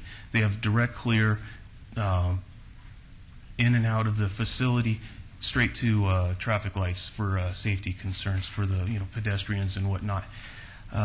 This facility would only have exits to O'Bannon. O'Bannon, again, is not a high traffic area. It is in a residential neighborhood, and 4 times the amount of parking spots, I believe, is 83, 84 that they're going to be having in this facility. To put that many vehicles, again, multiply it by 4 because they got 4 congregations going to use it 7 days a week in the evenings, Monday through Friday, from I believe 6 to 9:30 p.m.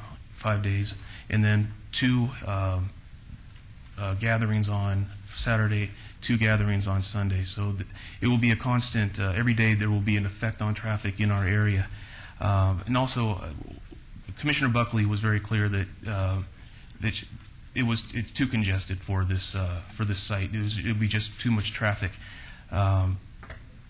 When asked in regards to foot traffic from the members of the congregation, or I'm sorry, from their group, Mr. Navarro, who was representing the Lakes Jehovah's Witnesses group, indicated that there would be no foot traffic from the members of this group. So this is a facility that's not even representing the direct neighborhood that it's affecting. And then my final point is that in regards to the way it is currently zoned, it would be incomparable to the surrounding area, if it is developed as it is currently zoned, the city would be looking at upwards to over $2 million in regards to, or county, in regards to tax revenue. I don't, as a citizen of this city and of this county, I would hate to see such a valuable piece of property get released to something to where we are not going to collect any taxes. Thank you. All right, thank you. Would anyone else like to be heard at this time? All right, we'll close the yes, sir.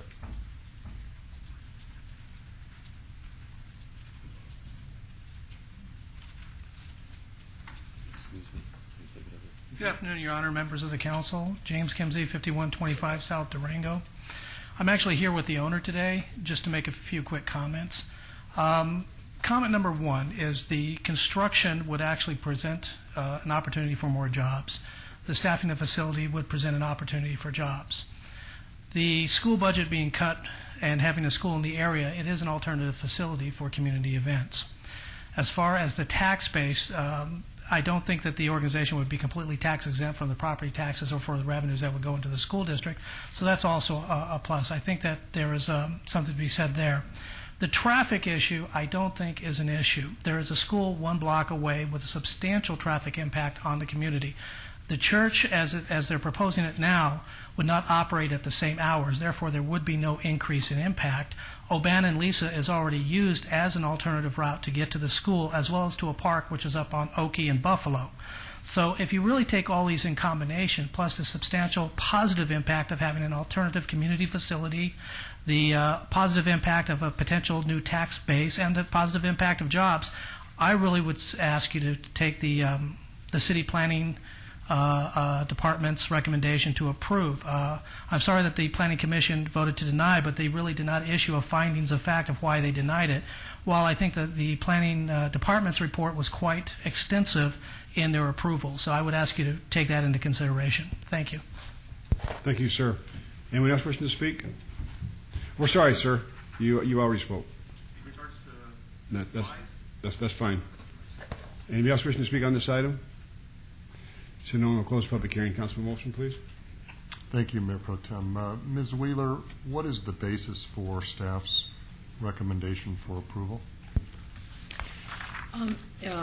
Councilman and Mayor Pro Tem, in this case, churches are allowed throughout the city in residential areas. The requirement is that, of course, that they meet all of the development standards, and in this case, the church does. They are not requesting waivers or variances. They are meeting the height, setback, landscaping, parking, and all of those requirements. Therefore, there is no deviation from the code or from the general plan with regard to this project, and therefore staff is recommending approval. Because they're not asking for any variances, to use your terminology, deviation from the code, and because the code does allow churches in residential areas in some cases, it's not an automatic. It's with the review that you're doing today, yes, sir. Okay. That is the reason for the approval. Yes. Okay. Could we go back to the slide, 2 slides ago? I don't know who controls the one before this. Okay. Margot, let me direct this question to you, or you, sir, either one. Would you agree that it's about 90 to 95% residential surrounding this location? Yeah, approximately, yes. You do have the school there to the north on Lisa. I checked, there's about 466 students enrolled there this year, plus the faculty, plus the staff that's on hand, which is probably going to be more people meeting in one day there than we will throughout the course of Monday through Friday. We will have 4 congregations there, but it would be just 1 hour and 45 minutes 4 times a week, and then twice on Saturday and twice on Sunday. So it's not going to be that large of an impact. Say that one more time, because that was going to be one of my next questions, is what is your proposed hours of operation, if you will, when you're going to have persons visiting the facility? Yes, usually the meetings are going to start between 7 and 7:30, and they're 1 hour and 45 minutes in duration. Morning or evening? Evening. Okay. They will never impact, and will never be at the same time as the school. So it's the same amount of people that the school see on a daily basis will be distributed throughout the week for us. A couple hours on the weeknights, and then so during the weekday, from 10 p.m. until 7 p.m., there'll be nobody visiting this facility? A handful of people could be using the building, maintenance, cleanup, things like that. And then what about on the weekends? On the weekends, there'll be 2 meetings on Saturday and 2 meetings on Sunday. Okay. Each an hour and 45 minutes in duration. The gentleman said that there might be 4 congregations using this facility. Is that true? Yes, but never at the same time. Okay. So different congregations would be using the facilities during the time frames you stated. One congregation will probably be meeting on Monday, the second congregation on Tuesday, third congregation on Thursday, fourth congregation on Thursday. And how many people generally would be at the facility at any one time? We try and keep our congregation small to alleviate any stress on the neighborhood, so we're probably looking at between maybe 100 people, 110 on the average day. Fair to say that that would probably be 50 to 75 cars? Probably we encourage all of our members to carpool. Many of them are families, and so most of them are going to be coming together. We estimate between 45 and 50 cars. Okay, and how many spaces would your parking lot provide for? The drawing shows that we have spaces for 74 standard spaces and 4 handicap accessible spaces. And I'm generally, well, more than generally, I'm very familiar with this area. I used to live across Durango for many years. I've lived in this area on and off for many years, and I have to think that most of the homeowners in this area probably purchased their homes, if they're original purchasers, 10, 15 years ago.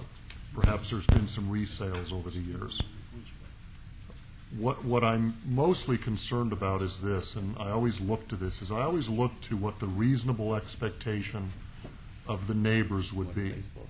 And I'm looking on the map right now, and I'm looking at the homes on Diamond Peak and other surrounding streets, and I would rhetorically say that if I was one of those homeowners who purchased my home 10 years ago, that I would probably have an expectation that your site would be developed for residential and not for anything else. If I might, on O'Bannon... Let me just finish my thought. Excuse me. And that's probably one of the most important things that comes into my mind when I decide, what's appropriate for a neighborhood or not. I'm not against churches in neighborhoods, but I am for, like I said, what people can reasonably expect. When you move into a neighborhood, some people are pretty diligent, and they do their homework. And they say, what is that vacant lot over there zoned for? What could possibly go in there? And what you're proposing is something that is probably not what was within their reasonable expectations. That's just the way I look at it. I could be wrong, but I venture to say I'm probably right for probably most of these homeowners. If you wanted to respond to that. No, I understand. If you were to go east of the proposed property on O'Bannon, I think you'd have to go about a third of a mile before you see any houses that face O'Bannon. You're looking at minimal homeowners. Basically, as you drive down O'Bannon east from the property, you're just seeing walls. That's all you're seeing. You're seeing the backs of properties. It's not like we're going to be affecting the front yards of people. This is just a common ingress or egress. As far as egress goes, you go west of the property, you're looking about 600 feet to Durango. If you go north of the property on Lisa to El Parque, there's only 2 houses between us and the school. And I appreciate what you're saying, and you're doing a good job advocating for your client, but if I live in that neighborhood, whether I've got a wall on the south side and I may not see the traffic, I'm going to be walking in that neighborhood because Las Vegas is a great city to go out for nighttime walks. This is a nice residential area, and I'm going to be walking around in my neighborhood, and now we're bringing in potentially a use that's going to have a significant impact. I wish that you gentlemen had come and talked to me ahead of time. You chose not to, and that's even after you got an unfavorable recommendation from the Planning Commission. I don't feel comfortable with your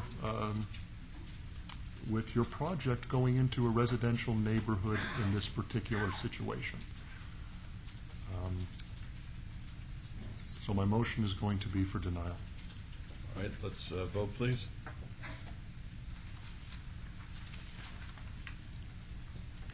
Opposed? Motion carries. And Mayor Goodman, I'm sorry, I did want to say one other thing. I did receive about 20 to 25 correspondence from neighbors. I think 20 were in opposition and 2 were in favor, and that had an effect on me as well. I'm sorry, Mayor. That was on number 116, 117, same motion, motion for denial. All right, let's vote. Opposed?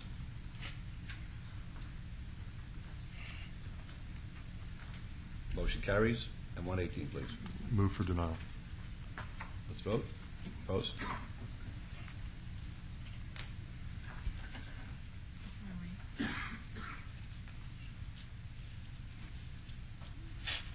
Motion carries. Thank you, gentlemen. Thank you. 120 and 121. 120 is ZON 29221, request for rezoning from R1 single-family residential to PR professional office and parking.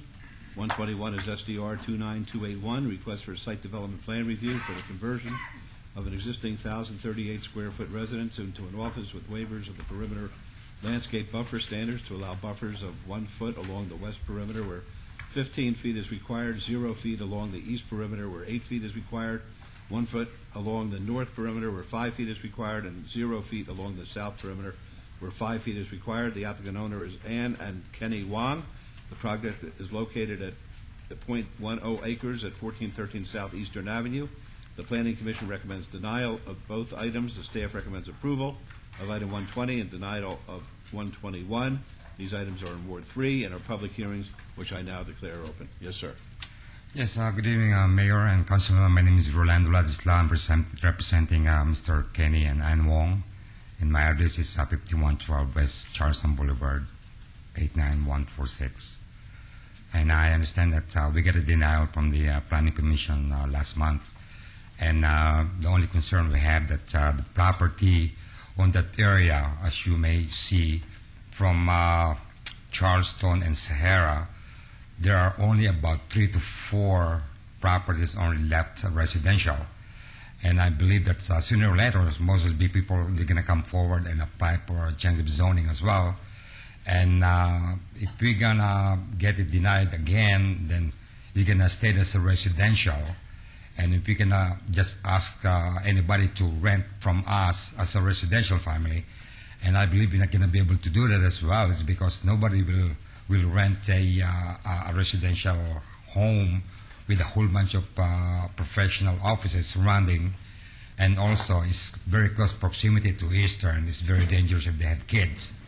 And the only reason also that I want to point out that my client had bought this property some 2 years ago for $175,000, and I spent about $65,000 to renovate it, to change it to change the zoning, and they get approved before, and just the only problem that the person who was helping them to get the change of zoning were not able to push through, and the application had lapsed. And now, I'm trying to help them out because due to financial difficulties, I'm doing this for free for them. That I'll tell them I'm going to, help them, and they were advised to hire somebody professional to do this application, and I said, no, don't worry, I'm doing it for free because I want to help them. But my point of view is the fact that that property has been vacant for 2 years, and financial-wise, they're in good position to support the mortgage and stuff, and she has to take 2 jobs to pay for the mortgage, and it's just a small property. They're not looking to make a lot of money to it, and it's just that trying to make a little investment, but the economy have collapsed, and it's upside down now. And also, they're trying their best to improve the property, but if you will give us a chance to get it rented, the money's going to be derived from that rent will be used to improve the property better. And Commissioner Reese before made a point before that the whole area is eyesore because a lot of buildings were painted in green, red, and purple and stuff. But our building, we just had it painted about 3 weeks ago to a very light color, and it's looked nice. And we planted more trees also, and clean up the parking lot and stuff like that. And we're doing a good job with the property. And it's not the best property in the neighborhood, but at least we try our best to make it look good. And we're gonna continue to make it look good, until such a time that we'll have the property.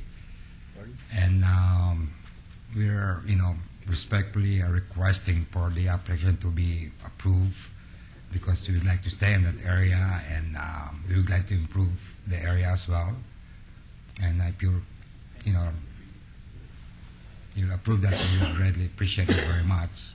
Okay, thank you. Okay. Anybody else like to be heard at the public hearing? Seeing none, we'll close the public hearing then. Your Honor, thank you very much. I would like to hold this in advance until our June 20th meeting. I'd like to meet with the applicants.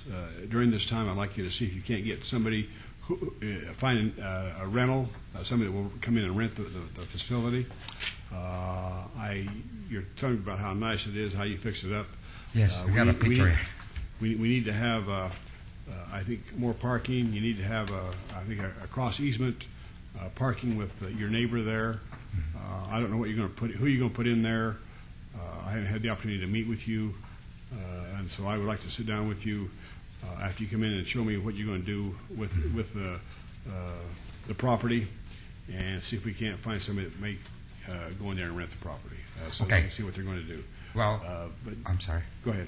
Okay, well, are you referring to the utilizing the neighborhood to use their parking lot? Is that what you're saying? Well, yes, yeah. The way it is, you don't have enough parking, and I just want to see some kind of a landscape plan you have. You talk about putting in trees and stuff. Yes, we have. And Yes. but I want to, I want to be able to sit down and talk to you and just see what your plans are doing with this. I just don't like to change. I understand not having to be able to rent it to people that live on Eastern. I certainly concur with that, and so I want to help you. I want to work with you. I appreciate it because it's been vacated for the last 2 years, and But I just want to have a chance to work with you and sit down and talk to you. Right. Okay. Okay. Thank you very much. You bet. Thank you, Mayor. All right, so the motion is to obey until June 20th. June 20th. Let's vote on that, please. Post? June 17th. June 17th? All right. 17th, I'm sorry. I'm sorry, June 7th. June 17th, sir. Okay. Thank you. But in the meantime, make sure that you contact Councilman Reese's office and set up an appointment with him. Yes, sir. Okay. Okay. Good night. Thank you, John. Right. Thank you. Okay, post, please. Motion carries. Thank you. All right. Items 122 through 124. 122 is ZON 32514, request for rezoning from U, undeveloped M, medium-density residential, general plan designation to R3, medium-density residential. Number 123 is VAR 33012, request for variance to allow a 79-foot setback, where residential adjacency standards require 99 feet.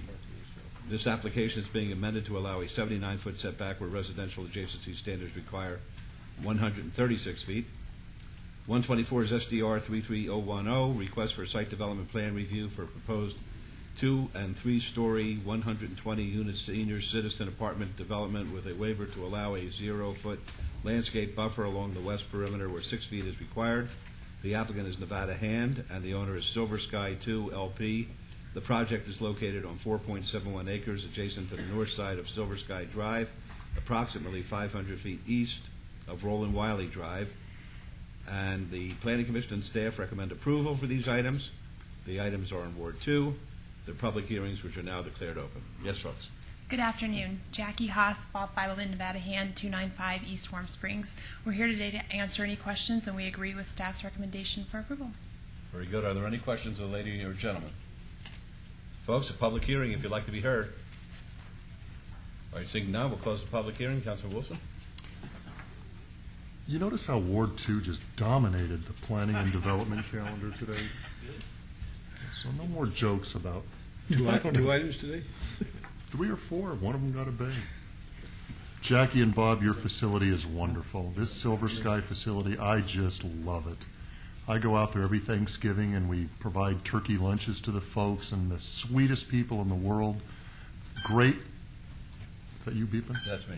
Great people on hand to work with these seniors. I just will do everything I can to encourage you to keep doing what you're doing.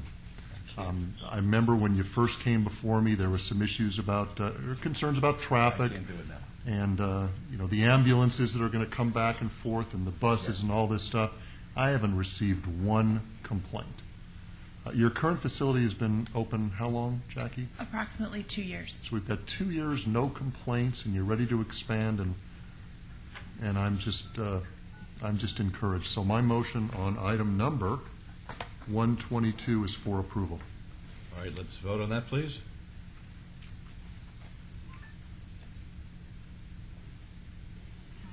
Post. Take that as a vote of approval, please. Okay. I'm just trying to read the other part and All right. Motion carries. Oh, I see.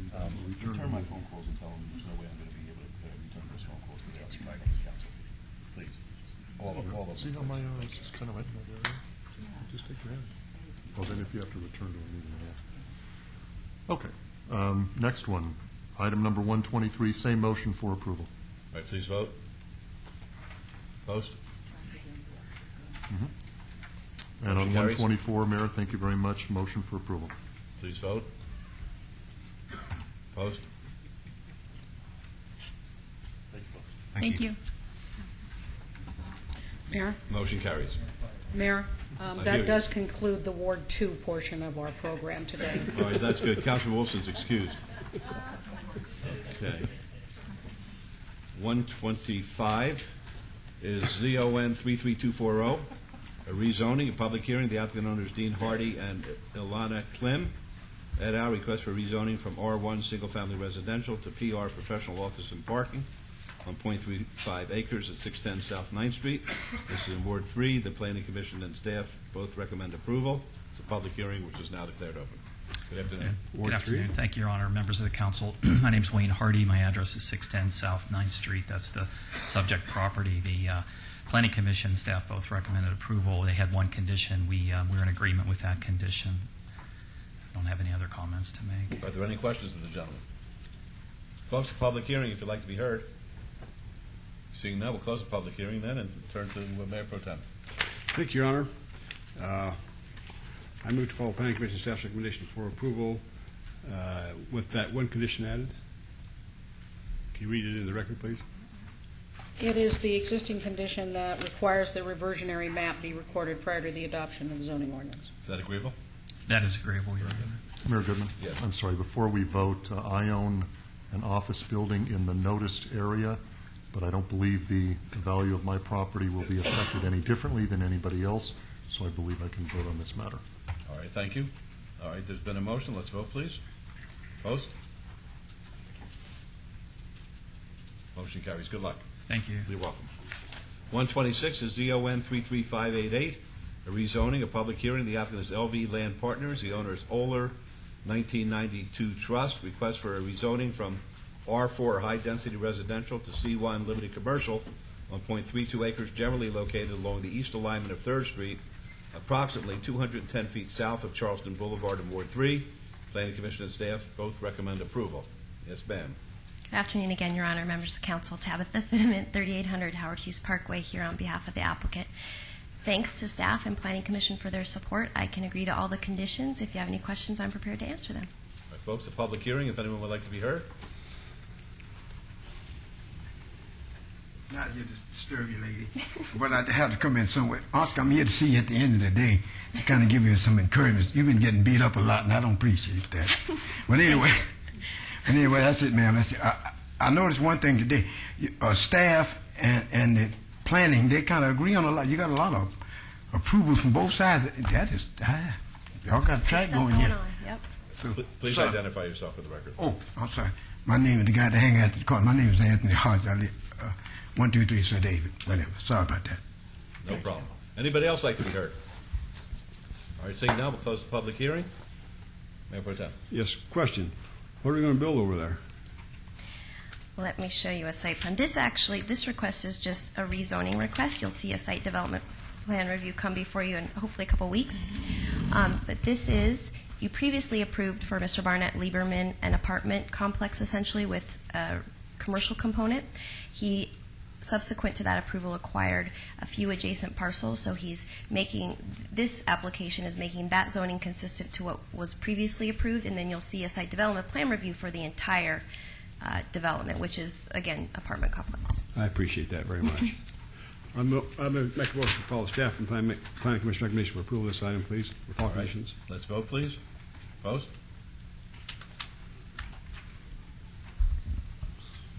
Motion carries. Thank you. Thank you. Good afternoon. Good afternoon.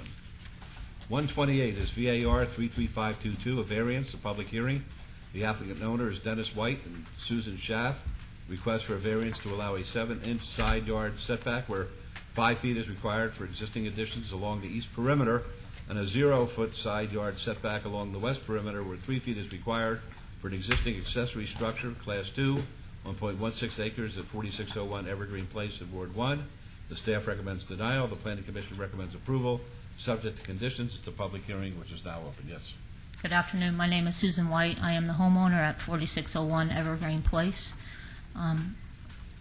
I have since the Planning Commission recommended approval, I've also since met with Building and Safety to obtain that permit, which was the requirements and conditions that Planning said if Council were to approve this, that I would still need to get the permits, which there is absolutely no problem with that. Initially, I did not obtain permits, and that is my ignorance. I take responsibility for that, but the reasoning was I thought we were under the same ordinance as county, that this tool shed is 56 square feet, and I thought anything under 200 did not require a permit. But that's my fault, and I'm taking total responsibility. I have 8 immediate neighbors, to include both of them that are adjacent to me, that have no problem with this. They've signed petitions, which I submitted to Planning in the last meeting. I've lived in my house 22 years. I can live anywhere in this city, and I choose to live in this old neighborhood that's 55 years old. And I've done nothing but try to maintain my property, keep the scenic blight. I've got 280 houses in my zip code in foreclosure. It's pretty sad, but everything I've done is try to just keep everything under lock and key and secured and out of public view so that my tools and lawn equipment and things like that. Both of these areas are non-habitable. There's no power, there's no electric. I'm not trying to make a bedroom like other homes in my neighborhood. I'm just trying to keep my stuff secure. The only other requirement was when I talked to the senior inspector was that I would fire rate each of the walls on the west side and the south side of those structures to make sure that there is no issues. And that tool shed is also not a permanent building. And like I said, it's 56 square feet. The other storage area on the east side of the property is adjacent to the garage. Again, no power, no water. We've also already put fire extinguishers up and done everything we possibly could to include. I had my property line surveyed, which the city required me to do to establish that that wall is my property, and I went ahead and also had that done. So I'm just hoping that you guys will concur and allow me to keep these structures. All right, thank you. Are there any questions to the young lady? I do, Your Honor. Yes. How did it come about, Susan, that you had to do all this? Did somebody complain about your structure? Yes. From what I understand, it was an anonymous call. I guess one complaint came in. Since then, no one has come forward. I've had no one that I've contacted on my block, from the beginning of the block to the end of the block, oppose this. When the building inspector came out, he saw the enclosed storage room, which actually it was just a cubby hole next to the garage with an extended carport. So we put a face on it and a roof on it. And that was what the complaint was for. When the inspector came out, he took it upon himself to write up the tool shed because he said it was too close to the property line. And I understand. I'm willing to comply with whatever I need to do. But that's to answer your question. Thank you, Your Honor. I just wanted to make comment about that because sometimes people do improvements to their homes and their properties without knowing that they are required to pull permits or have, special circumstances surrounding it. And Director, you and I have talked about this in great length in the past couple of weeks, but I just wanted to bring that to our attention. Thank you, sir. Very good. Thank you. Any other comments or questions? Anybody from the public want to be heard on this one? Seeing none, we'll close the public hearing then. Councilwoman Tarkanian? The one thing that concerns me here, and Margot, I'm going to make sure I understand this correctly. You came in for a permit to have these additions placed, and then you didn't come in again? No, ma'am. No, You ma'am. never went in for a They were permit. built without me realizing I had to get a permit, which is, I take responsibility for that. So they were already existing structures when I got, code enforcement came out. At that point, I was advised I would have to, since they were on the property line or too close to the property line in violation of the setbacks, I would have to file for a variance since they were already constructed.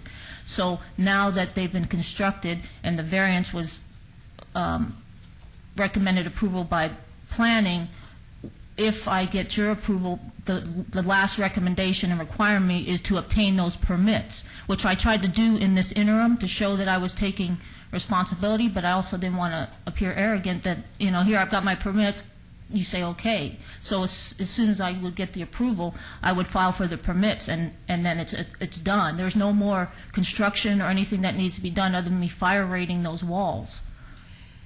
Could you put back on the Absolutely. overhead the showing of that one structure?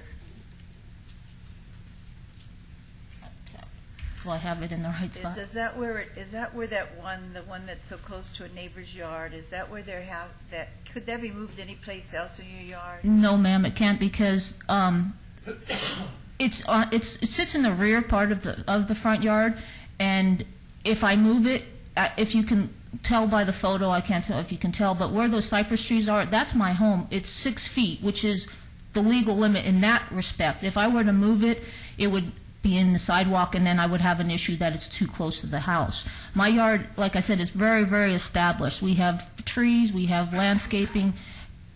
It's full. There is no way. If I could have moved it, I would not have spent $700 for the assessment on the property line. I would have dissolved it. I would have tore it down because this has been a lot of trauma to maintain something that is such a small structure. So I cannot move it. If I could have done that, that would have already been done. Is the neighbor that's on the other side of that wall, is that one of the neighbor that supports you? Yes. Yes. So that's not a bother to that No, person? I have signatures from all. How about on the other side? Because you have two or three that protested, and then you had 7 or 8 that. The eight that I have signatures are my immediate neighbors, to include every address on my street, not any streets, outside of my block on Evergreen Place. Okay, I really think it's a big difference when you're talking about 7 inches or 5 feet. However, since you have followed this through, since the immediate neighbors, it's okay, I would move to approve. And next time, just be careful about the permits on anything. Absolutely. I plan on not building anything else on that property. And Your Honor, before we vote, Councilman, I just want to point out to you, she's literally grown up out there. I mean, she is a product of our school district. She's as solid as the day is long, and I know that because I've known her for a long time.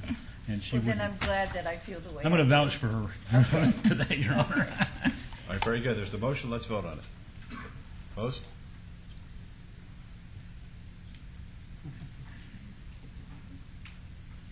Motion carries. Good luck to you. Thank you very much. You're welcome. Okay.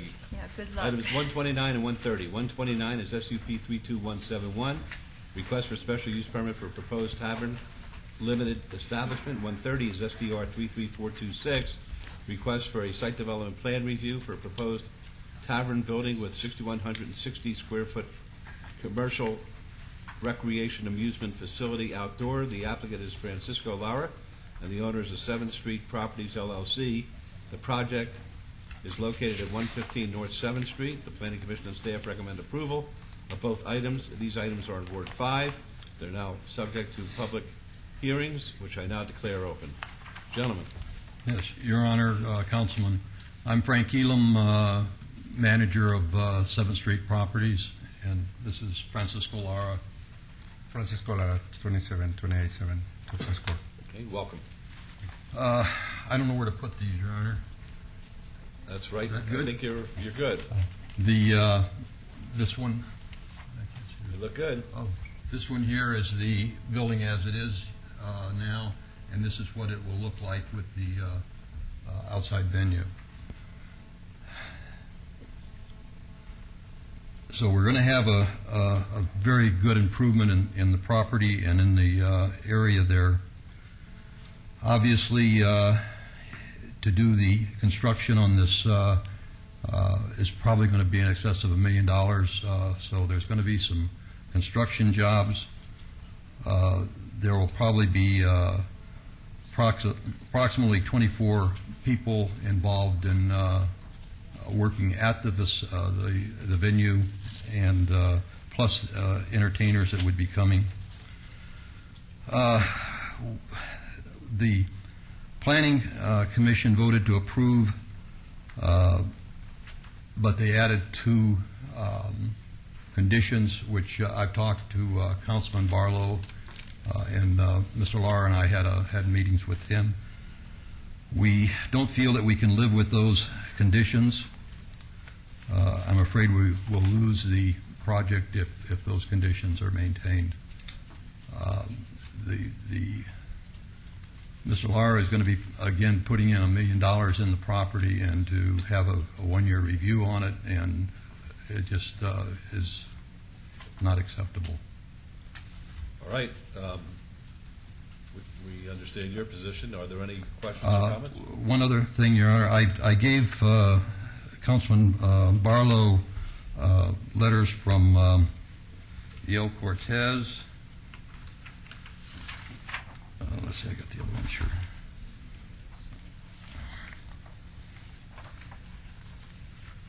Where'd they go?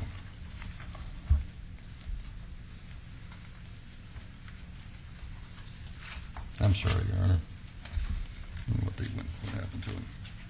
Take your time.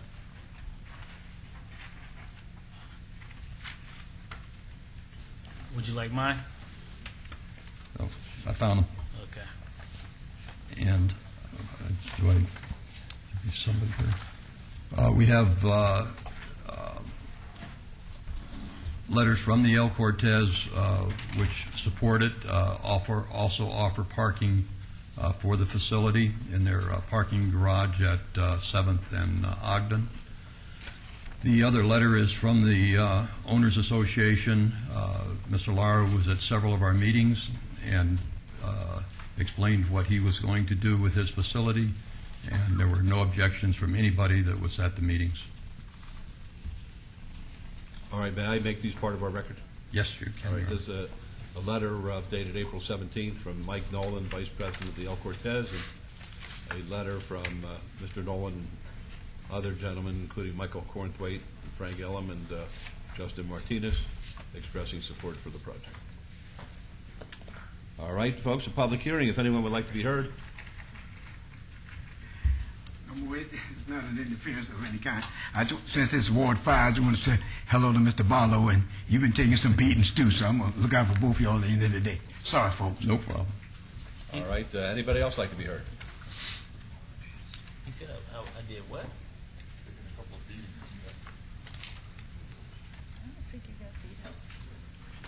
Good afternoon, Your Honor, Counsel. Teddy Russell, resident of Las Vegas. Just got over a bout with cancer, now suffering with acute asthma, so I'm not really hip, as you might say, with this. From what I'm hearing, there's an objection to a 1-year review, which is completely nominal. I will be subjective again. We definitely dearly need this kind of business in that sector of downtown. However, I'm not happy about the appearance, the architectural design, the front facade in particular. Thank you. Thank you. Anybody else like to be heard? All right, seeing now, we'll close the public hearing. Councilman Barlow. Thank you, Mayor. And good evening. Good afternoon. It's almost evening. It's been a long day today. I bet. First and foremost, thank you for meeting with me, and I understand your concern in regards to the conditions. I do have a question, being that Mr. Adams is here and very familiar with this area as far as the Fremont East Entertainment District. The ordinance that we put in place in regards to the noise, what does that do for this corridor in the nature of the ordinance? Scott Adams with the City Manager's Office. The recently amended provisions exempt the entire 6-block area from the provisions of the city noise ordinance. So the applicant falls within that area, correct? That's correct. Okay. So that this property would be exempt from the noise ordinance. Correct. And secondly, in the past, have we established a timeline or a review of condition for others that have come into the Fremont East?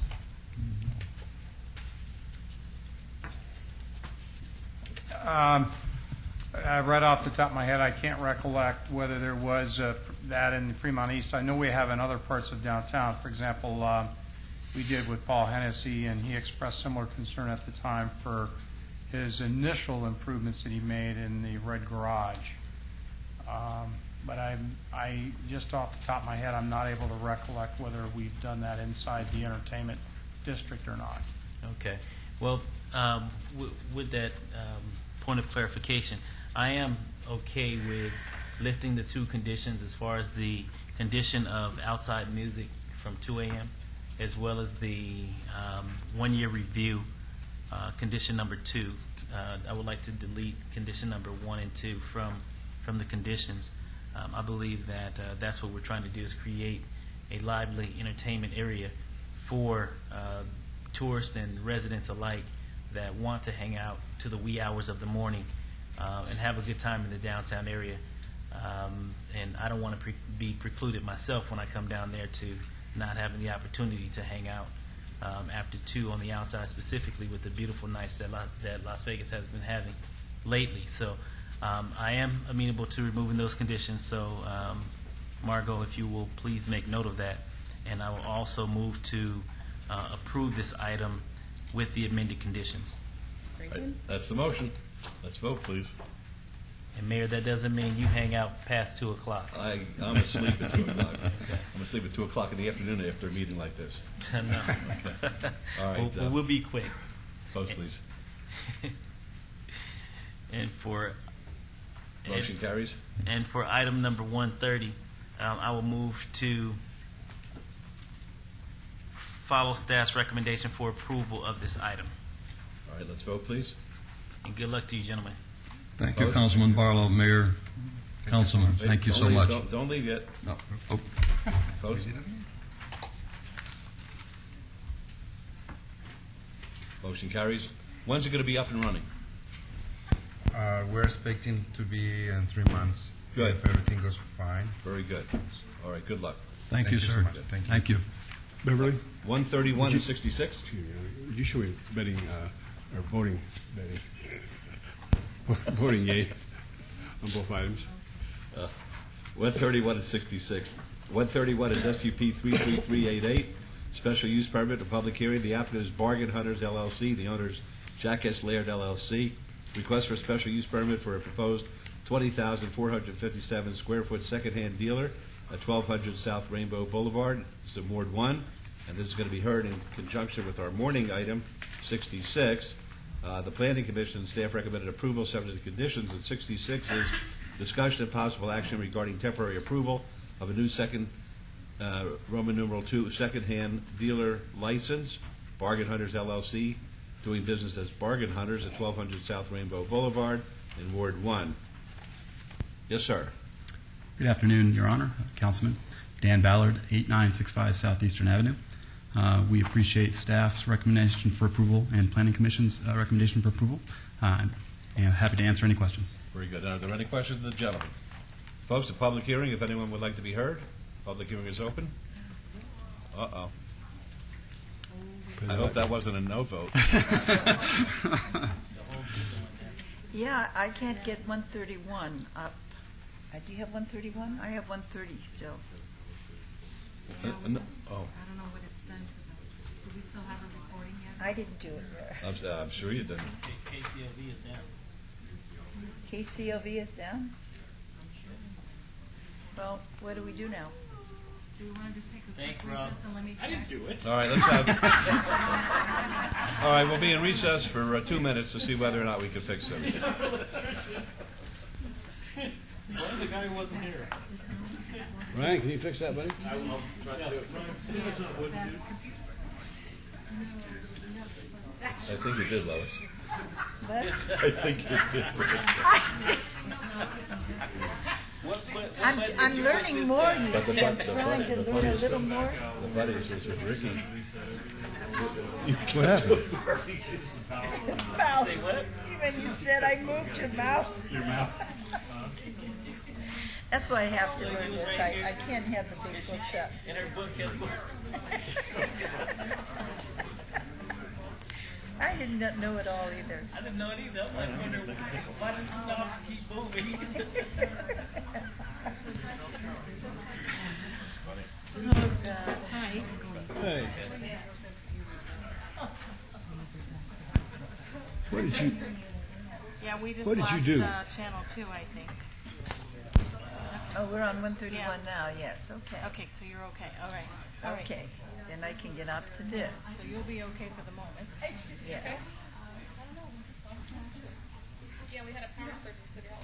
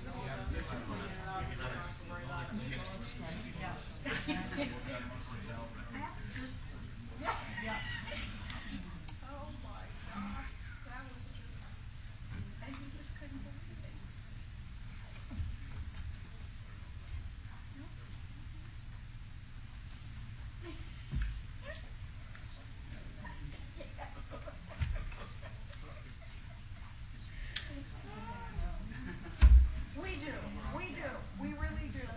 You know, Chris would say to me, "What do you just?" We can't shut up. We can go back. Right now?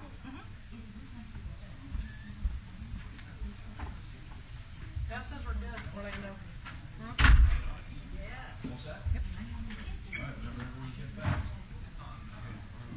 It's recording, right? It just drove my soul. Folks who are in the, Wait a minute. We're not getting any sound now? Just a test.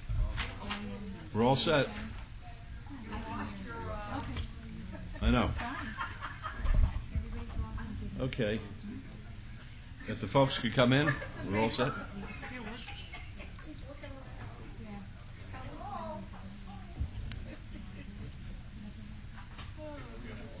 All right. Very good. Okay, I think we were having a nice discussion with you. I don't know if I want to talk anymore. Well, it did cause a lot of problems here, but we're not going to hold those against you. Ms. Meyer, do you have any comment? Mayor, I would prefer to wait until after we vote on the special use permit so I can see fine. if there's any All right. conditions. Public hearing, folks, if you want to be heard on item 131, this is the time. Seeing none, we'll close the public hearing.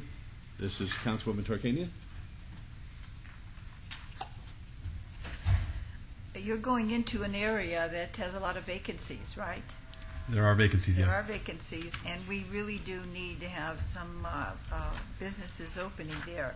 You did have, however, quite a few people in the surrounding area that objected to having this type of business, and probably because it's what it's called bargain hunters. Probably they wanted you to put Gucci seconds or something, I don't know. But in any case, yesterday afternoon, late afternoon, we got a letter from our good friend who had the lengthy letter adding 6 more names, so it came out to 11.5, which was good. Not necessary, but which was good. The main thing is you have a business and you're going to be selling what? It's all a series of secondhand goods, not anything like scrap metal or cars or anything major, but secondhand good products. When you talk about secondhand goods, you're not talking about what you might find at the Salvation Place, Salvation Army goods? Well, What kind of secondhand goods? let me bring the owner up for one moment.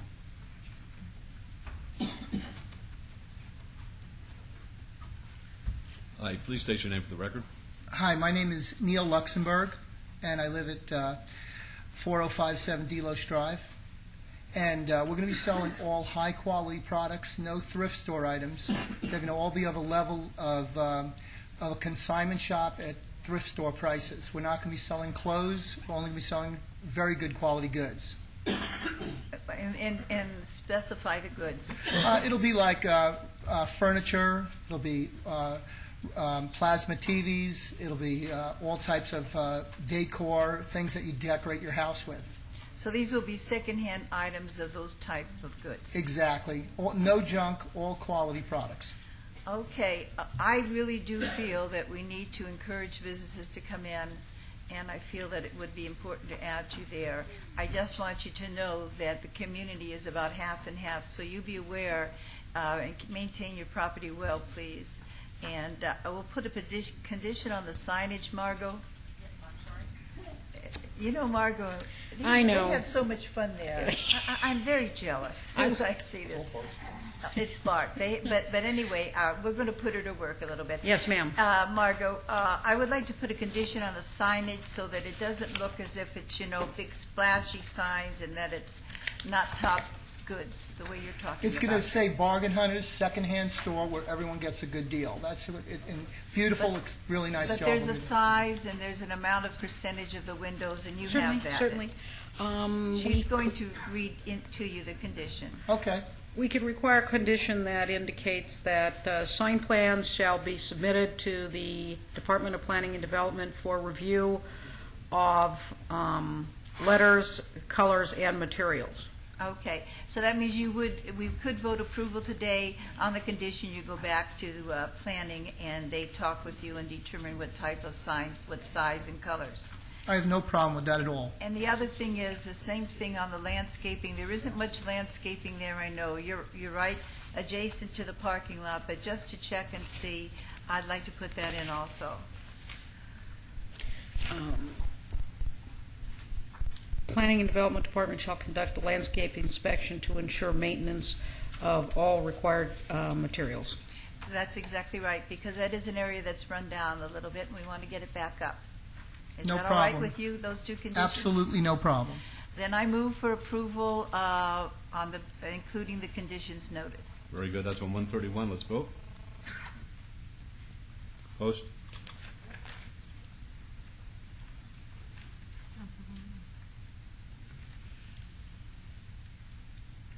Motion carries. Ms. Meyer on 66. Mayor and members of council, the applicant has met our criteria for consideration of temporary approval of this license, and my recommendation would be approval subject to all conditions. All right. Any comments or questions regarding that? All right. Hearing none. Councilwoman? And this is temporary approval? It's temporary approval. Where we will be checking it again? Yes. I so move. All right. That's a motion. Please vote. Post. Councilwoman, could I ask you one question? Do you want a 6-month review on this then? Okay. All right. Motion carried. Thank you. Good luck. Thank you very much. Appreciate it. Items 132 and 63. 132 is SUP 33604, special use permit, a public hearing. The applicant is Annie Phillips. The owner is Quail Valley View LLC. Request for a special use permit for an astrologer, hypnotist, or psychic art and science at 2801 South Valley View Boulevard, Suite 13. This is going to be heard in conjunction with 63. The Planning Commission and staff recommend approval subject to condition. 63 is discussion and possible action regarding a change of location for an astrology license and a psychic arts and science license. Annie Phillips, doing business as Annie Phillips, from 216 South 7th Street, Suite 13, to 2801 South Valley View Boulevard, Suite 13, in Ward 1. And public hearing, which I now declare open. Yes, ma'am. Mr. Mayor, Council, I'm Annie Phillips, 2801 South Valley View, suite number 13. All right. Be happy to hear from you if you'd like to tell us anything today. I'm glad that the computers didn't break because it was my turn. Okay, well, that's a good thing to know. Do you know anything about basketball? Do what? Do you know anything about basketball? No. Do you know anything about baseball? I am not a sports fan. Well, I'm not going to license you then. Okay. All right, just kidding. All right. Are there any questions of the young lady? Folks, a public hearing if you'd like to be heard. I want to say good luck to the lady. I just want to say hello, Ms. Titanian, since this is your area. I know this look inappropriate, but hello. And sorry, ma'am. All right. Would anyone else like to be heard? I will close the public hearing then. Councilwoman? Annie, I just wanted to ask, I had been told that you had been at Valley View before, on Valley View before? Yes, I was there for 5 years in building number 1. And then you moved to downtown. Yes, because Carl Lovell, my attorney who rented from, he died. Oh, I see. And there was no small suite available in Quail Park. But now there is? Yes, Okay. 13 is small. I see. Okay. I move for approval. Thank you. All right, let's vote on that, please. Opposed?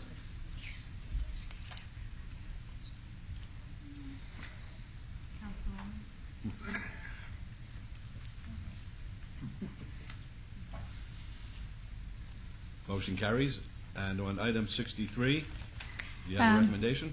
Yes, Mayor, Council, as she stated, this is a change of location for this license, and my recommendation would be approval subject to all the conditions that were on her original license, and I would like to read those into the record just to make sure we have those. All right. Condition number 1 is rates must be posted in a conspicuous place visible to patrons on a sign of at least 8 by 10 inches and lettering no smaller than 1 inch. Condition number 2, if the licensee operates by donation or indirect method of payment, including remuneration that is at the discretion of the customer, the signage shall indicate such to the patron. And 3, rates published shall be the only rates charged. So we want to make sure that it will be on her license, and we want to make sure she's agreeable to those conditions. Ms. Phillips, are you agreeable? I only have one price, and for everyone, it's $65. Okay, well, if you post it... And I post it, and... No problem, then. None. No problem. I don't change my prices when you get in there. Okay, but if I came by and I asked you, who do you like, Lakers or Houston, would you take my $65, or would you tell me that you don't know anything about basketball? I would say I think you should choose whoever you like. Do I get a refund? No. You're a great businesswoman. I'm all for you. Okay, Councilwoman. Move to approve. All right, let's vote. Post. Thank you. And don't myself. Right. I have to vote? Yes. I'm voting twice for her. Thank you. Post. Motion carries. Thank you. Okay, 133 is SDR 33576, the Site Development Plan Review. Public hearing, the applicant owner's Gateway Motel, Inc. Request for site development plan review for a proposed 4-story, 45-foot tall, 114-room hotel and 2,964 square feet of commercial space with a waiver of the downtown Centennial Plan requirements to allow a 0-foot landscape setback where 10 feet is required on 1.23 acres adjacent to the northwest corner of Charleston Boulevard and Las Vegas Boulevard of Ward 3. The Planning Commission staff both recommend approval, subject to conditions. The public hearing, which is now open. Yes, sir. Thank you, Your Honor. Members of the Council, John Vornsen, 2657 Windmill Parkway, Henderson, representing the application. The applicant is requesting approval of a Holiday Inn Express. This will be an energy-efficient, LEED-certified green building. We would respectfully ask that you follow the recommendations of the Planning Commission and staff. We agree with all of the staff and Planning Commission's recommendations. All right, thank you. Any questions? Go to the overhead, please. Could you go to the overhead, please, and show us a model of the project, please? There you go. Could you please zoom in on the one on the top right, please? Right.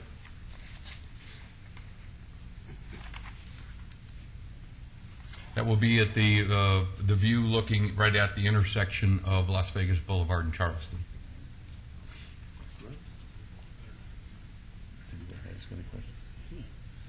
I know when you had, or when Mayor Pro Tem had this exhibited to him, he called me in to look at it specially, and it was this would be a phenomenal addition to our downtown, particularly at that corner, which really could use a facility like this. My only question is there a deal with Holiday Express? My understanding is there is, and we hope to be able to start construction by the end of this year. Okay, because when I'm voting for it, I'm voting for a Holiday Express. I'm not voting for a daily budget inn. Understand. Okay. All right, any other questions? Public hearing, folks? Yes, sir? Good afternoon, Your Honor. Council, my name is Teddy Russell, resident of Las Vegas, Teddy Russell V.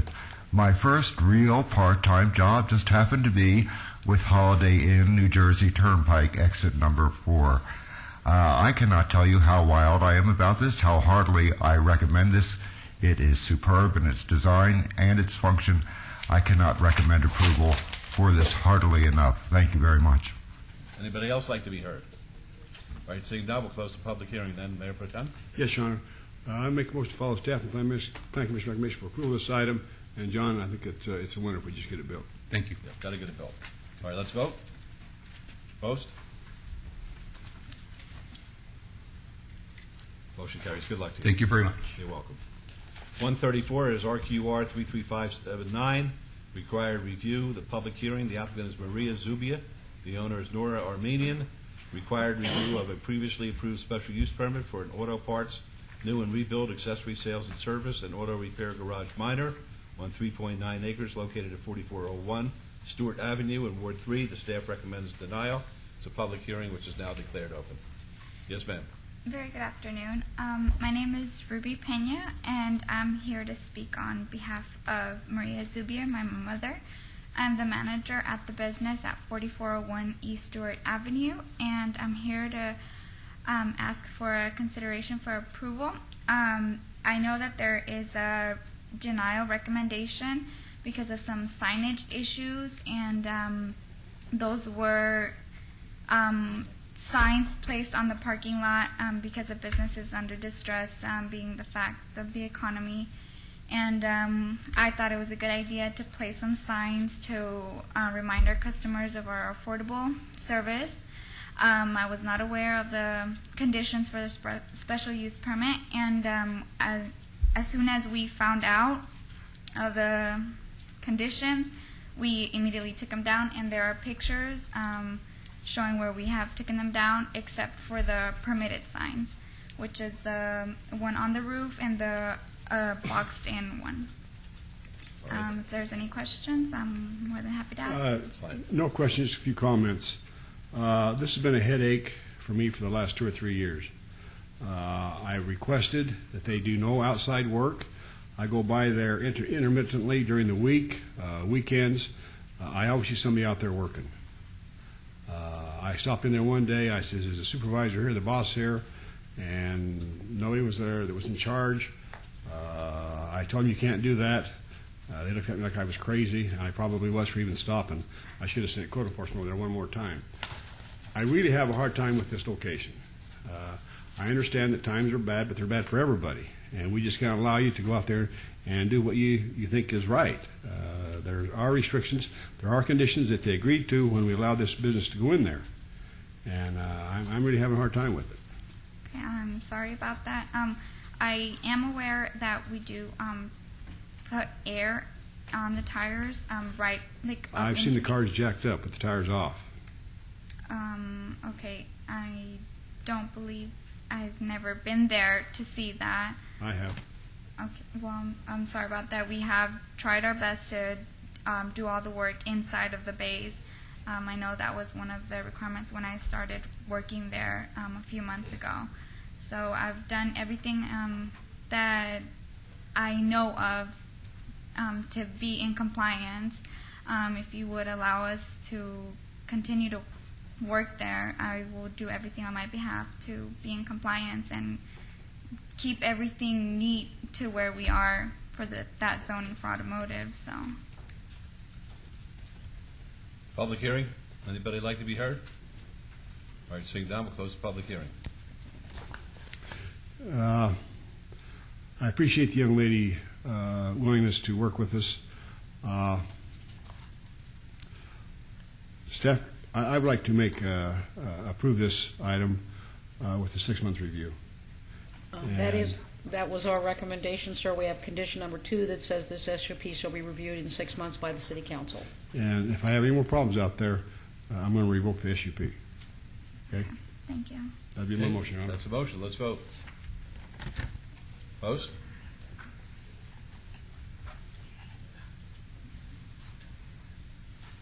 Motion carries. Good luck to you. Thank you very much. You're welcome. 135 is RQR 33320, required review, public hearing. The applicant owner is Maynard J. Weems, Jr. et al. Required review of an approved special use permit for a 55-foot tall, 14-foot by 48-foot off-premise billboard sign on property located at 2750 North Decatur Boulevard in Ward 5. The staff recommends denial. The Planning Commission recommends approval, subject to conditions. It's a public hearing, which is now open. Yes, sir. Good afternoon, Mayor, members of council. Rod Carter, 2880 Mead Avenue. On behalf of Clear Channel Outdoor, we've got the final on the permit. We concur with the conditions imposed, and we ask for your approval moving forward. All right, any questions, Mr. Carter? Folks, the public hearing, if you'd like to be heard. Seeing no one, we'll close the public hearing. Mayor, I just want to verify that what Mr. Carter's indicated is correct, and staff would recommend removal of condition number 2 as he has already gained compliance. All right, that's agreeable, of course. All right, Councilman Barlow? Yes, Mayor, I would like to move to follow staff's recommendation for approval of this item subject to the amendment. Okay, let's vote, please. Post?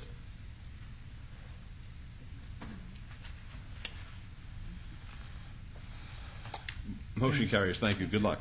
Item 136 is RQR 33332, required review, public hearing. The applicant owner is Schmoonies, LLC. Required review of an approved special use permit for a 40-foot tall, 14-foot by 48-foot off-premise billboard sign on property located at 7200 West Lake Mead Boulevard in Ward 1. The staff recommends denial. The Planning Commission recommends approval, subject to conditions. It's a public hearing. It's now open. Yes, sir. Yes, good afternoon, Your Honor, members of City Council. My name is Tony Celeste. Address is 3800 Howard Hughes Parkway, here on behalf of the applicant. We have provided staff with the application fee as well as the final building permit inspection, and we respectfully request that you follow Planning Commission's approval. Thank you. Any questions for the gentleman? Folks, public hearing, if you'd like to be heard. Seeing none, we'll close the public hearing. Councilwoman Tarkanian? Mayor, if I may just confirm the applicant's comments and that staff can recommend deletion of conditions 2 and 3 as those have been met. That's agreeable, of course. Yes. All right. Councilwoman? Move to approve with all remaining conditions. Thank you. Let's vote, please. Post? Motion carries. Good luck. Thank you. Have a good afternoon. Good afternoon. 137 is RQR 33341. Required review, public hearing. The applicant is Clear Channel Outdoor. The owner is Charles Richard Hart Jr. Family Trust. Required review of an approved special use permit for a 40-foot tall, 14-foot by 48-foot off-premise billboard sign on property located at 2151 North Rancho Drive. That's in Ward 5. The staff recommends denial. The Planning Commission recommends approval, subject to conditions. The public hearing is now open. Good afternoon, Mayor, members of the council. Rod Carter, 2880 Mead Avenue. On behalf of Clear Channel Outdoor, we concur with the conditions imposed, and we're humbly asking for your approval moving forward. All right. Any questions of Mr. Carter? Folks, anyone want to be heard at the public hearing? I'll close the public hearing then. Councilman Barlow. Mayor, if I may, condition number 2 can be eliminated as that has been met. That's agreeable, of course. Yes, sir. All right. Councilman Barlow? Yes, Mayor, thank you. Also, under the conditions, I would like to move from a 5-year to a 3-year review period, along with the removal of condition number 2. Is that agreeable, Mr. Carter? Yes, sir. Very good. Okay, so with that, I would move for approval subject to the conditions. All right, let's vote, please. Post?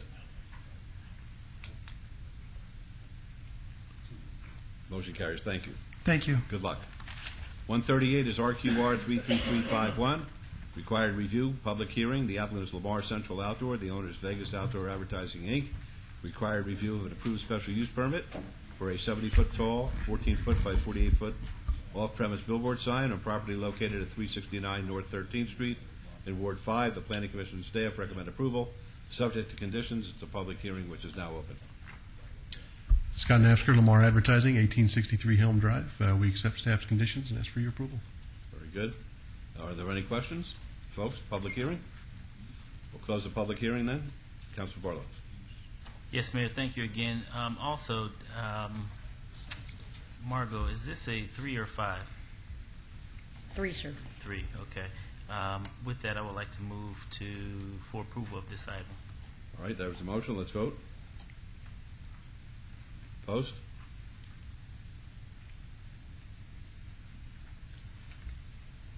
Motion carries. Good luck. Thank you. Item 139 is RQR 33583, required review of public hearing. The applicant is Massage Envy, the owner Shadow Mountain Marketplace, LLC. Required review of an approved special use permit for a 3,270 square foot massage establishment with a waiver of the hours of operation limitation to allow business hours from 8 a.m. to 10 p.m., where business hours are restricted to 8 a.m. to 9 p.m. A waiver of the 400-foot minimum distance separation requirements to allow a 67-foot distance separation from the city park, and a waiver of the 1,000-foot distance separation requirement to allow a 130-foot distance separation from another massage establishment at 6475 North Decatur Boulevard, Suite 160 and 165. This is in Ward 1. There's no waiver of business hours. The Planning Commission and staff recommended approval, and it's a public hearing which is now open. Yes, sir. Mike Sanderson, 10815 Drake Ridge in Las Vegas. I'm here on behalf of the applicant, and I manage the clinic in question, here to answer any questions. All right, are there any questions of the gentleman? Folks, public hearing, if you'd like to be heard. Seeing none, we'll close the public hearing. Councilwoman Turkanian. I'm sorry, Yes. Mayor, if you don't mind, Councilwoman. I do want to just disclose that I do have a membership with Massage Envy, but I don't believe that this would preclude me from voting on this item, but I do want to make note of that. All right, thank you. Did you get a massage there? Mayor, don't go there. Is my picture in the establishment? That's what I want to know. Okay. Okay. Mr. Mayor, I thought you wouldn't want to go there since your picture in the last establishment was enough. It certainly was enough. We're keeping the business hours as they exist now. I've had no complaints. The only thing was that you did have that A-frame in front that you shouldn't have, and code enforcement noted it to you, and I'm assuming you took it down. Yeah, the A-frame we had, it was my understanding I couldn't have it on the street. Those were never out there. We're in an enclosed shopping center. Man, there must be like 10 or 12 A-frames out there of other businesses. So you're trying to get those all removed? Well, didn't code tell you that you should take it off? Off the street? If there was an A-frame on the sidewalk in front of the business that was not permitted, and there's a sign in the backup, a picture in the backup that shows it. Yeah. So I would say, since code has told you it's not permitted, that we not permit it. We will pull those. Yeah. Okay. And other than that, all the comments have been good. I move for approval with all conditions as we have them. All right, thank you. Let's vote, please. Opposed? Motion carries. Good luck to you, sir. Thanks. All right, item 140. Madam Clerk, would you please set the public hearing dates and appeals from the City Building Commission meetings and dangerous buildings for nuisance litter abatements? Thank you, sir. Thank you. Now, this is the time for council members' recognition. Comments made by individual city council members during this portion of the agenda will not be acted upon by the city council unless that subject is on the agenda and scheduled for action. Does any member of the council want to be heard? Councilman Ross. Thank you. Thank you, Your Honor. I appreciate that. One word, 4 syllables, and a lot of family fun. Eldorado is right around the corner. It is next week, May 14th through the 17th. Folks, if you hadn't had a chance to get your tickets yet, you certainly still can. Tony, I see you out there. Get your tickets and get the Eldorado. Parade's on Saturday night and rodeo's all 4 nights, so looking forward to it, Your Honor. Very good. You surely are. Councilman Ross, you going to be riding any Broncos out there? No, but the mutton busting did cross my mind. Okay, anyone else? Yes, Mayor. Yes, Councilor Bartlett. I do want to announce to the Ward 5 community that I'm going to follow the mayor's lead in the sense of having a coffee with the councilman at Starbucks starting July 2nd at the Bonanza and Rancho location. So for those Ward 5 citizens that would like to meet with me and discuss any important topics of discussion related to the ward or just in general, I will be at the Starbucks located at Rancho and Bonanza from 9 to 10 the first Thursday of every month. So please come out, and I'll look forward to speaking with you, as well as the first 50 cups of coffee is on me. Thank you.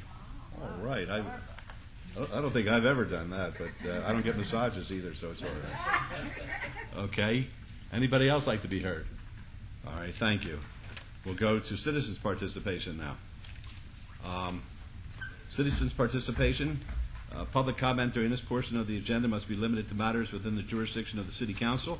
No subject may be acted upon by the City Council unless such subject is on the agenda and is scheduled for action.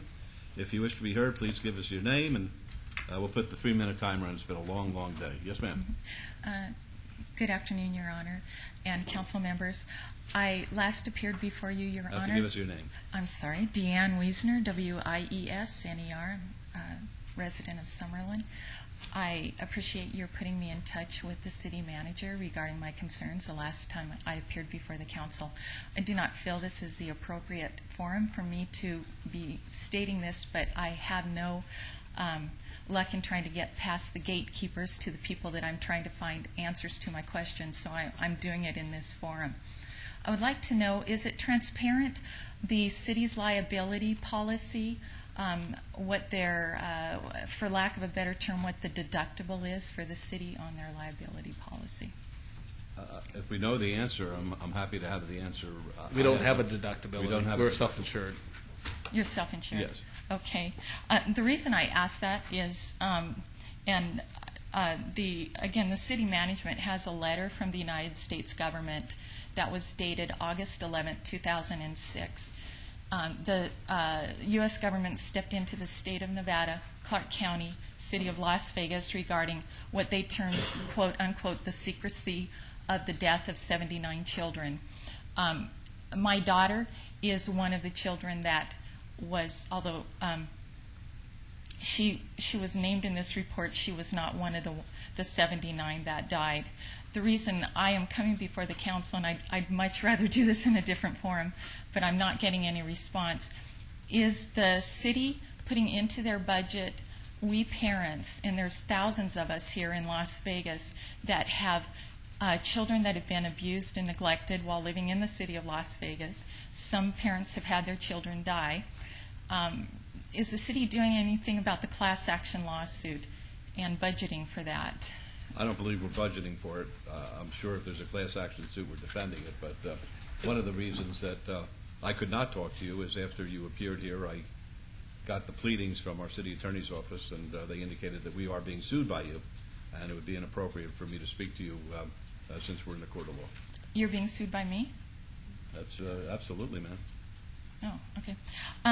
Are they doing anything about the class action lawsuit, which is in the U.S. District Court, State of Nevada, 2:08 CV 1068? That is the suit in which my daughter is suing the State of Nevada, Clark County, City of Las Vegas. Mayor and Council, I'm not aware of any lawsuit that we've been named as a party to. Normally, Child Protective Services is under the purview of the county, and that wouldn't be under your jurisdiction. So if there is a lawsuit or a class action, it's probably a county issue and not a City of Las Vegas issue. Well, your city manager has a report to the adverse. Okay. I also have a copy of the report. All right. Okay.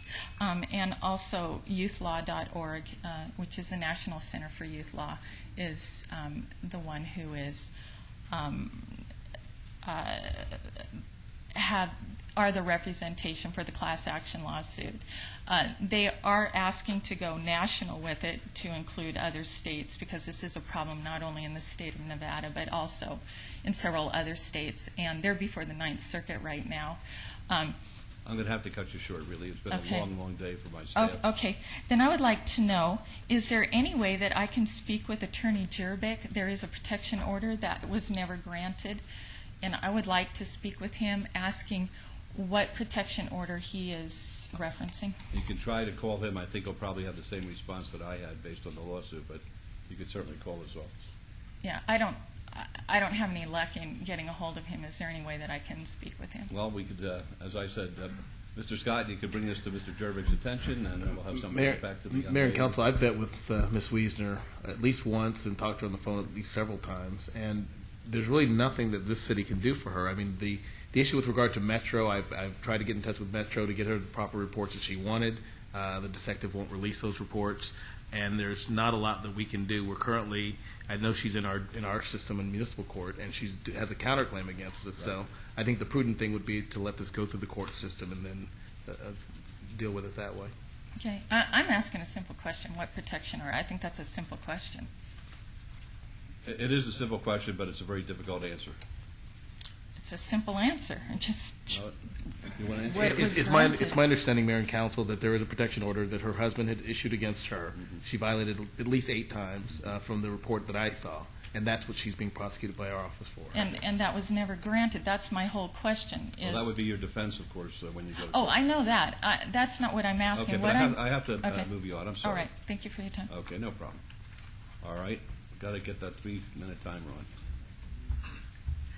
My name is Hodge. I live 12338. I want to make it quick. Oscar, I'm down here because my wife said that she heard on the television about the Neonopolis, whatever, closing their theater. So when she says something, concerning you or whoever, I have to dance with Mama, whatever. But anyway, make a long story short, I'm sorry about the theater and whatever, but the objective is you get beat up a lot. And you've things that happen that I don't think that you've been getting a fair break there. And Barlow, you with them homeless situation, homeless is going to be a growing phenomenon in our whole nation. And then you got had a problem with the new president, whatever. And I haven't access to it, but that's not the point. But I'm going to get a lot of things straightened out. But I want to let you know you're in a great class with some great people in this state. You got that man, Mr. Steve Wynn. He's a pioneer. And you got that tennis playing fellow, Mr. Andre Agassi, whatever.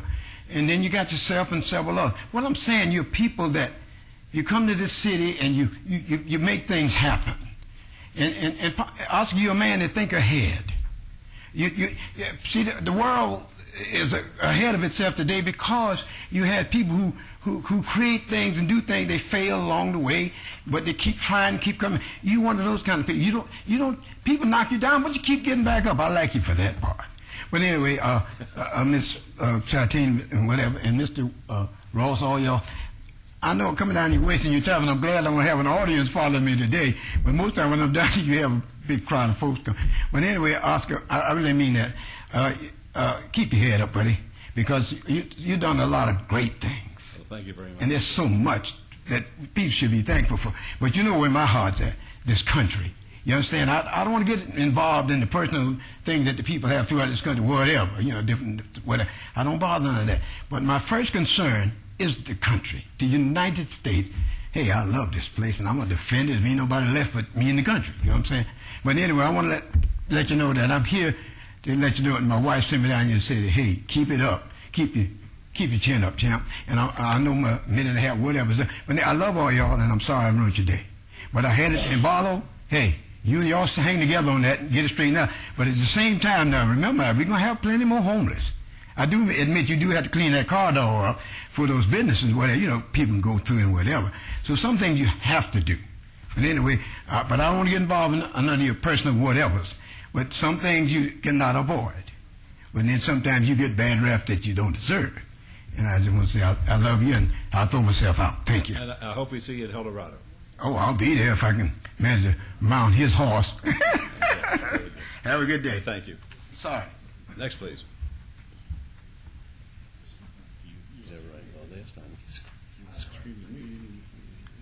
My name is Ivo Ivio Plečko, P-L-E-C-K-O, founder of Peters LLC, P-I-T-E-R-S.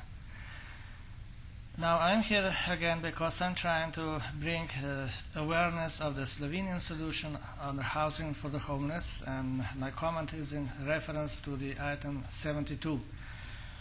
I have now contacts with the Business Development Office as well as Neighborhood Services, asking them to see if there is any land, if there is any place or space available where the prototypes of the smart Peters Home units can be put for the public to be able to see what the technology can bring in the housing solutions for this population.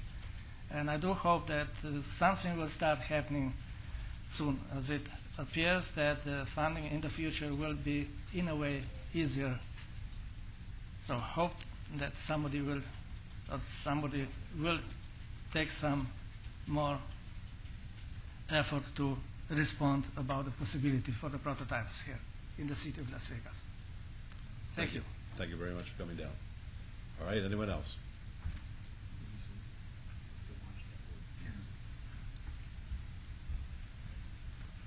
Good afternoon, Mr. Mayor, Council. Just out of superfluous curiosity, Mayor, did you open the Serendipity 3 at Caesars? I don't The believe pink ice cream place? No, I did not, no. They have, with your name on it, a steakhouse sandwich, which is a combination of steak, béarnaise sauce, crab, and I started to turn green. Does that really have anything to do with you? Just the green part. Your wife has to watch you eat something like that? My wife, She is a saint. she is a saint, but she put me on a diet and really doesn't care what I'm eating anymore. Oh, okay. None of my business. Moving right along, I did get to scan what has gone on in my absence.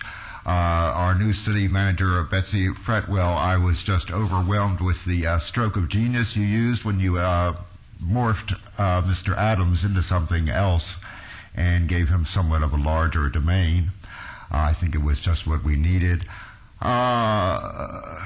I did sort of brush by that controversy, which I think was a tempest in the teapot, about R&R Partners and their singularly productive relationship with LVCVA. I wrote a pretty good piece on that to justify it as a politically motivated tempest in a teapot, and if God willing I get there and I get the time to speak, I will be speaking in that direction. For example, when I first started working for New Jersey Bell, it was a legal, regulated monopoly. Nobody else can do the job that R&R Partners has done for so long. Thank you very much for your time, for your indulgence, and have a great evening. Let me ask you something, because you told us you fell on some hard times recently. Do you need any help from... Oh, no. Okay. No, she's a pal of mine, same birthday. If I did, she would be the first to know, but I appreciate your offer, sir. Very good. All right, anybody else want to be heard? All right, the meeting's adjourned.